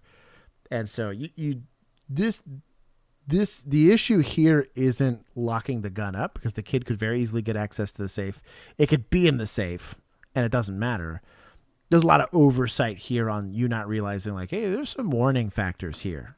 Nobody snaps. This idea that people just snap and commit heinous acts of crime like this is incredibly rare, if super not rare. Ever. And typically it is it's like a domestic a chemical, a brain chemical issue also, or crime of passion or something like that. So even old girl who clearly was not on the spectrum somewhere, but was clearly not well balanced and well adjusted, having access to a car and stuff like that didn't hurt anybody. Right? Maybe followed somebody for a little while or whatever, kicked at the cops, spit a little bit, threw a temper tantrum, but wasn't escalating to an act like this, right? And so, though I do understand the context of like, hey, my kid's a little sus, probably going to lock my guns up, right? Especially when I had my first set of godchildren that I didn't have a safe. So I literally went through the pain of taking all of the firing pins out of my guns, which on some of these was complicated, not for me, but for somebody else. So you would have not only had to load a magazine, disassemble the gun, reassemble the gun. By the time I realized, and these kids were like 8 or 9, they weren't very old. My code is 420-69-69 bucks. It's at his mom's house. But the chest compressions, y'all chill. Got Dr. Mike fans in the chat. But I think that really kind of like I talked about before, the tragedies here is that there's always going to be some signs early that this kid's struggling with something. And this isn't just on the parents. This is on friends. This is on teachers. This is on coworkers. This is on everybody for not recognizing, hey, you're a bank teller and some random old lady's taking 10 grand out in cash. Like, let's ask a question here, just for welfare's sake, right? And not just leave this up to law enforcement. Kind of the same thing that some people will talk about, well, campus carry could have solved that. I shouldn't be putting personal defense in the hands of everybody. Like we should want to live in a society where that's not their job. Right. Because if I was going to make it their job, now we got to talk about training, and I don't want to be part of this kid's backstop, right, when I'm responding as an officer, or just another person that happens to be there. I barely trust cops shooting at criminals. Right. I don't need freaking random ass teachers. And on a college, it's a little different because you're now a sole proprietor. You're electing to go here. There's plenty of colleges now that are like, hey, screw it. If you want to carry, knock it out, but it better be concealed. And they can have those discussions or whatever they want to go do. But again, there's a liability with that, hey, the college is going to be like, you were allowed to do whatever you want to do. You get sued and go to prison, that's on you. You don't get to say, well, they let me. There's a lot of discussions around that stuff, but I do think this isn't really the sheriff, oh, no, this deputy's being an idiot, which I'm not going to take points from deputies for it. We're going to take some from society. Because anytime I see something like this, yes, there are people that just decide to go be assholes. That is totally the case in some certain circumstances, but you have parents that are getting specific training in this type of stuff, like to see problems and to recognize problems. You're a trained observer to see this kind of stuff. You're in a college, an institution of higher learning. There's likely people that are getting training and again, have experience with seeing that stuff, but people fall through the cracks. I think that'll happen for the rest of forever, unfortunately. In this godless world that we live in, but it's y'all's fault. I wanted to hit Lisa's question here real quick because it's interesting. So she said, I knew my question about would someone having trypanophobia ever affect getting blood from somebody? Has that ever come up in a case you know of? So that's fear of needles. So there are people that have claustrophobia, and that has not kept them from being in a patrol car. There's likely people that have, they just don't like being touched. You'll see this with people that are like on the autism spectrum or have some sort of phobia. Does not prevent any of that kind of stuff. If you have a fear of needles, getting strapped down and then you're getting your blood taken. Sorry, dog. And you gonna scream. Yeah, it's going to be a bad time. It'll be real easy when you pass out to get your blood. Exactly. Then we'll have implied consent, right? But there's plenty of people that handcuffs hurt. Again, claustrophobia is totally a thing. When you can make accommodations, you will. But like, dog, I got PC for that blood or a warrant for that blood. We're taking it.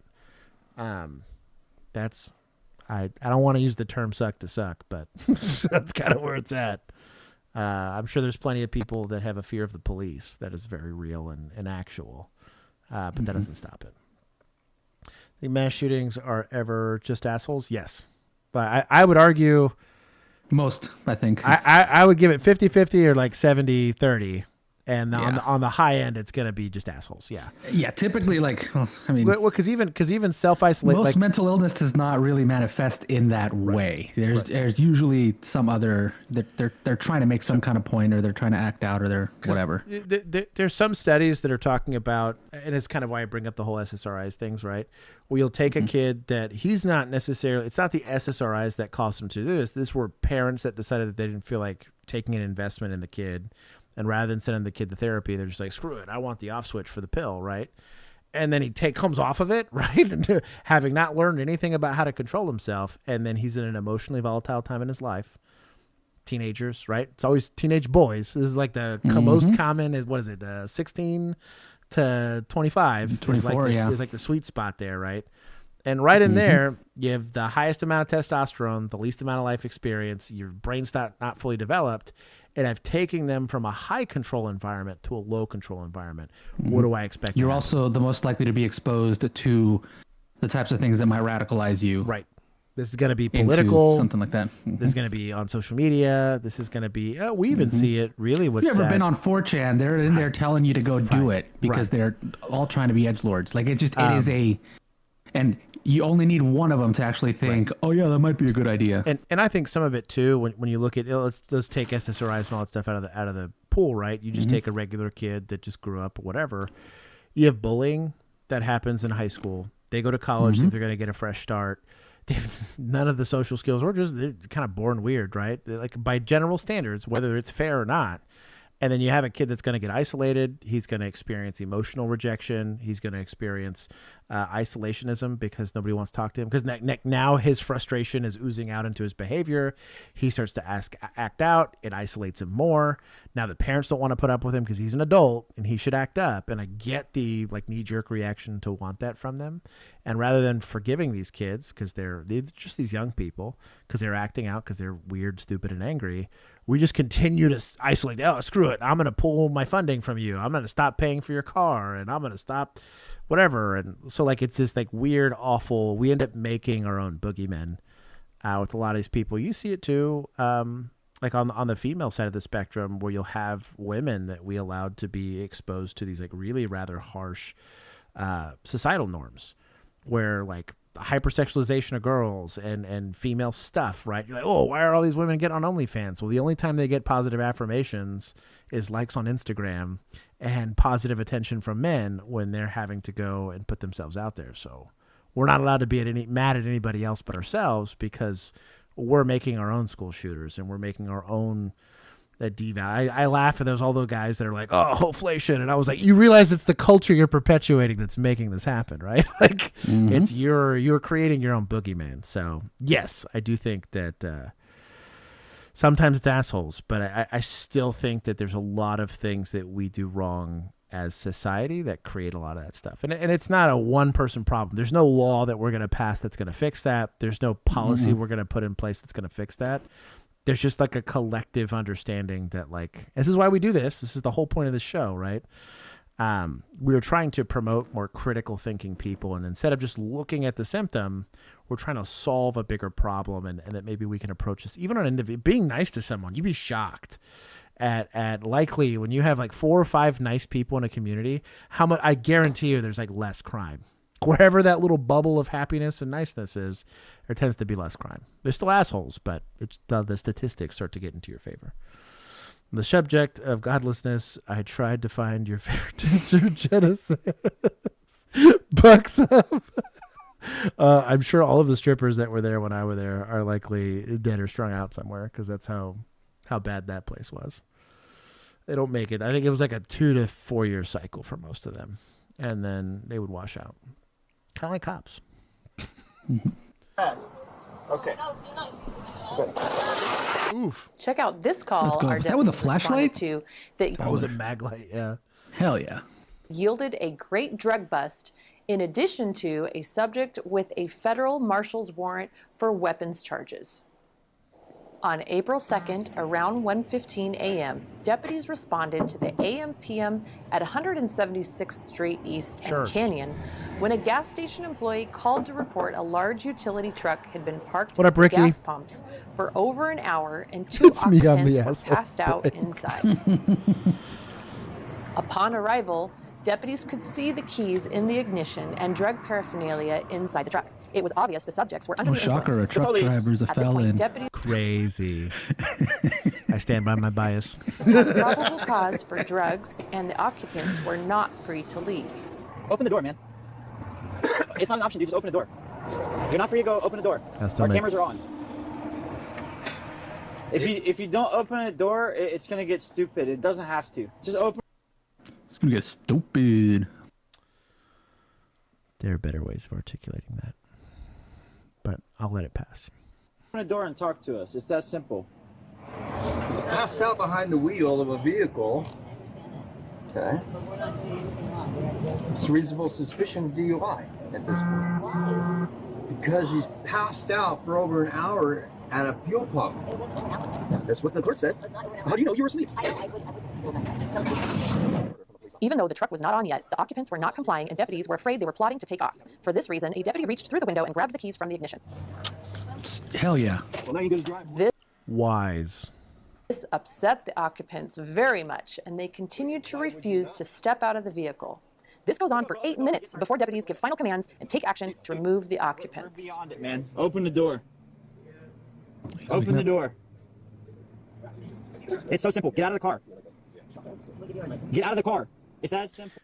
Stop sticks are going to do a lot less to those kind of tires, but it's not a terrible idea. But you're probably not positioning your patrol car in a place to go get crushed by this enormous truck. Same time, too much kindness caused. That's not true. I really so kindness is different than sheltering somebody. Sometimes it is a kindness to let a kid get hurt. Like, hey man, I've told you plenty of times to not jump off the monkey bars. F around and find out. Kindness is giving people the benefit of the doubt to try to do what's good by them, or to try to do what's good for people, right? Sometimes that means spanking your kid. I know that's going to be a bit of a hot take, depending on where you sit on the fence for that. But like, I do think you can coddle people. That's different. That is actually the opposite of kind. That's you being selfish because you don't think this person can handle it, and you're robbing the person of personal growth. Yeah, you can be kind and not prevent people from facing challenges. Yeah, and learning how to cope. Some of the nicest things that have ever happened to me. They still taught me how to build character. Some of the most positive relationships. Juan's a great example of this. There've been plenty of times he's called me an idiot to my face. Like on the street. Yeah, on the street. Yeah, you've probably seen it. Right? Where he's disagreeing with something that I'm doing or whatever, and that is an act of love to be like, you're being an idiot. Like, you just stop. That's kindness. I'm into art and stuff, so I think about things deeply. You want to learn more about that? You should read a couple of books by a guy named Jonathan Haidt. I'll put the thing. But he did a book called The Anxious Generation and the Coddling of the American Mind. If anybody watches Dr. Mike, he did an interview with him. Talks about anti-fragility, which is the idea of allowing children to experience challenges to build character, essentially, without putting them in like danger or anything like that, but allowing them to use the monkey bars and maybe fall and scrape their knee. It's not a bad thing. Sam, you're a beautiful, wonderful person. You deserve love. There it is. Oh, he needed some kindness. His face with his hands, and Sam, we appeared to be hydrate because of you. fearful of revealing That's his kindness. identity. It's not rocket science, man. Just get out. I don't understand what we've done. I don't care. Get out of the car, dude. What do you got, warrants? Huh? I'm not harassing anyone. Dude, get out of the car. I'm about to break the window. Okay, we're obstruction now. Yeah, we're 5, 4, 3, 2, 1. You are under arrest. Stop talking. You're under arrest. Step out of the car. You are under arrest. We are law enforcement. Clearly. Step out of the car. You're under arrest. You're under arrest. You're under arrest. You're under arrest. Okay. Hell yeah. Well, that is a weak window. Careful, Richard. Try the inside handle. Get out now. Get out.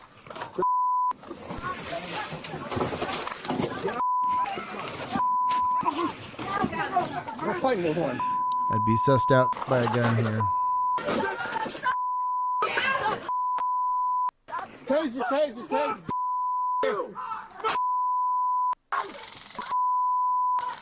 Taser application. To spare you the lengthy use of foul language from the suspect, we're going to play some calming music as these deputies get this suspect into custody. Points to media, dog. 100%. I love this. I'm gonna start a lo-fi body cam stream. Oh my god, could you imagine? Just loops of body. It's gonna be like lo-fi girl, but it's just wildest body cams.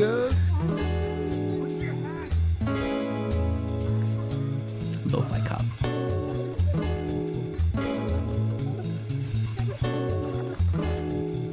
Oh, Axon, let's go. Oh, there it is.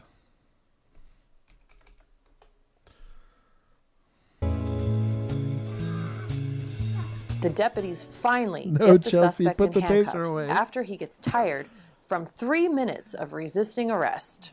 You might be wondering why he fought so hard to not get 3 minutes arrested. is a long time. Well, That's he a very had long 2 large bags of methamphetamine on him, Bruh, that was a weighing 300 bag. That is a lot of meth. That is Get that high is for days. A whole lot of meth. Oh, possible Fendi. 65 grams. Because of his drug and weapons history with his federal marshal's warrant, a search warrant of the truck was submitted to ensure he was not transporting drugs or firearms.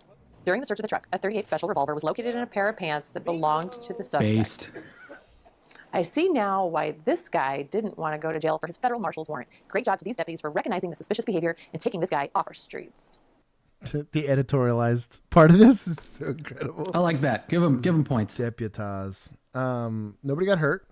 I'll give points for that, but I'll give points to media because that was pretty. BWP wants you to say something mean to her because she's been coddled too much. So take points from chat. That's a pretty good one there. Also, knowing BWP, that's a kink or something weird, so I'm not doing it. Not encouraging that kind of godlessness in the stream. Okay, Losing points builds character. There it is. I'm gonna tinkle for a second. Evening, officers rushed to a welfare check after multiple neighbors reported a frantic woman trying to break into several homes. She had already barged into one house and attempted to force her way into another. Witnesses also saw her chasing a young boy who was crying. Hey, what's going on, buddy? Let's everybody put on gloves. Is there anyone else here right now? 'Cause this place is gonna be gross. Hey, buddy. Can you see us up? Tango 7, I got screaming come from the basement. Can you escalate? What's going on? Buddy? Keep your name. What's going on? You can't hold it. Just... Wait, so, is there anyone in this room? No. With her? Just no, it's only her. Okay, wait. What, does she have weapons or anything? Maybe. But I don't know if she's dropped it. Okay, what's going on with her? Okay, hey, stop it! What'd I miss? They're walking into this gross ass house with no gloves on, touching things. And there's a lady in the basement yelling and screaming. I guess she's the one that was trying to. She was trying to break into people's homes. She was frantic. They called the cops, and they showed up to her. I guess her trapped in that basement, yelling and screaming. And apparently she might have a knife. She's trapped in the basement. What's her name? Amber? Amber? All the amber lamps. Amber, it's the police department. Can you calm down? Amber. Amber. Hey, my name's Brian. I'm with the police department. Oh, my son. Okay, your son's here. He's okay. Okay, good. All right. Can we talk calmly? What's going on? My girlfriend's Tango 7. Just for information. Prior to my arrival, Amber has barricaded herself in the basement, or her husband barricaded her in. Hang on. Amber. Where's my son? He's right in front. He's okay. Okay, good. Can you talk to me? No. Is he just drinking? Do you live here, sir? I'm staying with her, yeah. Okay. Are you, the kid's dad? No. No? Just talk to me. Billy, what is the issue? My son. Okay, then then talk to me. Why my son? No, I'm just an officer. I just talk to your son. He's scared. Well, I'm scared because Eddie is me. What's he doing to you? Not letting me talk to my son. Why is he not letting you talk to your son? Who, Eddie is? Yeah. Why do you say he's not letting you talk to your son? Because Y'all need to What is he crazy about? Bully me. Like, what did he do? Did he hurt you? yeah. What did he do? Now your problem problem. Give me my son. We are going to give you some, but first we got to see if everybody's being safe.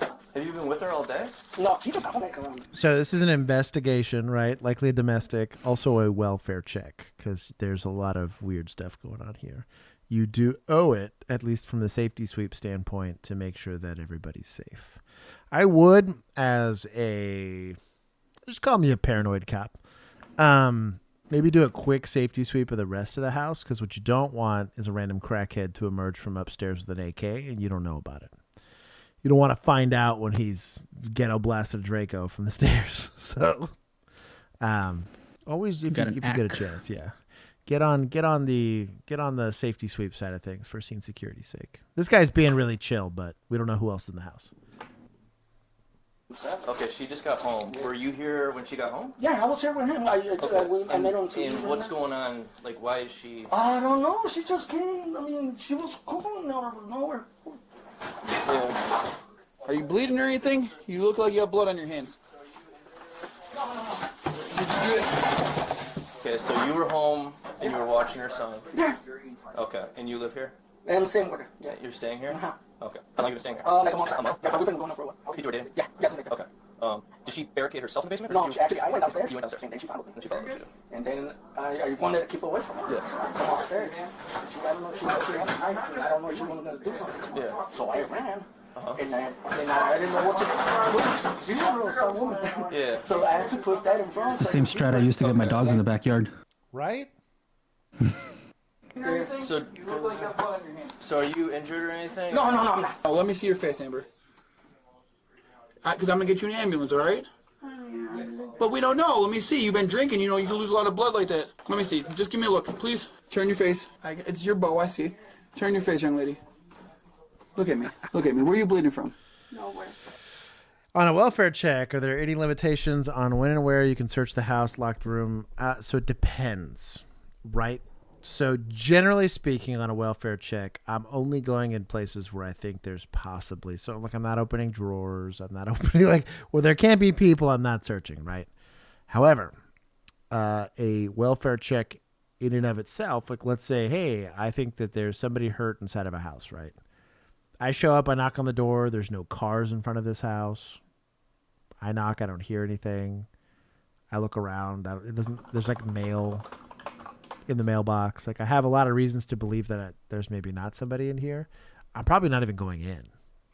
In this instance, the welfare check, the reason I say welfare check is that they show up and it's clearly like some sort of altercation. There's a domestic. They're trying to fully investigate this.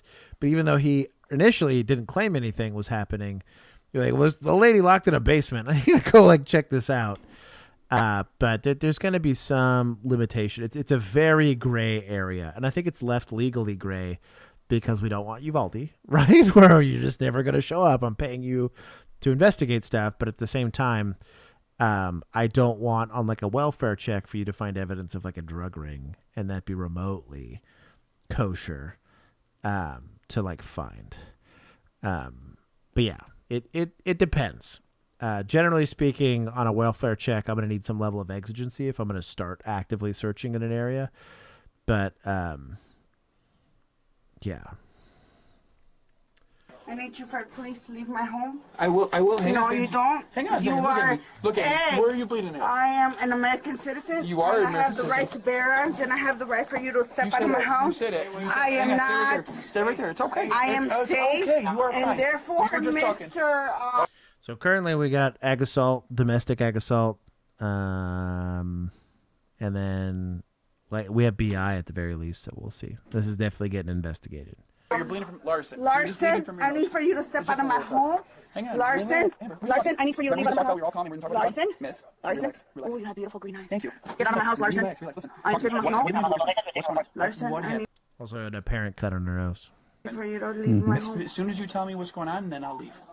Just tell me what's going on. It is here not get him out of my house. You want this guy to your house? No. Does he live here? No. No. Who is this guy to you? No one. Is he your ex-boyfriend or anything? No one. Is he on the lease or anything? No. No. You want me to show you my... If he's not on the lease, then that's fine. If he's... Oh, okay. Larson, Where's the lease at?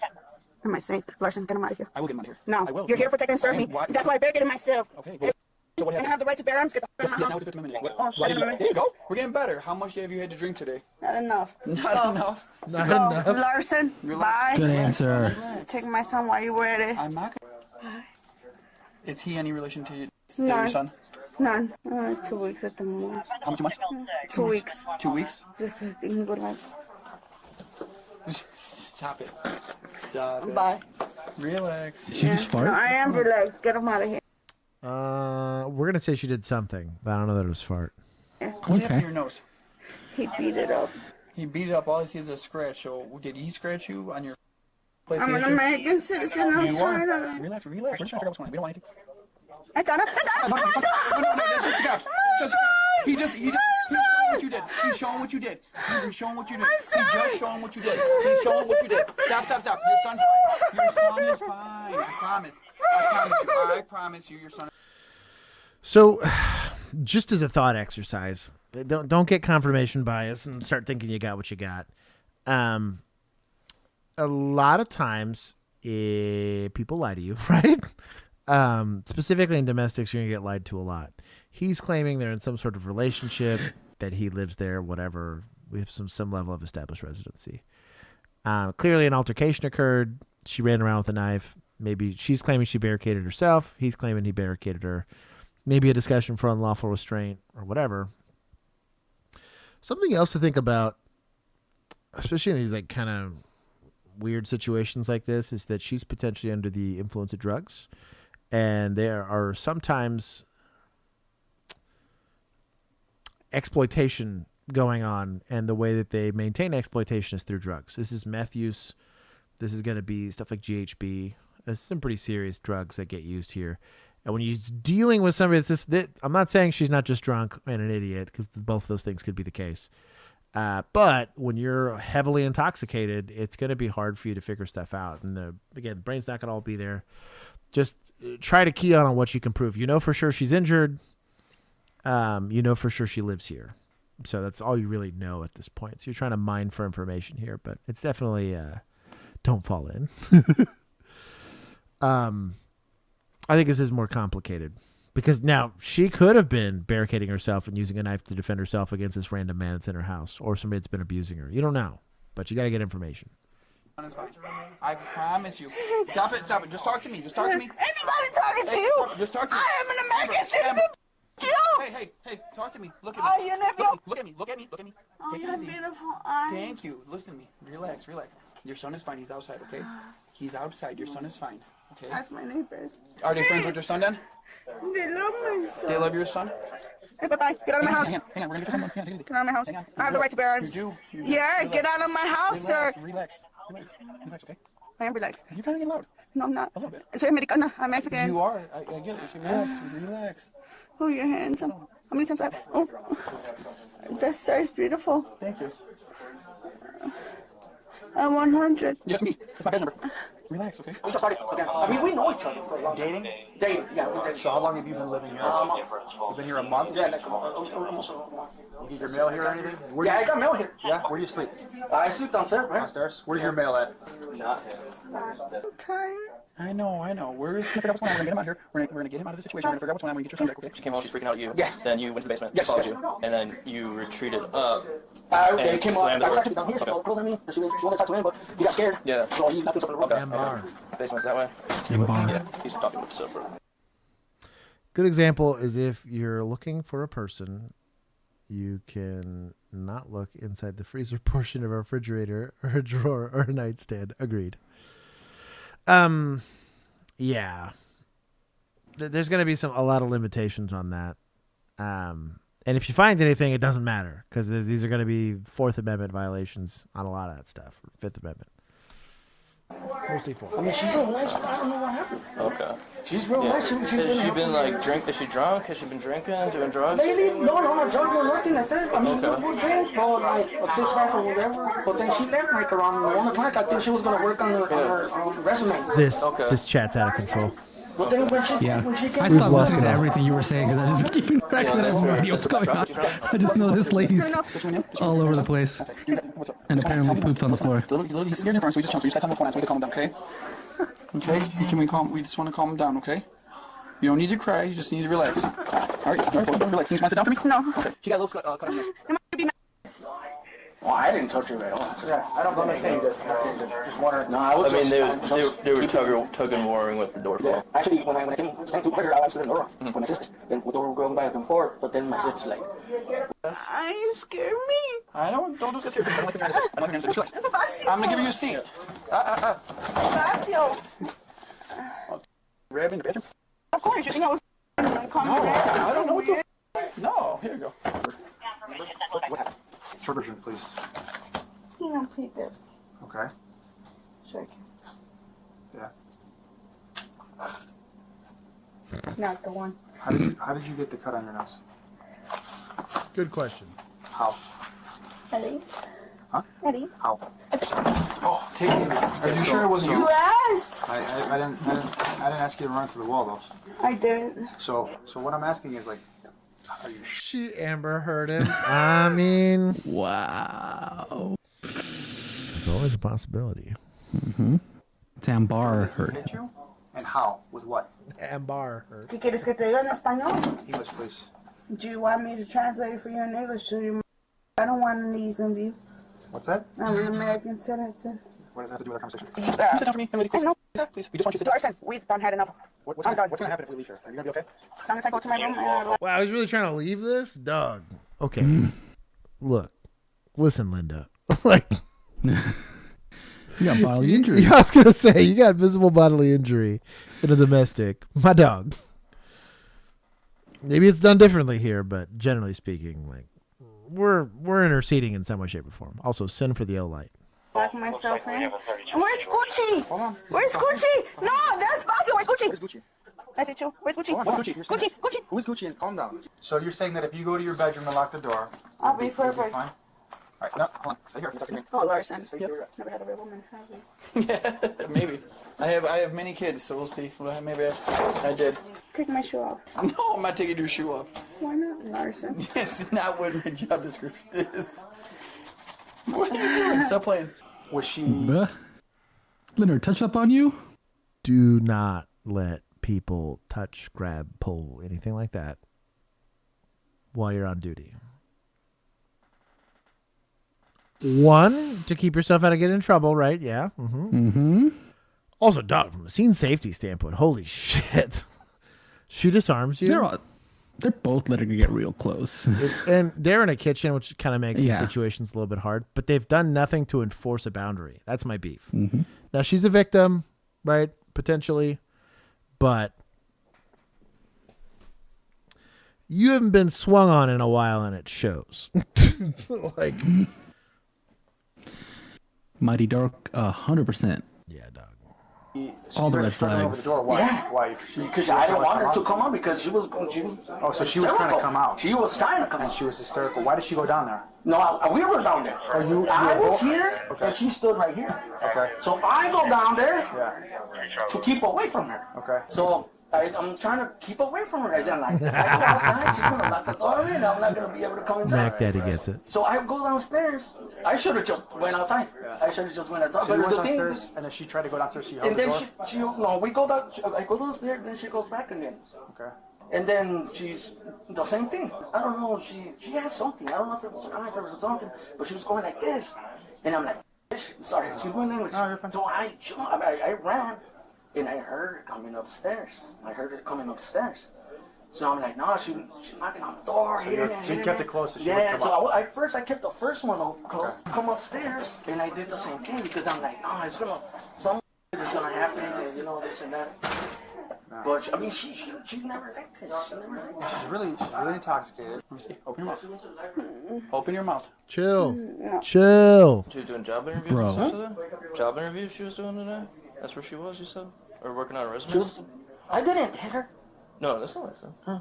I was asking if she was working on her resume. Yeah. Yeah, she went to the library. Okay. Is everything's okay? We'll be okay. Okay, just relax because we're going to talk to the other sergeant and we're going to be out of here, okay? Oh, that man is handsome, full beard. Oh, what is his name, Larson? Where were you before you came home? En la casa de tu madre. Whoa. Whoa. You. go back to 18th Street where you come from. Amber, I got sent here about a crack, okay? I don't know nothing. I stay farm. I know nothing. I got a clean record. Stop it. Why are you so aggressive? Because I'm sick and tired of white men and white people. I have been nothing but... Bro, y'all need to stop. Y'all need to get off social media. These generalized statements are killing me today. I see you, How right? you make me... You want to see my underwear? Nope. Stop it. Oh, okay. Amber. Stop it. Oh, okay. I always behave. Oh, you got a pretty gun. That's my gun. Okay, that's your service gun. Okay, good. It's a I gotta ask you questions. Stop. Oh my God, you're turning me on, Larson. I don't mean to turn you on. You're making my wet. Well, very nice. You wish it happened. Not even your girlfriend gets you that wet. She just talking. No, he just got me off and popped me in my mouth, and Ricardo. Don't even talk to her right now. Let her calm down. So he's gonna try to get accidentally locked in the back seat while checking on her. Hey, dog.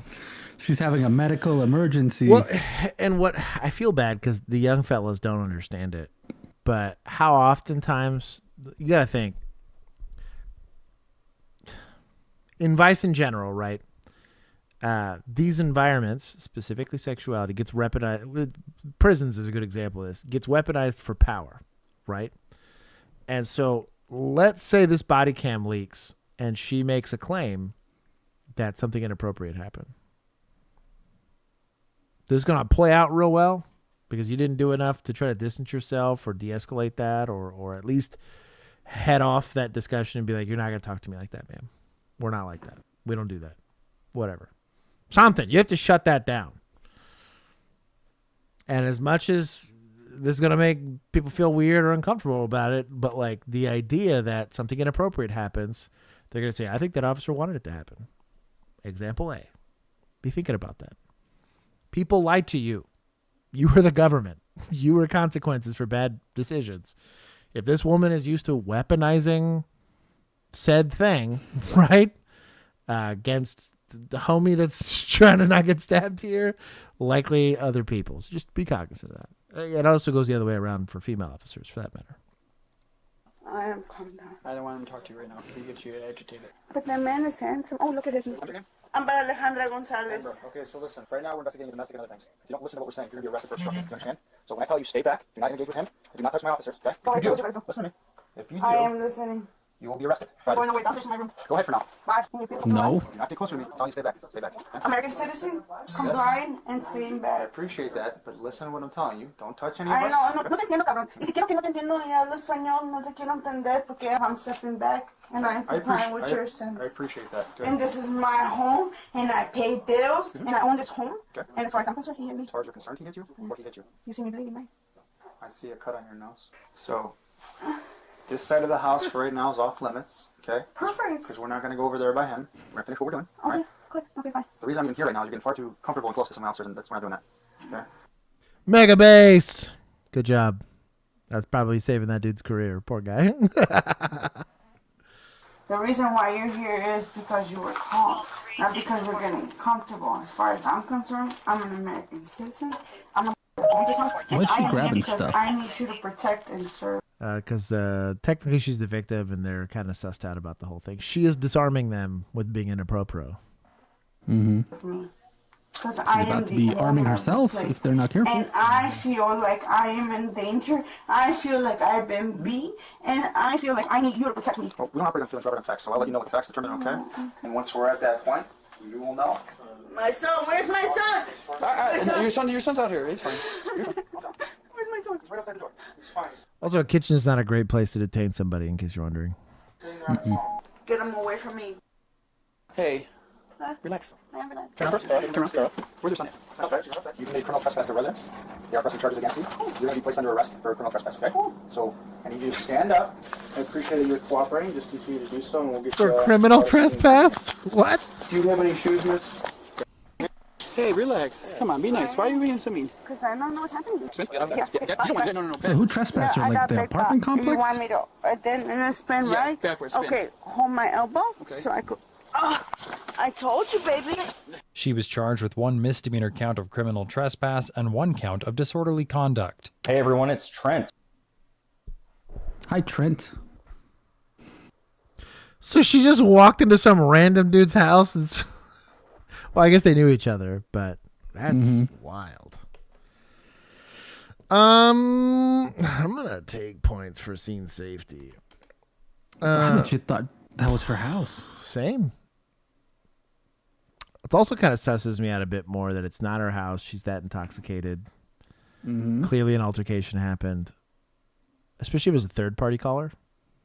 Like somebody else called. Well, apparently she was trying to break into houses, so I'm guessing she didn't know which one it was in her intoxicated state. So she just kept trying doors. I guess one worked. If I had to guess, yeah. And then, I'm guessing this is the one that she was trying to get to since they know each other. She just... That's wild. So, well, I don't know. It's why you investigate. Good on them for doing the investigation. I'm still taking 5 points for lack of scene security. Crazy intoxicated. And overall lady. sussiness. Dog. Sus. Trent is the sussiest? Why? Emu, you gotta explain. You gotta explain. Ask for any more except for the world to be more accepting. Acceptance. It's all a parent wants for their child. And for Tracy Lagerstrom, it's something she hopes her son Blake is met with along his travels each day.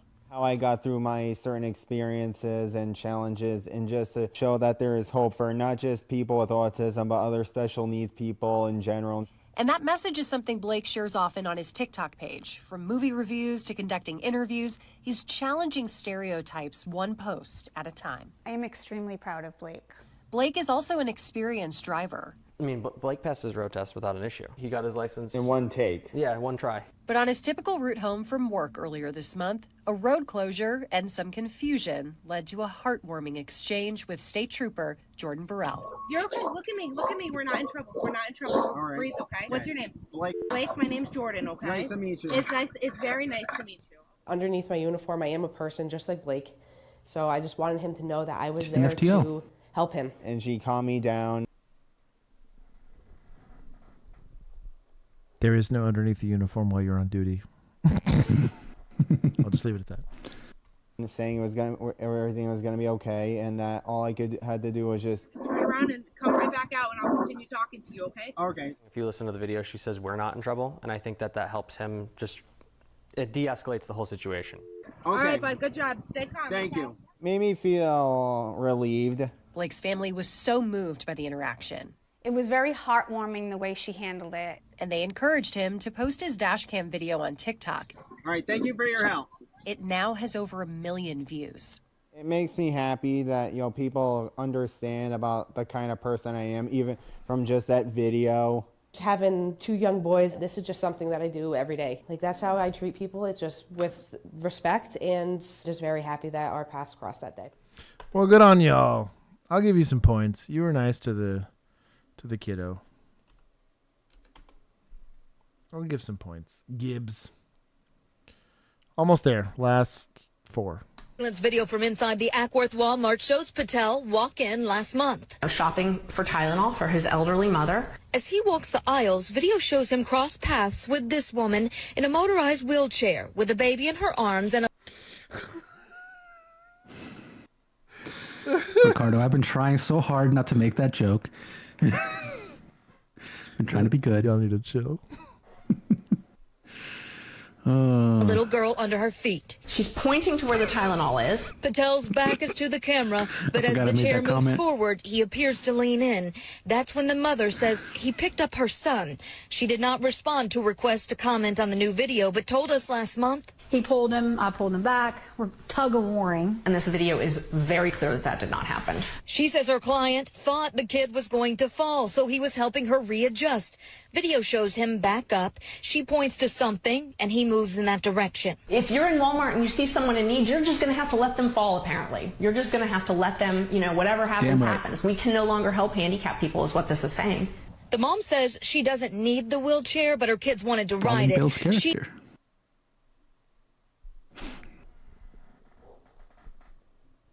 I don't need the wheelchair, but the kids wanted to ride it. Mm-hmm. I don't need disability benefits, but I like them, so I'm gonna take them. I like the money.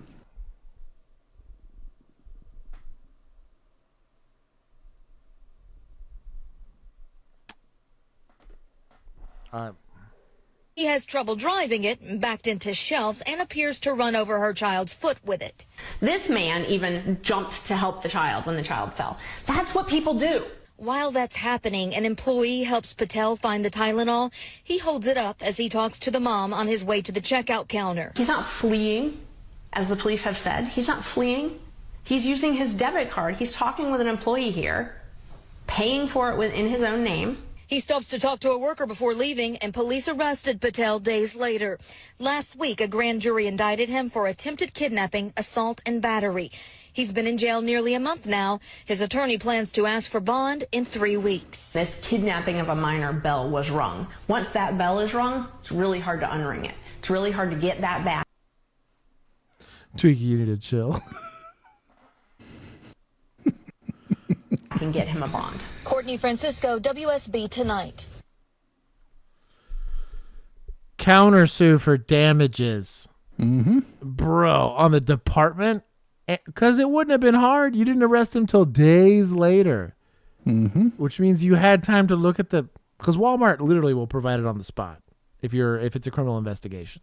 If you're the police asking for it, they'll give it to you. If you're a regular person, they're going to tell you shove it. But I don't know, dog.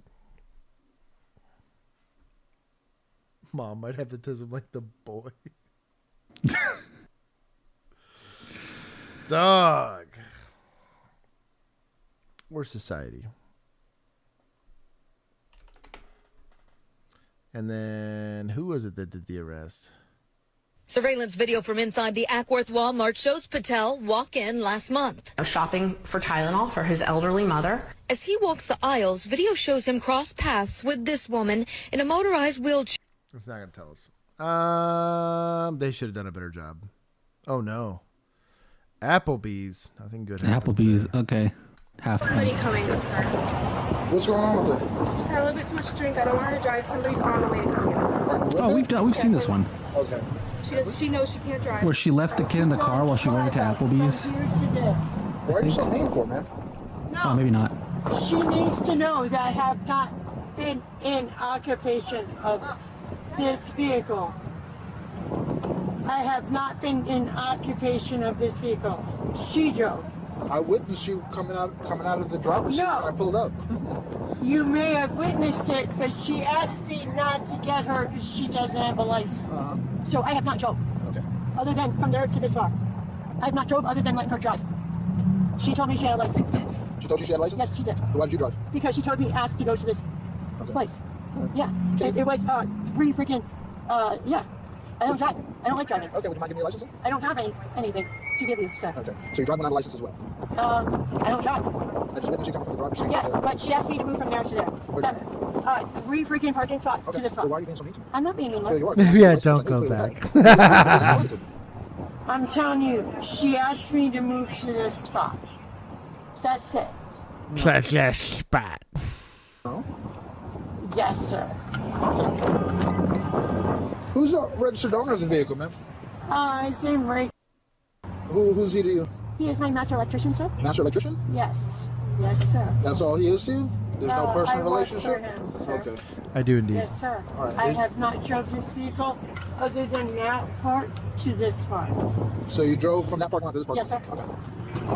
And that's when I seen you getting out of the driver's seat coming Yes, over here? sir. Where were you at before? Otherwise, she was having she ate at this place, sir. What place? Right behind me, sir. She ate here? Yes, sir. What'd she order? Chicken. Chicken? I think it's here. Walgreens sells chicken? No, we came from Applebee's. She drove. Okay. Emma, what? Your friend, Stephanie, we dropped off. I don't know what she's got. I don't have a good relationship with her for obvious reasons. I wanted to have lunch with her today. Things just obviously got out of control. Melissa, Melissa. I know you don't have one on you, you're saying, but do you have a Florida driver's license? I don't drive, sir. So you don't have... So you don't I don't drive. Her friend, Stephanie. Stephanie! Your friend, where is Stephanie? Where's Stephanie, Emma? Do you have any idea on your name? No? What's your name? Emma. That's my daughter. All right, we're going to have a traffic unit come evaluate her. Wow, you can't do the DWI. I don't need to be evaluating her. She drove the car from there and Okay. What's American? I'm not an immigrant. I was born here in New York. You can't be both. You can't be an American and sovereign. Do you understand that? I am not part of the reserve. Stop screaming at me. I'm sorry, sir. You're welcome. She claimed to be a sovereign citizen. And I apologize. But do you understand that part? But I Once missed. Kind of. Typically on private property, no, but because it's going to be publicly accessible private property, it depends on the state.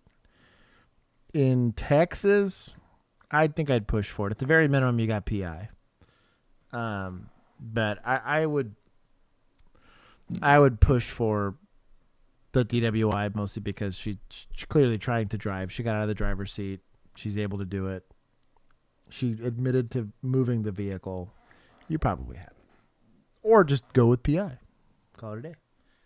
Dan, Once you separate yourself from the American government, you then become an immigrant. But I also signed the paper of the 1040. I don't understand the immigrant discussion and why it's important or relevant to this. Like either she's DWI or not. See, Bob gets it. The 1040 Act. No, I'm not part of the Federal Reserve. I am sovereign. You are not an American citizen, right? No, I am an American citizen, not part of the Corporation of Washington, D.C.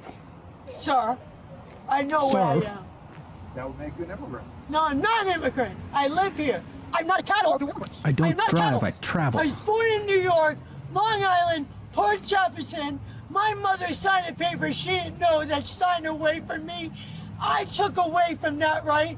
So now I'm an American citizen, not a cattle. So you're not a sovereign citizen, you're an American citizen. I'm an American citizen, not part of Washington, D.C. Corporation. Not in my kids will be as well. I love you, Mom. Please calm down. Just gotta take it easy, man. I'm just telling you, I will not be part of the system. I will not be part of the fee system. Not yet. I'll be part of Local here, or do you live in Sarasota? I don't Immigrant. know exactly where she lives. Somewhere like. So Piper Place. I live in Piper Place. You live in Piper Place. So you don't, she doesn't live at 36 something Piper Place? She's new. She used to live for my dad's. So that's your address. That's my address. That's my baby girl. Oh, they're gonna. Not everything's about you. No, guess what? If you decide for one way or the other, you will be gnashing your teeth. You'll be gnashing your. Yeah, I'm with them. The whole lecture thing was stupid. It's completely, if anything, again. Yeah, bro. Build Just a close case the for door so you can bias. smash her window. You know it's Right. a sovereign This citizen. guy. That's standard procedure. Sure, her disability is a lack of self-control. Mm-hmm. And so will your family. Okay, I'm gonna read you your Miranda, right?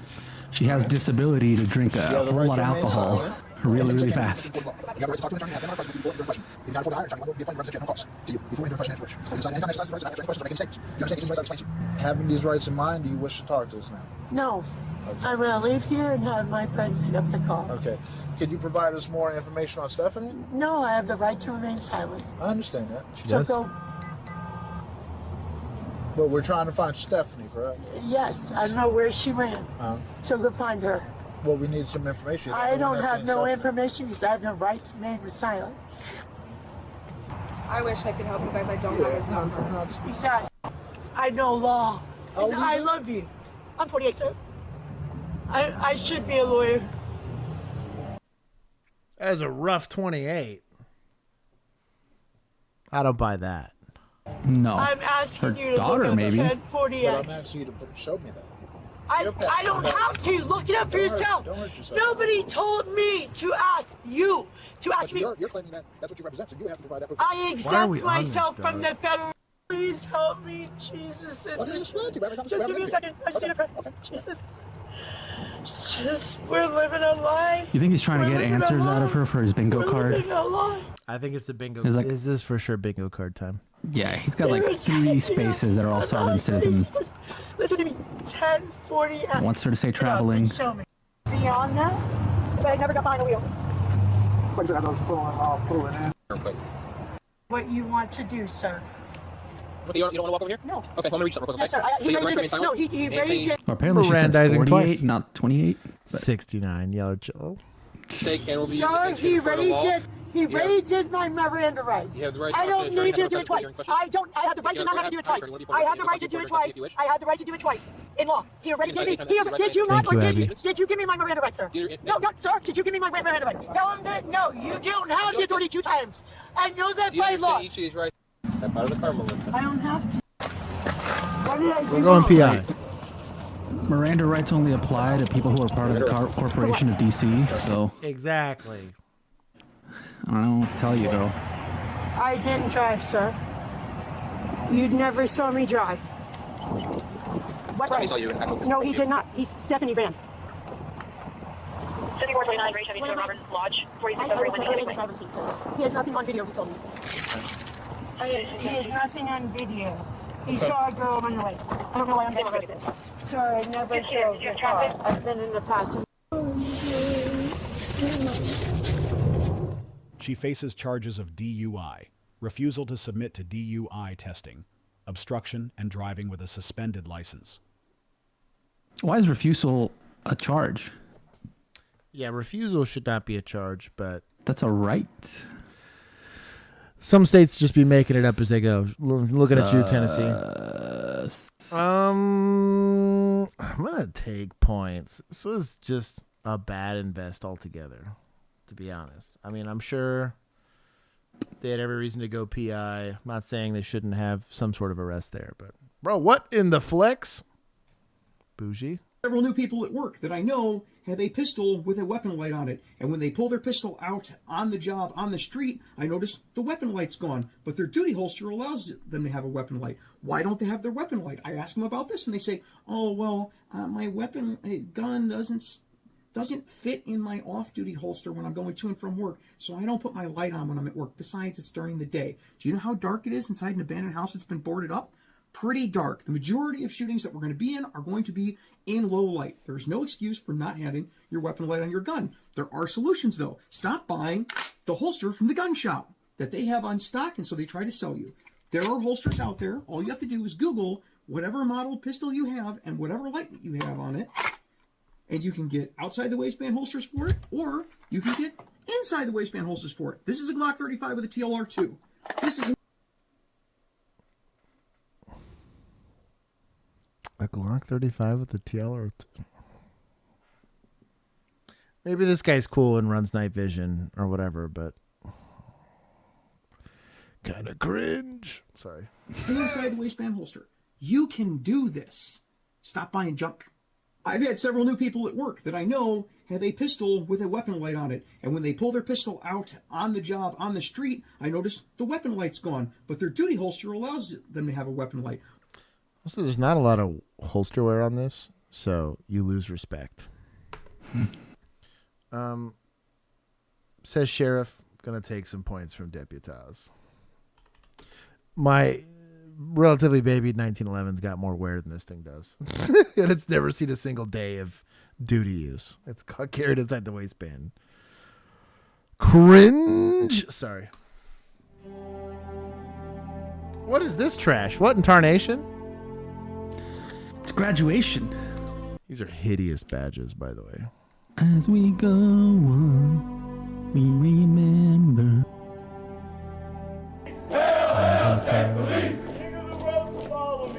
Is together.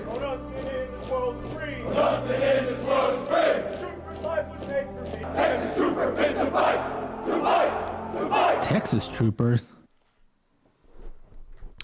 So I'll be honest. I've never seen this uniform. I had to participate in team runs, and we had the cute little cadence marches, like songs and stuff like that.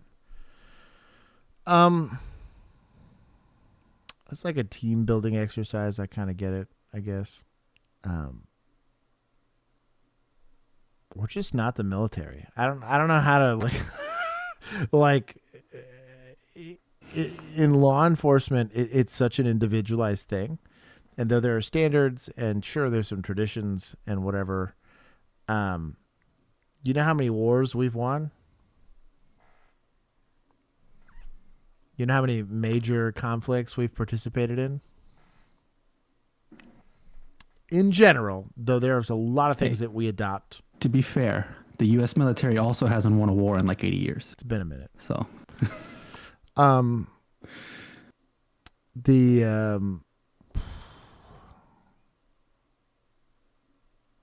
it's whatever. You guys want to do whatever you want to do. I just find it kind of weird, in my personal opinion. I think tradition's cool and all.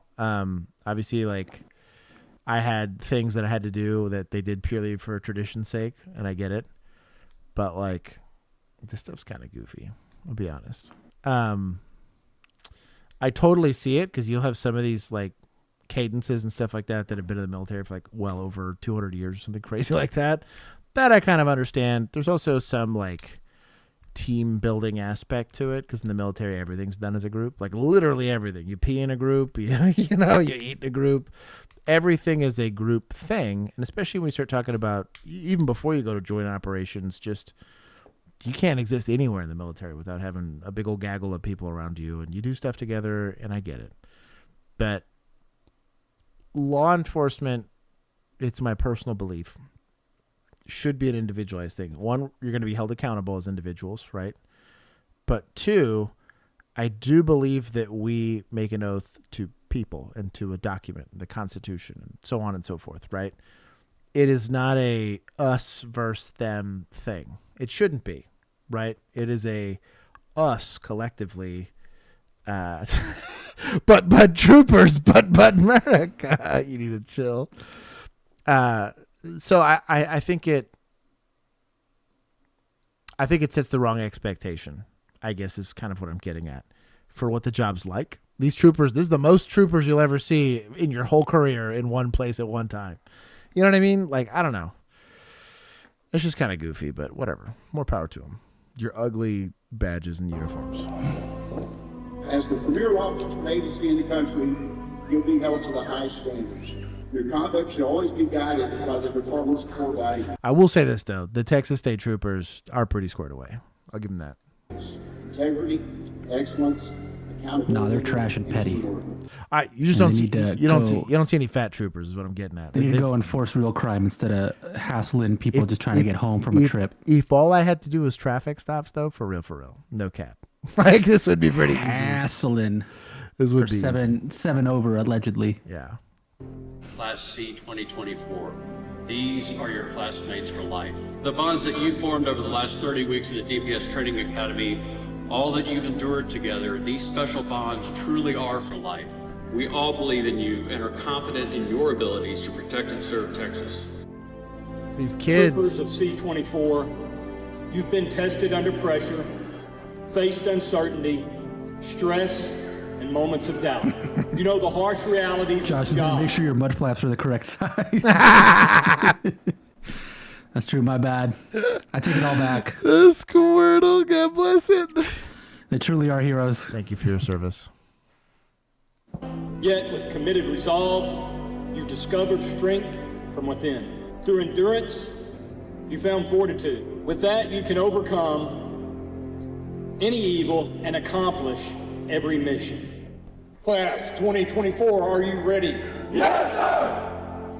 I hereby order each of you to report to your assigned duty station on April 13th, 2025. Ready, willing, and able to assume your new duties as Texas State Troopers. Yes, sir! Class C 2024, center face! Now kiss.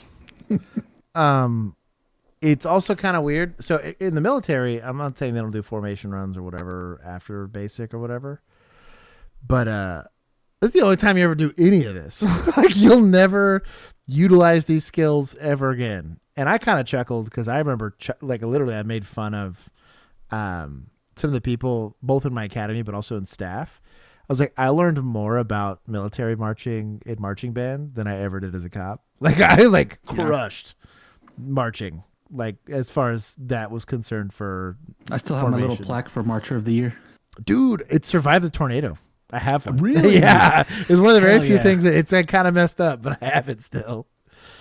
But Nice. Chronic pain is why I no longer nurse. Yeah, it makes a lot of sense. I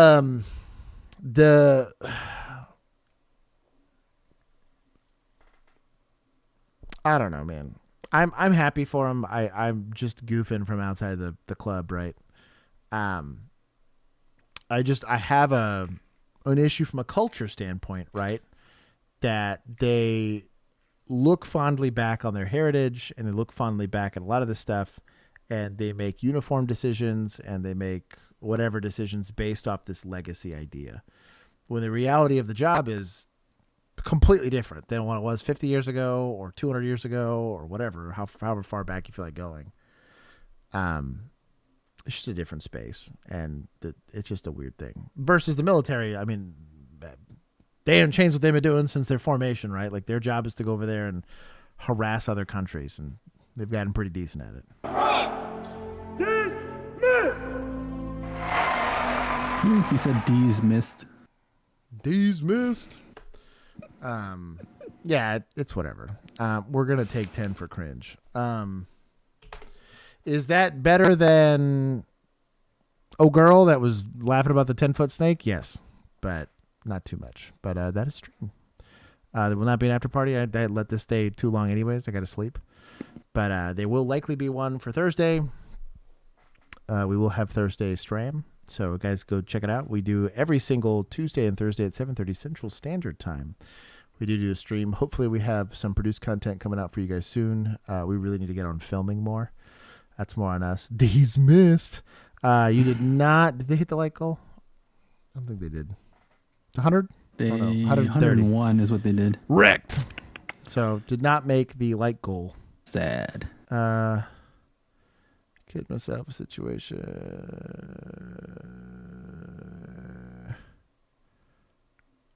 Oh, I missed something way back there. They were talking about marching band. Bro, marching band was where it's at. I let my kid do that. Hell yeah. But anyways. You don't get CTE for marching band unless you do it wrong. Yeah, unless you're doing it wrong. We're very right. I miss Bill. I miss Bill too. He's traveling. He do be traveling. Got work. But if you guys have any of the law enforcement related questions, you can obviously put them in the comment section below. I do read all of them. And if you really want direct access, give us 69 for 69 likes. I might do the math and take 69 away. Begging for likes. But we do have a Discord. If you'd like to join our Discord, you could do so one of two ways. You can either do so by becoming a member here on YouTube or becoming a Patreon member. And for as little as $1 a month, it gives you direct access. I do answer questions. People DM me all the time. And though I don't encourage DMs, I do answer all of them. So if you want an easier way to harass me or ask for specific law enforcement related stuff, go check that out. And then I will see the rest of you guys in like 48 hours. Bye-bye.